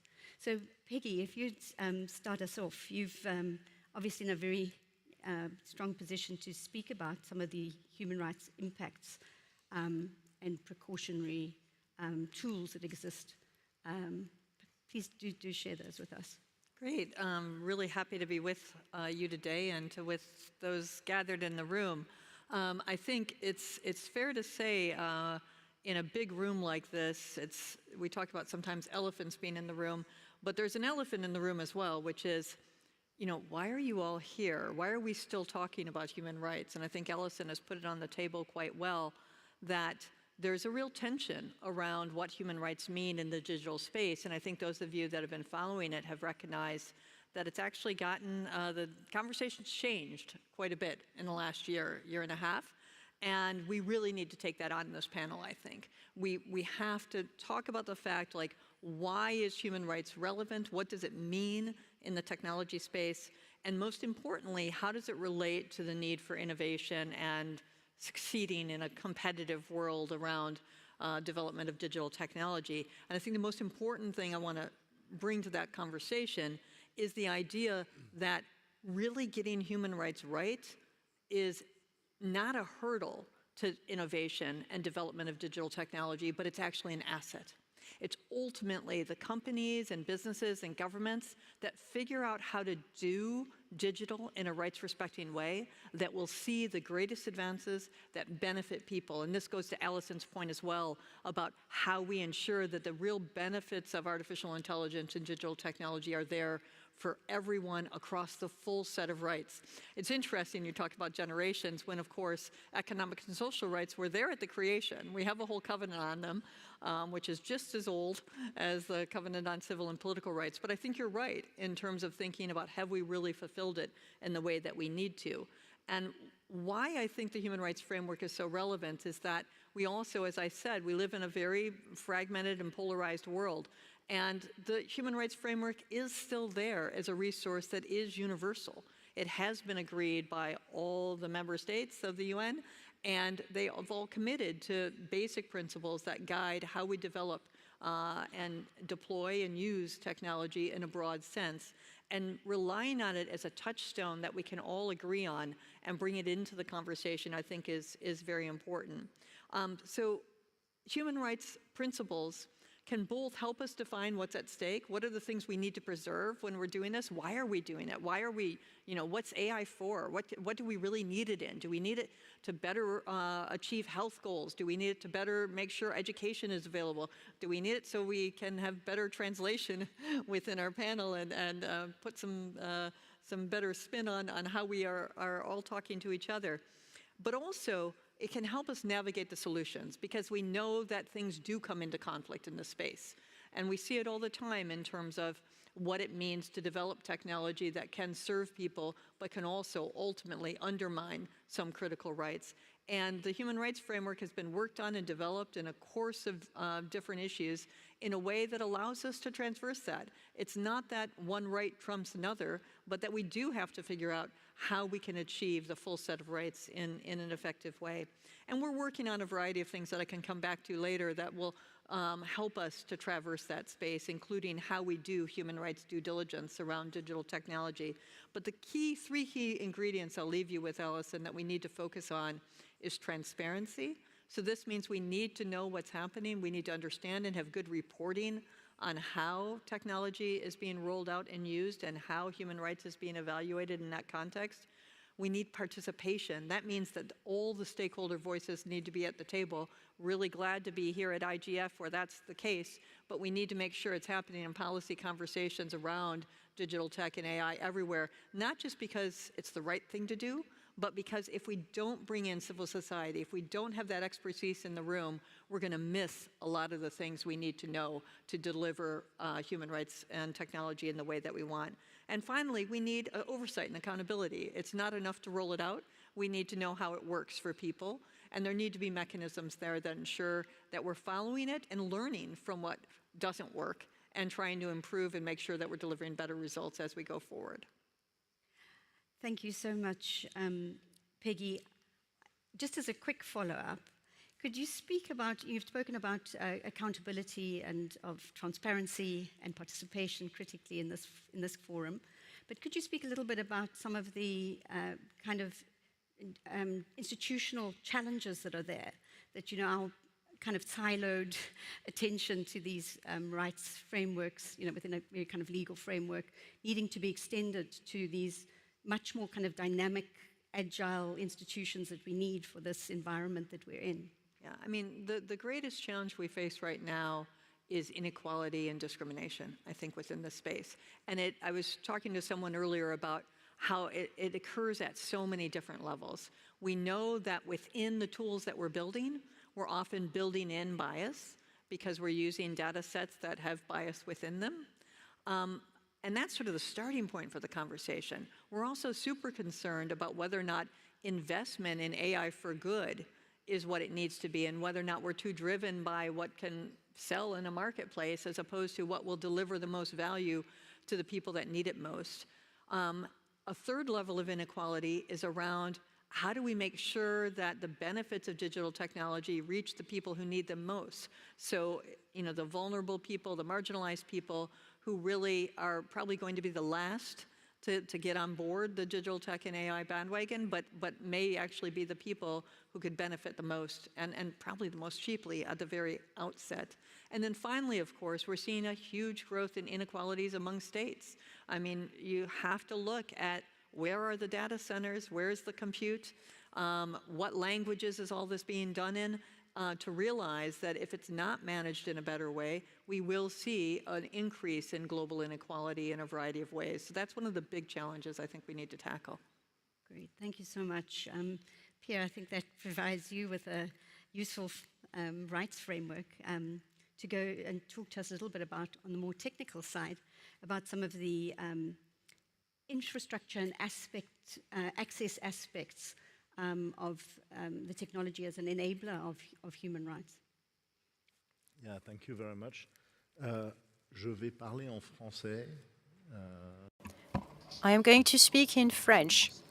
So first, my warm salutations to the interpreters. I hope they won't be replaced by AI, at least not for now. And in human rights,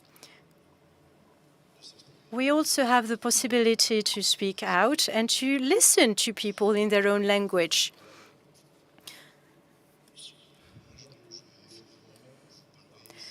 I would like to speak here about not something that is an emerging technology, but about underlying infrastructure of the internet that help these emerging technology to emerge, namely.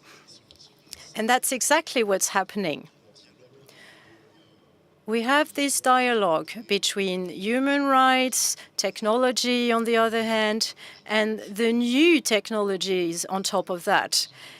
And it's always good, I believe, to remind everyone that from the very first rollout of the internet, with its own internal character that Peggy mentioned, transparency of the protocols, multi-stakeholders governance, these qualities through access to population will help these people to exercise their rights. So it's not a solution for everything, that is true, but access to knowledge, to education, to law, to what is written in the law, the word of the legislation, the ability to upskill and gain more skills, everything is potentially reinforced by the internet. I am not saying that internet is going to solve all of our problems. And it's not just a question of being connected and all your problems disappear. But it is quite clear that for the last 30 years, the strengthening of these rights and the efficiency have been supported by the internet. A point of clarification. One of the rights which is probably most violated today is the right of access to the internet. Several billions of people do not have access to the internet. And internet has a possibility to make the rights efficient, and it means that some of the world population is in a very complicated situation. We've spoken about these people for many years, and the longer we speak of it, and the most violent it is for these people who are not connected. They're becoming more and more excluded as time passes. That's just one point I wanted to make. Another point, very briefly.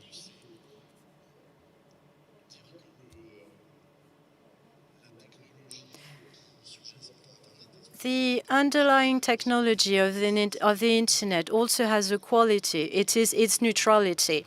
And in our debate between technology and rights, I think we need to remember that the actors of these technologies, that is the one operating them, critical infrastructure operators, the ones who are managing these technologies, they need to stay neutral. And there is a tension between this requirement on neutrality and respecting human rights. Well, between these two, we need to find a path and navigate it.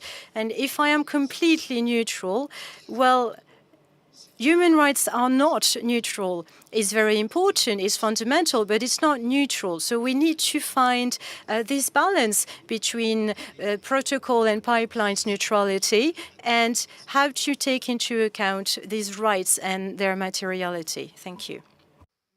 Thank you so much, Pierre. You spoke about speaking about the underlying infrastructure, because that's so important, the internet infrastructure that enables the additional layers of all these technologies. And I think you've made the point very strongly how lack of access to this really prevents significant numbers of people, we can debate the numbers, from exercising these human rights, these normative frameworks that have informed the internet's rollout in this kind of neutral way.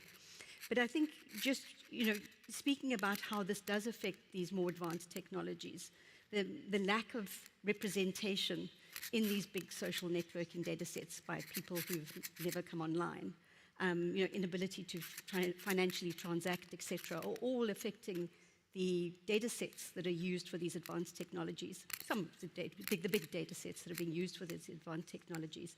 So you actually have an amplification of these exclusions and rights.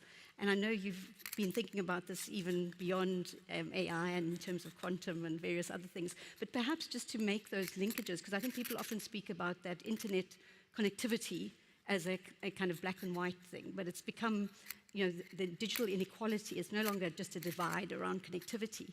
It's about what you can do, what you have the resources to do once you have that connectivity, how you can exercise, your rights and use ChatGPT or, to produce an alternative technology.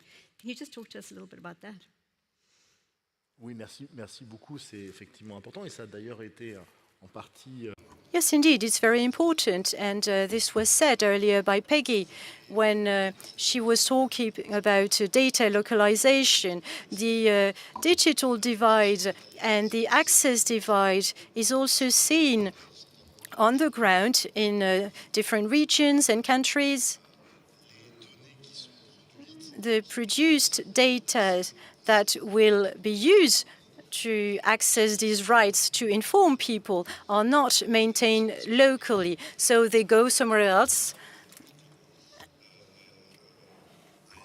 And there you can only hope that when these data are given back to you, it will be done in a neutral way, in an efficient way, and indeed, potentially you can be dispossessed of your cultural heritage, of your economy, because this infrastructure is not just pipelines. It's also data centers, as we said, and this infrastructure needs to be localized everywhere in the world and not concentrated in specific countries. So the topic of the AI is not such a recent topic. We talked a few years ago about big data at the IGF. We were talking not about AI, but it was the same thing, basically. For the last 10 years, we're trying to hire data analysts. And if you are in a country where you have no data, there's no point hiring data analysts. So it is a vicious circle. It is still a problem that has been rampant for the last 25 years. And things are progressing, that is true, but it's not something that is behind us. And the more internet and the new technologies such as AI, etc., are bringing good things, the more these divide is absolutely scandalous. Thank you so much for that. And I think that takes us to Julian. And Julian, you are also going to talk to us a little bit about human rights impacts, particularly on AI systems. So I think a good segue from our input from Pierre. But also the bridging the gaps that we've got on some of the standards and implementation that is affecting the ability to safeguard rights. So if you could just come in on that, please.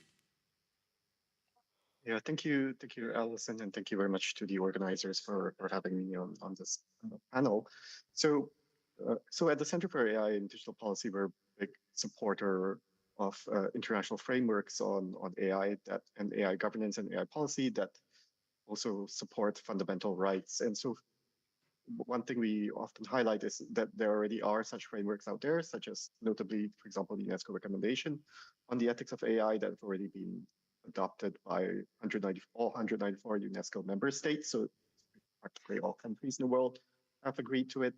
And UNESCO actually also has developed certain tools to help countries to implement these recommendations, as so notably the readiness assessment methodology, so to assess their national frameworks and ecosystems about countries, about whether or not they are ready to apply the UNESCO recommendations. And then there's also the UNESCO ethical impact assessment tool that can be used to assess like the impact on rights across the AI lifecycle.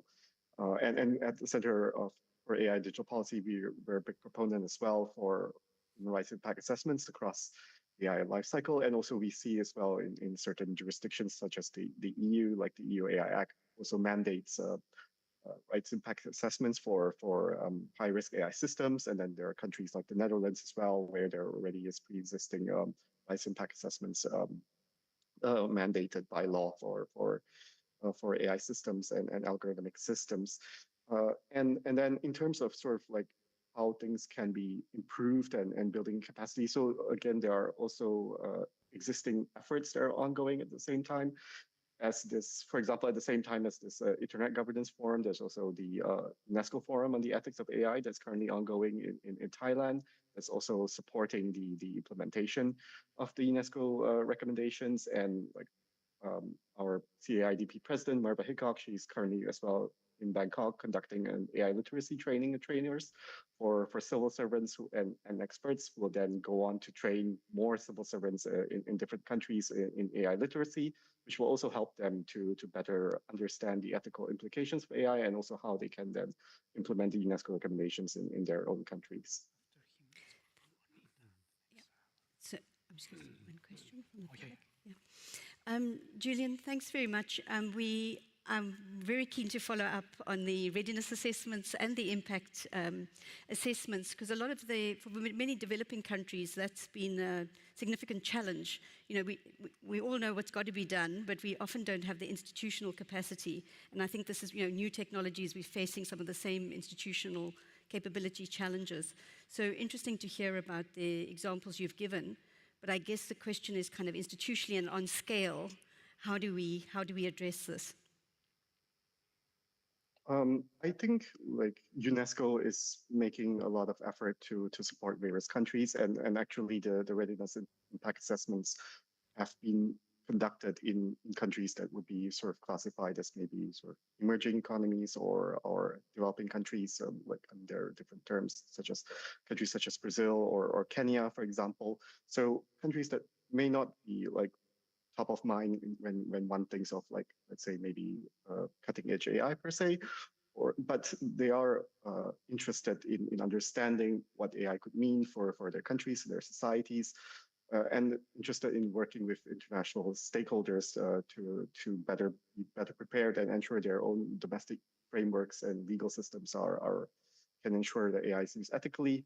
And also right now at like UNESCO Forum, for example, as I mentioned, there's this currently training trainers that's ongoing by our CAIDP president, where we are also training some experts and will then go on to train more civil servants in different countries around the world over the next 12 months. So spreading and sharing their knowledge. So I think this potentially could be one way in which capacity building could be spread out and made more sustainable and also equitable. Thank you so much. There's obviously so much to discuss there. I think we can take one question from the audience before we go to the next panel.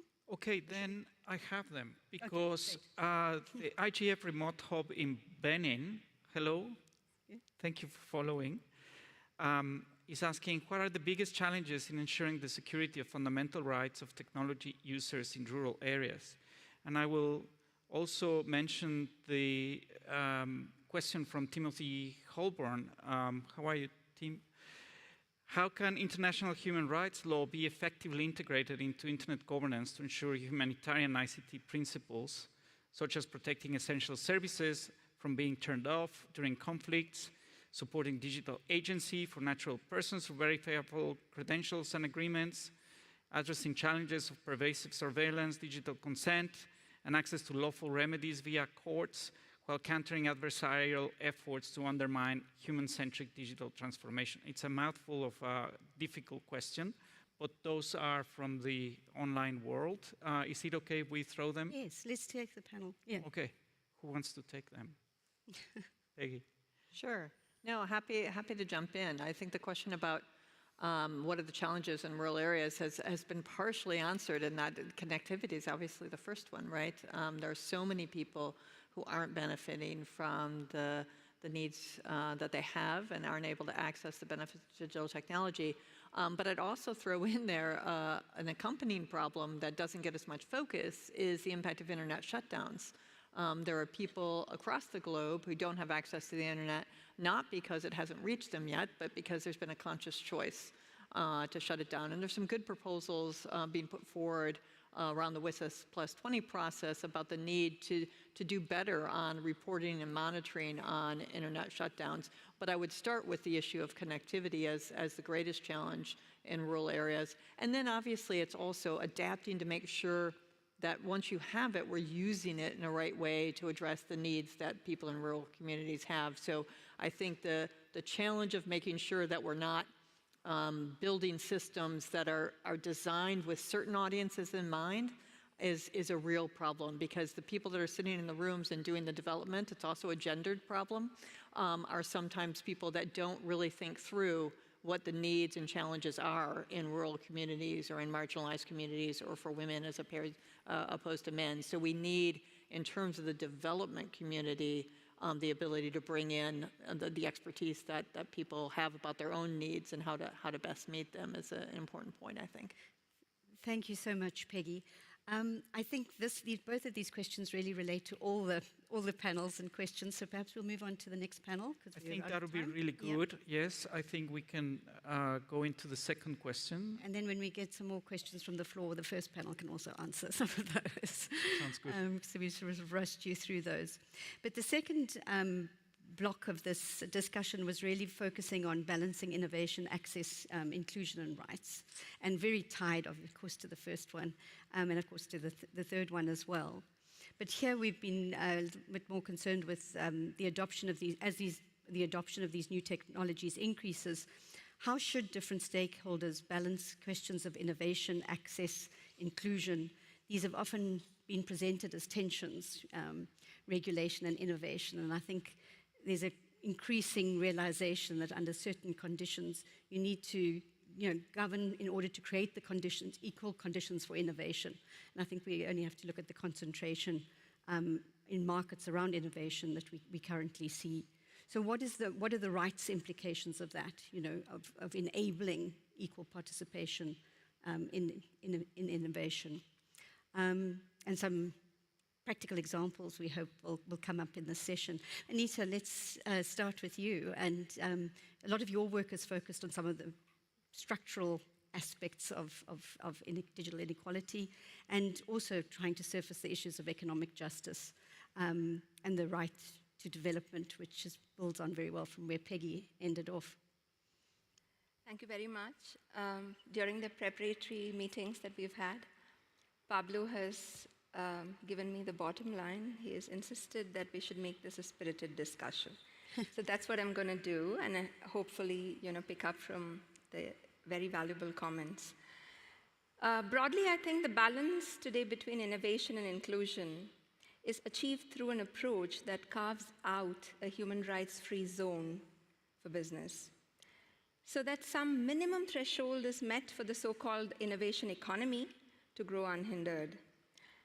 And this is not incidental. We have research after research that points to how sustained lobbying by the big actors actually achieves this.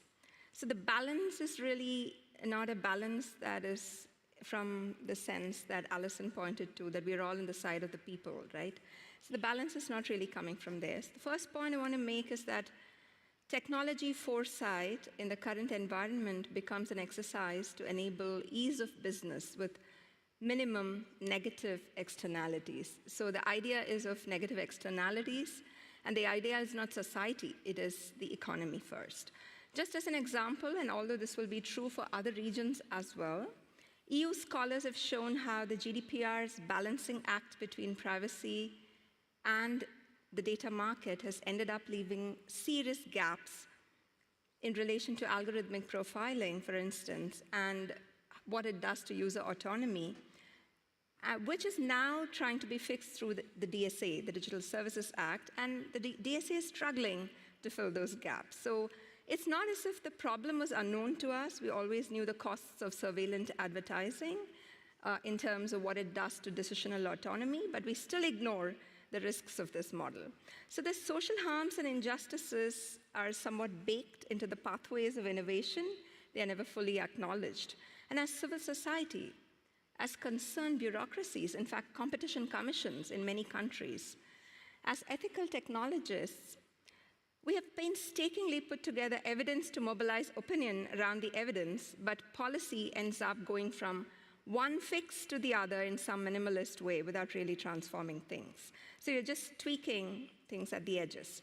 So to do things differently, we need to envision the macroeconomic context very, very differently, and we need to answer the question, how can data rights bring new capabilities, new opportunities for social innovation?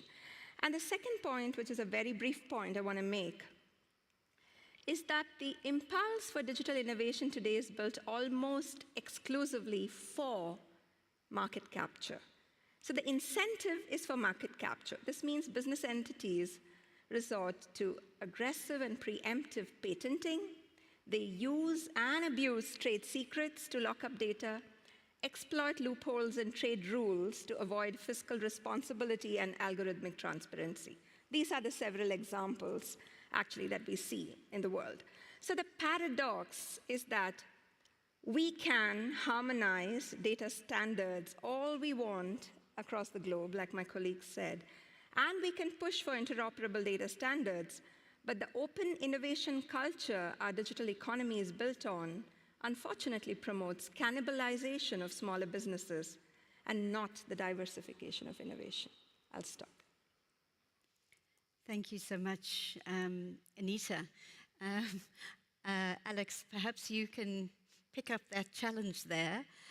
Tell us a little bit about what efforts you have undertaken to promote human rights in that innovation context, and of course in that open innovation culture. Sure, thanks for the question, and great to be included in this dialogue today. I think where I'll start is just to say, I think, I'm proud to be at Google, where we are a company that is committed to human rights, and that is not to say that we've got everything perfect, but it is, I think, an important step for any company to take to, as a baseline, say that you have a commitment to human rights, which really should be grounded in the UN Guiding Principles on Business and Human Rights, and if it's not grounded there, then I think the company has a long way to go. So that's a baseline for how we think about these issues. And specifically when it comes to AI, across the company, we are really focused on and hopeful about the benefits that AI can bring to everyone, individuals, consumers, communities, businesses, governments, services. So we see that potential, and that is what we are innovating to hopefully improve and bring technology to. Obviously, there may be risks, and we are very focused on that. And so internally, our leadership talks about this to everyone who works at Google, and they say this externally as well. We're focused on being bold and responsible when we innovate. So when we innovate, we are looking to push the envelope, to develop new things, to take on new challenges, and in doing so, making sure that we are having an approach, using standards to address the risks, and having human rights be an important part of how we think about that. Another piece of this is really that there is a role for individual companies to think about how human rights play a part in their own work, and then how we work together as an industry on that, and then how we do so in concert with our partners at international organizations and civil society and with governments as well. So there's a role for everyone in this. For our own part, we are focused on ensuring that we have policies for how we do training, have policies for how we think about what outputs are allowable and preferable, policies for how our products are going to work. All of those things are ways that we need to take responsibility for the things that we are developing or deploying through our products. We also have frameworks for how we think about, obviously, how we integrate human rights across our product suite. And then we have a set of AI principles that are, again, how we think about our own work. Obviously, though, we think that this work is so important and pervasive across the industry and globe that any individual company should be doing this. But there is an important role for regulation, that AI is too important not to regulate, but that needs to be done well and smartly. So in that way, we are engaging with civil society, international organizations, and government about how that should happen. Pre-existing standards that we already have, from the UN guiding principles to work happening at the OECD and various other places, those are standards that we should be using as a baseline for how we think about this and should be informing regulation. So there's a lot of good stuff out there, and we really are, and everything is moving fast, but we are in sort of early days, and I think ensuring that we're not reinventing the wheel, but taking the frameworks that we already have and integrating those is the most important way that we can proceed. But again, I think, creating a level playing field for the industry is really important, and human rights must be the baseline. And I think a company that is not explicitly committed to the UN guiding principles cannot say that they are responsibly developing AI. Thank you so much, Alex. If I could do your follow-up question again right after that. Could you give us, you've spoken about, Google's very aware of the risks associated with this, human rights risks associated with this, and that you've got certain policies and training and frameworks in place. Could you give us a practical example? What do you see as the biggest risk? How are you mitigating that with these training frameworks? If you could identify one, I know there are multiple. And then if you could just, you said regulation of the industry is important. What do you see as the biggest issue that requires regulation? Sure. So one example I'll share on the sort of risk side is obviously around things like deep fakes or synthetic content that is manipulative. That's something that we are very concerned about. We know many governments and members of civil society and others are concerned about. So for us, we sort of do a few things. One is we make sure that when we're thinking about how technology gets integrated into our products, we're thinking about how to flag things for users so that they can identify this type of content, right? So on YouTube, we have content creators creating basically indicators on the content to demonstrate where something has had AI manipulation or the use of AI in the content to help people understand what it is that they're looking at. There are obviously many challenges with that, but it's a way that we're thinking about how we can be helpful to people as they're engaging with content. Another example is through Google Cloud, we created something called SynthID, which is a way to sort of watermark content to identify its essentially provenance, so you know where it comes from. That's another way that we're thinking about how people can figure out what is authentic content or the provenance of content and where it comes from. That's what we've done on our own and what we're putting out there in our own products. We also do this work in concert with other colleagues from industry and civil society with the Partnership on AI and C2PA, where we're thinking about protocols around this. So that's just sort of one area where we see challenges related to AI and where we're working in our own products, and then certainly with others across industry and other sectors to hopefully improve and address the problem. When it comes to regulation, there are a variety of things that we think about when we're thinking about what could be useful in terms of both preserving the ability to innovate while also making sure that we are maintaining standards related to human rights. So in particular, that is making sure that we have sort of a proportionate risk-based framework. that's focused on what are based in actual likely harms, so that we can have tailored regulation. We can always sort of improve and iterate later, but broad, vague regulation at the outset, I think, is both harmful to innovation in this area and really, I think, doesn't help us have a narrowly tailored solution to the problem. Also, differentiating between types of actors. Regulation should be distinct between what are the responsibilities of a developer, a deployer, or an end user. We also sort of are very focused on things where there's more of a hub and spoke model, that there shouldn't be a single AI regulator, but really that every agency over time is going to need to be a regulator of AI in some way. If you regulate the financial sector, you will be dealing with AI. If you regulate education, you'll be dealing with AI. So really, that there needs to be capacity building among all types of regulators, not a single focus.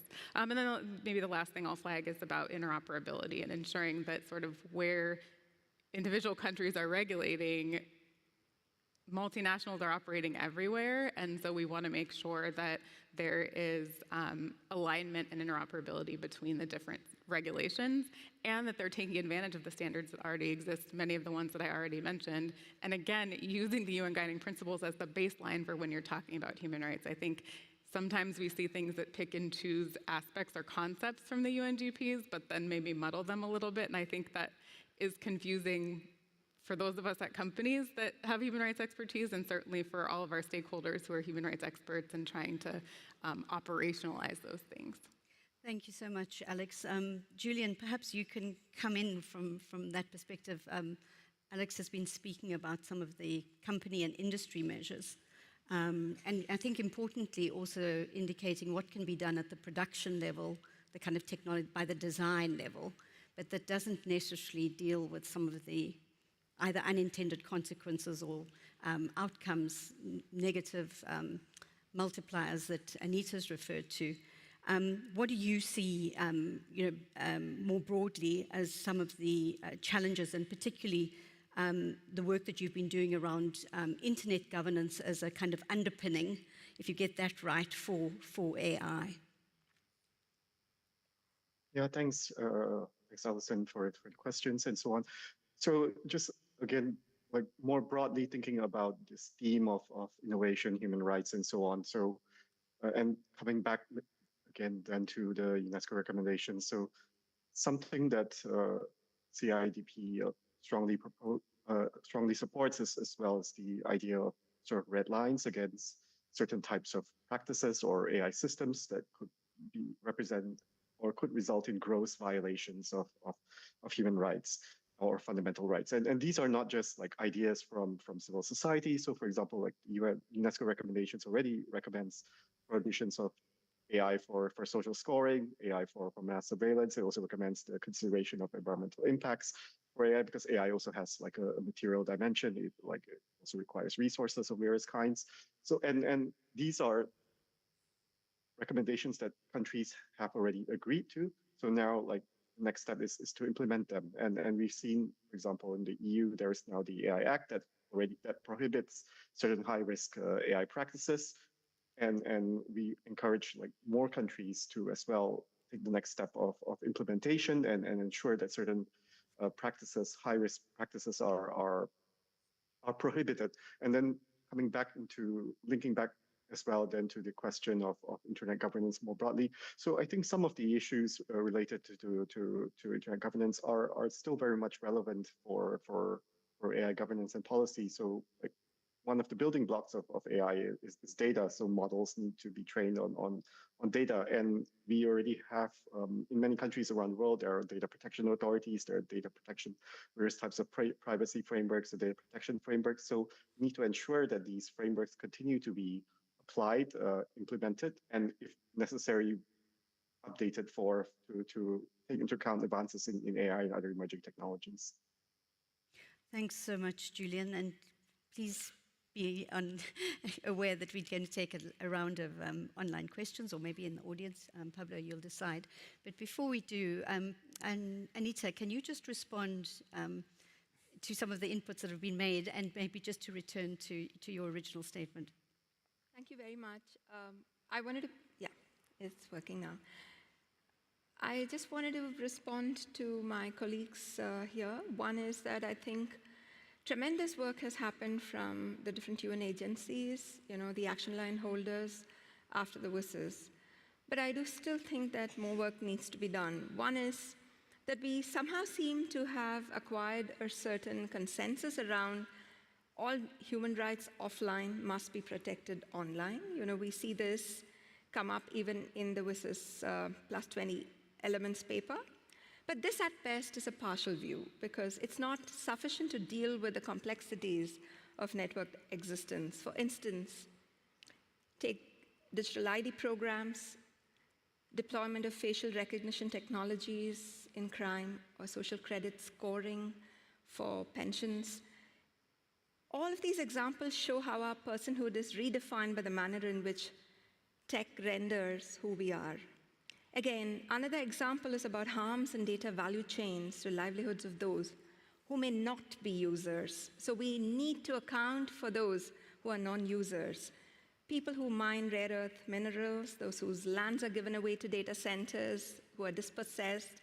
In fact, I really wanted to give an example of this research by the ETC group of hedge funds and big food companies, who operate in future markets. Because they control the data of farmlands, they have access to climate data, they are able to project the price of, say, wheat in the global markets, and they're able to manipulate the pricing and bet on the pricing. And just take a small farmer who really, unbeknownst to the small farmer, we're actually having pricing changes in future markets because of AI. So you're actually talking about human rights, not just of users, but of non-users.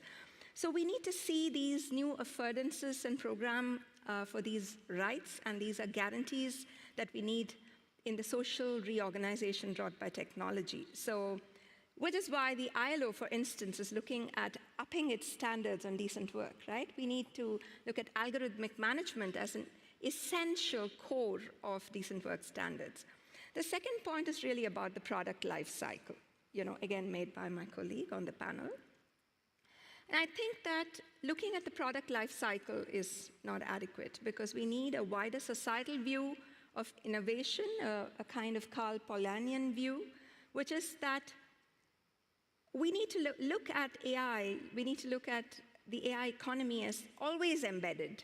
So this idea of an always embedded economy, meaning an economy that's embedded in society and social choices, and not the other way around, right? We look at society as embedded in economy and try to tweak, right? So there's also in para 22 of the GDC a call to the private sector, which really is about voluntary responsibility.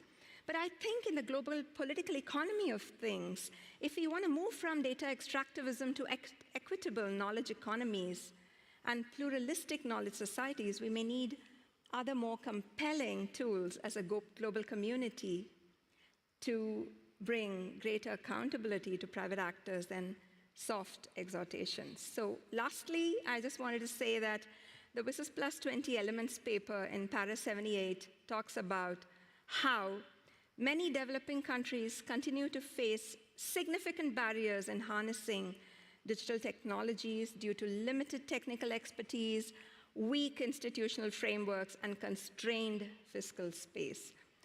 For a long while now, I have been very, very exasperated with this kind of characterization of developing countries. It's not as if these constraints are because we are inherently lacking.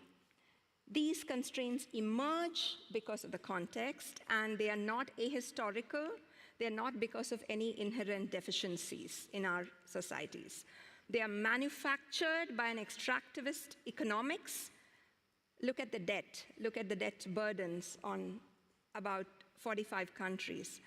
And this kind of extractivist economics is historical, and it's also baked into the digital paradigm. So the bottom line is whether there is international courage, not just political will, to remove these constraints even as we enable capacity building. and I guess all governments need capacity building. So I would really want the elements paper to acknowledge that these are not constraints that are owing to these developing countries. These constraints are manufactured. So that's something that we really need to remember. Thank you, Anita. Let's go to the audience. So there are 2 microphones, and I barely can see you. So please stand up if you have questions. Please. Okay, thank you. My name is Agustina. I will be speaking Spanish. La pregunta es... Yo soy, I'm Altina. My question is on the regulations and the tension between innovation and the respect for human rights. One thing that I found interesting is that companies have to have a special policy on human rights. That's strange. It's evident, isn't it? You have to respect them. That's just it. Now we have a parliamentarian here. I'd like to know, what is the vision? How do you see things in Latin America, for example? Fazili Meigo. My name is Christian Fazili Meigo. I'm from the Democratic Republic of Congo, the DRC.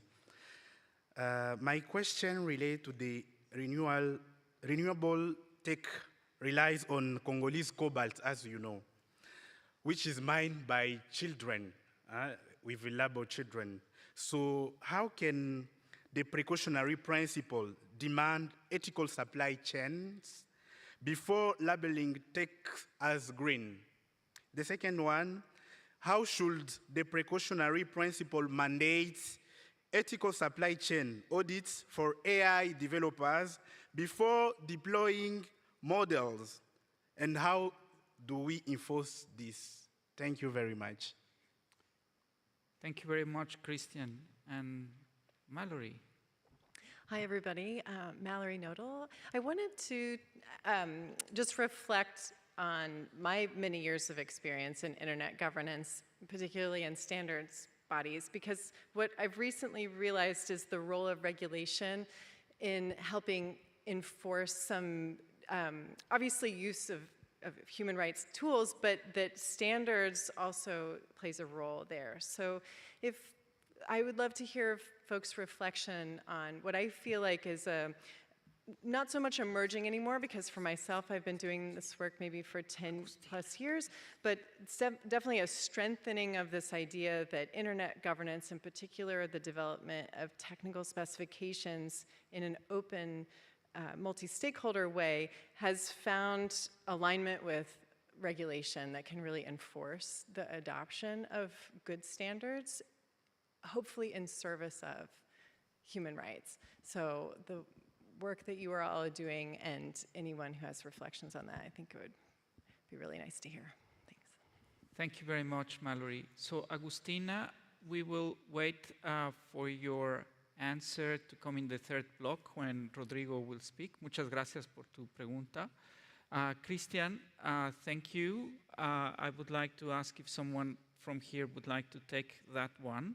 And Julian. And Julian as well, of course. And Mallory, a very important one, because there is this element of protocols and discussions about, let's think about it from the start, and I think that has been also part of the conversation. And we have Tim as well. Tim, thank you, because I know that he is in Australia and following it at a very odd hour, so that's very nice. I will not be able to read all of what you've written, but please join online to see very important comments from Tim. Let's go ahead. Maybe Anita, you can start with. Thank you very much. I just wanted to address 2 points. The first one is about the precautionary principle. There are people on the panel who may know more than me, but I would certainly like to agree with you and say that the larger implications of an intergenerational ethics also implicating planetary well-being should be programmed into the way we look at AI ecosystems. So we are looking at value chains today in a very, very limited manner. So you have these due diligence rules for the EU, for OECD, but all of this really look at a very limited idea and understanding of harm. And I think that we should move beyond the product to understanding people, understanding intergenerational justice, and understanding planetary boundaries. The second one is to Mallory, and I think that it's indeed very important to, if I understand your comment correctly, I think it's indeed really important to bring progressive values from the technical community around openness and interoperability, into regulation in an appropriate way. But I just want to caution here that we should neither over-valorize interoperability nor demonize fragmentation, because I'm just reminded now of President Trump's administration and the big, beautiful bill, where every data set is sought to be integrated and made interoperable. I would really caution against wanting to apply these very important technical values, as my friend here said, into our future regulation, but do so in a very context-specific way. And contextual integrity, therefore, matters very much when we speak about technical values, because there are also larger political ideals and values, constitutional principles that we have to abide by. Thank you. Peggy. I just want to add in on the point about supply chains raised by the gentleman from the DRC. I absolutely value Anita's comments about the broader framing that needs to be there. But I also want to emphasize that there are tools that currently exist that could have a significant impact if they were actually used in the way that they ought to be. And the reality is that we do need to create the right types of both incentives and disincentives for companies to actually do the risk assessment that needs to happen to ensure that those supply chains are not using exploitative labor in the way that you've talked about. And right now, there are some movements towards mandatory human rights due diligence. The CSDDD in the EU is an example, but there's also a movement to water that down some as well, and to make sure that we're only looking at sort of the supply chain side and the end users, and not looking at the overall human rights impacts of the technology that's being used in the broader sense, I think that Anita is talking about as well.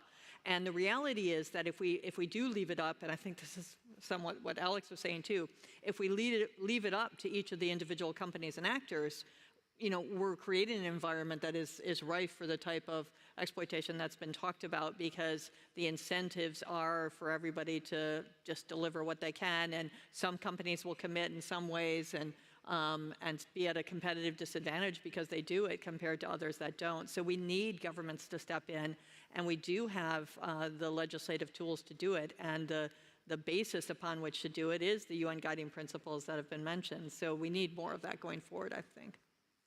Pierre, pourrais-tu répondre à la question de Mallory? Oui, merci. Pierre, could you answer Mallory's question? Yes. To pick up on the integration within the standard development, which are issues linked to human rights. On that part, I might be a little bit provoking, but in the AFNIC, we are within the technical community, and we do not like technocracy. For us, technical community, it is not up to us to determine how to best protect human rights in standards. It's not our work, it's not our role, and we do not have this competence. It's not up to us. We've seen several of these examples with the UTF. We've seen several works, and on the RFC, the PFC, Press for Comments. And we've seen biases that were absolutely unexplainable, and people had goodwill indeed. They said the more intermediaries we have, the more dangerous it is, and nobody knows why having middlemen is dangerous. I do not know who said that. Maybe somebody wrote it, and maybe somebody wrote it at a time where they were having problems with middlemen. And at the end, it's a standard. So I think that's a dangerous path. I'm not saying that technology is so neutral that it should not address fundamental aspects of human rights. But imagine for a moment, imagine that we could guarantee these rights through standards and protocols. I think is wishful thinking. And if you avoid difficult conversations, well, difficult conversations are the assessments of technologies, what kind of harmful impact they can have. How can we go back in time and try to limit these harmful effects? So we can't, by design, from the start, solve all problems. It's a techno solution which does not work. We've seen it in all history. It never has worked. Voy a hablar en español. Creo que sería bueno. I'm going to speak in Spanish. I think we should move forward. And we have Agustina's question, which is to do with the regulatory part and the policy issues. And I think in that sense, it would be appropriate to give the floor to Rodrigo. I'd like to hear your view on the legislative work. It's preliminary, or is it post factum? So what comes first, the chicken or the egg? Which way should it go? Well, that's good, because before the last technological revolution, what the parliaments used to do were to, after they had all the problems on the table and the problems had consolidated, that's when the parliament acted. Publicly, the parliaments would wait and see the behavior, the problems well defined. But that's only then where the parliaments would look at the problems and try to correct them. But what happens now in the current context is that there is a permanent change, constant disruption. We can't behave that way anymore. We can't attack the problems that way anymore. If the parliaments want to have a role as a player, proactive role in the defense of human rights going forward, and you have the two phases, don't you? You have the protection, which is a duty we cannot avoid as a parliamentarian. It's our duty, just the way it is. Google doesn't care. But Google's function is just to develop technologies. We all have our different fields. The role of parliaments that they cannot escape is to protect the human rights. Human rights means protect people against harm, but also to facilitate that they exercise. We talk about access, for example. We talked about companies being able to develop. Well, that's where the role of parliaments is not only legislative, but also handle the resources of the country. So if we really want to expand the technological capacity so that everyone really can develop this technology, well, then that's a first push from many parliaments to act. What I'd like to say the following. If parliaments, well, we can also be substituted. We have discussions in the parliaments that are quite heated. We are also threatened by being substituted. We'd have AI would be much better than us. We are MPs, we discuss all day, full day, whole weeks. AI would do that much more quickly.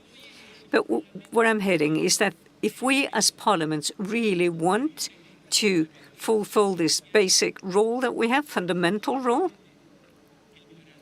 we have to change the paradigm. The paradigm for parliaments will have to change towards being proactive from being reactive. It doesn't make any sense to run after technology, and changes will always arrive late and in the wrong door. Because we want to hurry up, we'll just forget human rights at the other side of the door. But we have to change the paradigm. It's the following way, for example. We've all discussed all day and yesterday the local against the global, rights and laws as opposites. But to have a correct approach, we have to move beyond that. Another thing that we have to move beyond, for example, is this multi-stakeholder model. We see it's functioned, we all agree, in internet governance. Now, if the parliaments want to arrange things or play a part, they have to enter into this multi-stakeholder perspective.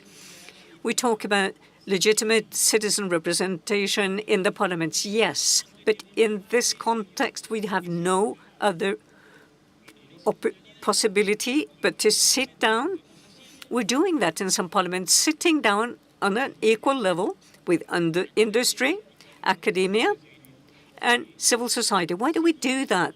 The level playing field, it's not because we're convinced, it's because we have to.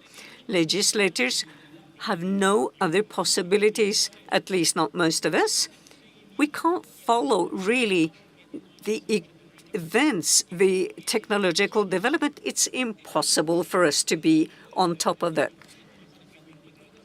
Because you're 24 hours in that, then you will not be re-elected. You don't have enough hours. So you have to change the paradigm. You have to do this in the parliaments quickly, because you all agree that we need regulations, except maybe some, we know what voices we're talking about that confirm the rule of the exception. Everybody else agrees that we need not local regulations.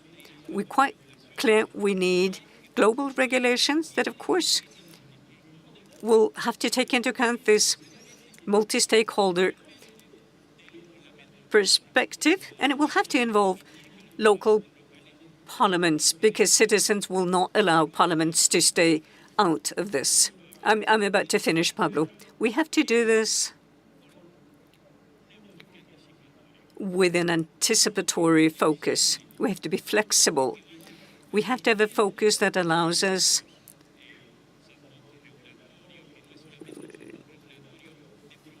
we have to try to establish a framework where we can develop these dialogues. We have to have a sandbox, a regulatory sandbox, which is much wider, much bigger than we've had so far. So we can test out things, but on a much bigger scale. We have to do this, Parliament. Otherwise, human rights will be breached, not only the second generation rights, but also the first generation. And also, the risks are very grave. If we don't do it now, in the way I've described, probably will arrive late at the party, and problems will be of such a magnitude that we will have these very brisk shifts that are much more harmful. In the need to start wrapping up, I really liked, there is a lot of reframing here. I'm so sorry, just 1 second, please. I hope I can give you a chance, but we need to start wrapping up. Can you do it in 10 seconds? Okay, let's do it. Go, go, go, go, go. Yes. Bonjour, mon nom est Asuju. Hello, I'm Asuju. I would like to make a contribution about the neutrality of the internet, because I see it in a different way. In Africa, the question of the internet neutrality is a different one. I come from Senegal, and there was a pre-electoral campaign. There was a lot of internet campaigning. And where is neutrality in this case when we did not always have access to the internet? Yes, and I also have Christian's question in the air. I think we need to start wrapping up. I would like to start with Alex, followed by Julian, followed by Anita, and hopefully we can have a chance for the others to just complement what are the key takeaways of the panel. Alex. Oof. I'm putting you on the spot. You are. Yes. The key takeaways. I mean, I think for me, it reinforces all of the ways in which we at companies need to be engaging with everyone in civil society, international orgs, legislators at the national and local level to ensure that we're getting this right. And not that it's a tension, but that there is a lot of work to be done to figure out just how we get this balance right. Thank you, Alex. Fantastic. And Julian, would you like to address some of the questions? Think about Christian and our last person from Senegal. Thank you. So in terms of the questions from the floor and the last question and so on. So here now I'll speak just on my personal capacity, not as CIDP. So personally, I'm sympathetic to what Anita had raised around some of the broader systemic concerns. I do think we need to think about them. I don't think these questions about digital rights, internet rights, AI governance, and so on can be divorced from, let's say, broader concerns around like justices or inequalities, inequities in the economic system, the global economic system that result in things, for example, inequitable internet access in countries like Senegal, just like the lady just mentioned. And there are ongoing conversations this year, for example, around debt forgiveness, debt justice. I think these are things that are worth thinking about, that the international community should think about. And also there are new challenges emerging as well, such as, for example, that many emerging countries' debts are now increasingly being held by private stakeholders rather than necessarily like traditionally other countries or multilateral development banks. So I think these are like, so I think one broader takeaway I would say is that AI policy, internet policy is interconnected with other policy domains and I think systemic concerns, and we need to think about them as well. Thank you. Thank you, Julian. Just to add into the complexity, Elaine Ford, she is online and she's talking about the international cooperation that has been drastically reduced. And I think that's another part that we need to understand, also along significant cuts in funding and grants that have been traditionally provided. So that's another situation that affects, in particular, the Global South. That's Elaine Ford. So if you can thread that into your comments. Anita. Thank you very much. I wanted to make 4 points very quickly. The first is that we know one thing very clearly now, that we don't need models to be universal. We know that universal models can be totalizing and detrimental to diversity. So the application of AI can enhance development autonomy if local communities are put at the center. And currently, the local is hollowed out, and local value is simply transferred to the circuits of global finance capital, economically and culturally. So there are 4 things for public interest governance. The first takeaway is that public interest governance is not just about harms mitigation. It's also about responding positively to societal needs, the new paradigm, so you spoke about, for intergenerational justice. Secondly, public interest governance must respect what Pablo just mentioned, the spirit of international solidarity, extending accepted values that some of my friends in the audience spoke about, borrowing from environmental law, such as the precautionary principle, but not only. There are other environmental law principles, the concept of polluter pays. So if you cause misinformation, you better pay. Ideas such as common but differentiated responsibilities, that comes from environmental law. The third point is that we really need public interest governance in AI to recognize, as I said, that technical norms cannot become automatic stand-ins for political norms. Take the instance of openness. Ecological activists have spoken about how open genomic information databases have just become sources of biopiracy. Thank you. So you really need that. And my last point would therefore be that we should really not have antagonisms between public governance and commons-based people's alternatives. We need public infrastructure, and we need commons-based alternatives from the people. Thank you very much. Thank you. I see a red mark saying time up, but I understand that this finishes until 5, so I take that. Alison, I would leave you to wrap up this. We covered a lot of ground, I think. If we didn't resolve all the questions that were asked at the beginning, I think we left with more questions, and that's a good thing. Thank you, Pablo. I think that's a big ask. I'm certainly not going to try and summarize everything that's said.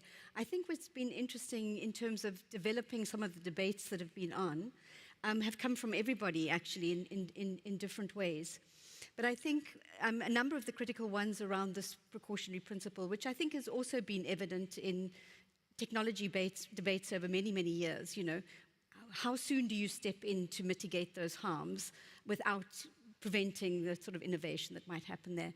But I think this conversation, you know, even 5 years ago at an IGF would have been still pushing very much prevention of regulation in order to ensure innovation. And I think things have moved so fast, and the potential harms and the growing inequalities have become so great that I think I mean, just from the different stakeholders on this panel, there's an acceptance that something has to be done, that the people have to be heard and have to be protected from the parliaments, that we need to be looking at beyond just the very siloed digital rights and digital harms, that we need to be looking at this whole value chain that goes from the extractive mineral base through to extractive labor, exploitative labor base with labelers and that sort of thing. So the whole labor ILO work that's being done on decent work and actually de-traumatizing work that's underway at the moment, through to the more extractive data kind of debates that we've been more traditionally having. But I think the important points too that were made here about enabling equal participation. So it's not only about harms mitigation, it's about ensuring access to what is actually public data that might be proprietorially held in a way that protects individual rights and those harms that can arise from just open systems. But I think there's an acknowledgement that self-regulatory models that we've had up to a certain point have failed. I think the band of European legislation has already moved us towards that. But I think what is also very interesting is the acceptance that there's so much that we can do nationally and regionally. But ultimately, because these are highly concentrated, big global companies that are, dominant in this area, that it's going to require some levels of, high levels of global cooperation if we're going to resolve this, and that needs to be done in a way that really reflects voices and vision and views from the global south and from different multi-stakeholders, because some of that work has been happening at the global level, but it's tended to be either multilateral high-level government with not a lot of multi-stakeholder participation, and then the multi-stakeholder participation has been in these more non-decision-making forums. So I think connecting that also came out very strongly in the different views and panel were there. So much more and such interesting comments, but I think we have to leave it there. Yes, it has been an absolute pleasure. Thank you for those that endured the 90 minutes. And we will be online for the rest of the next decade or so. Thank you.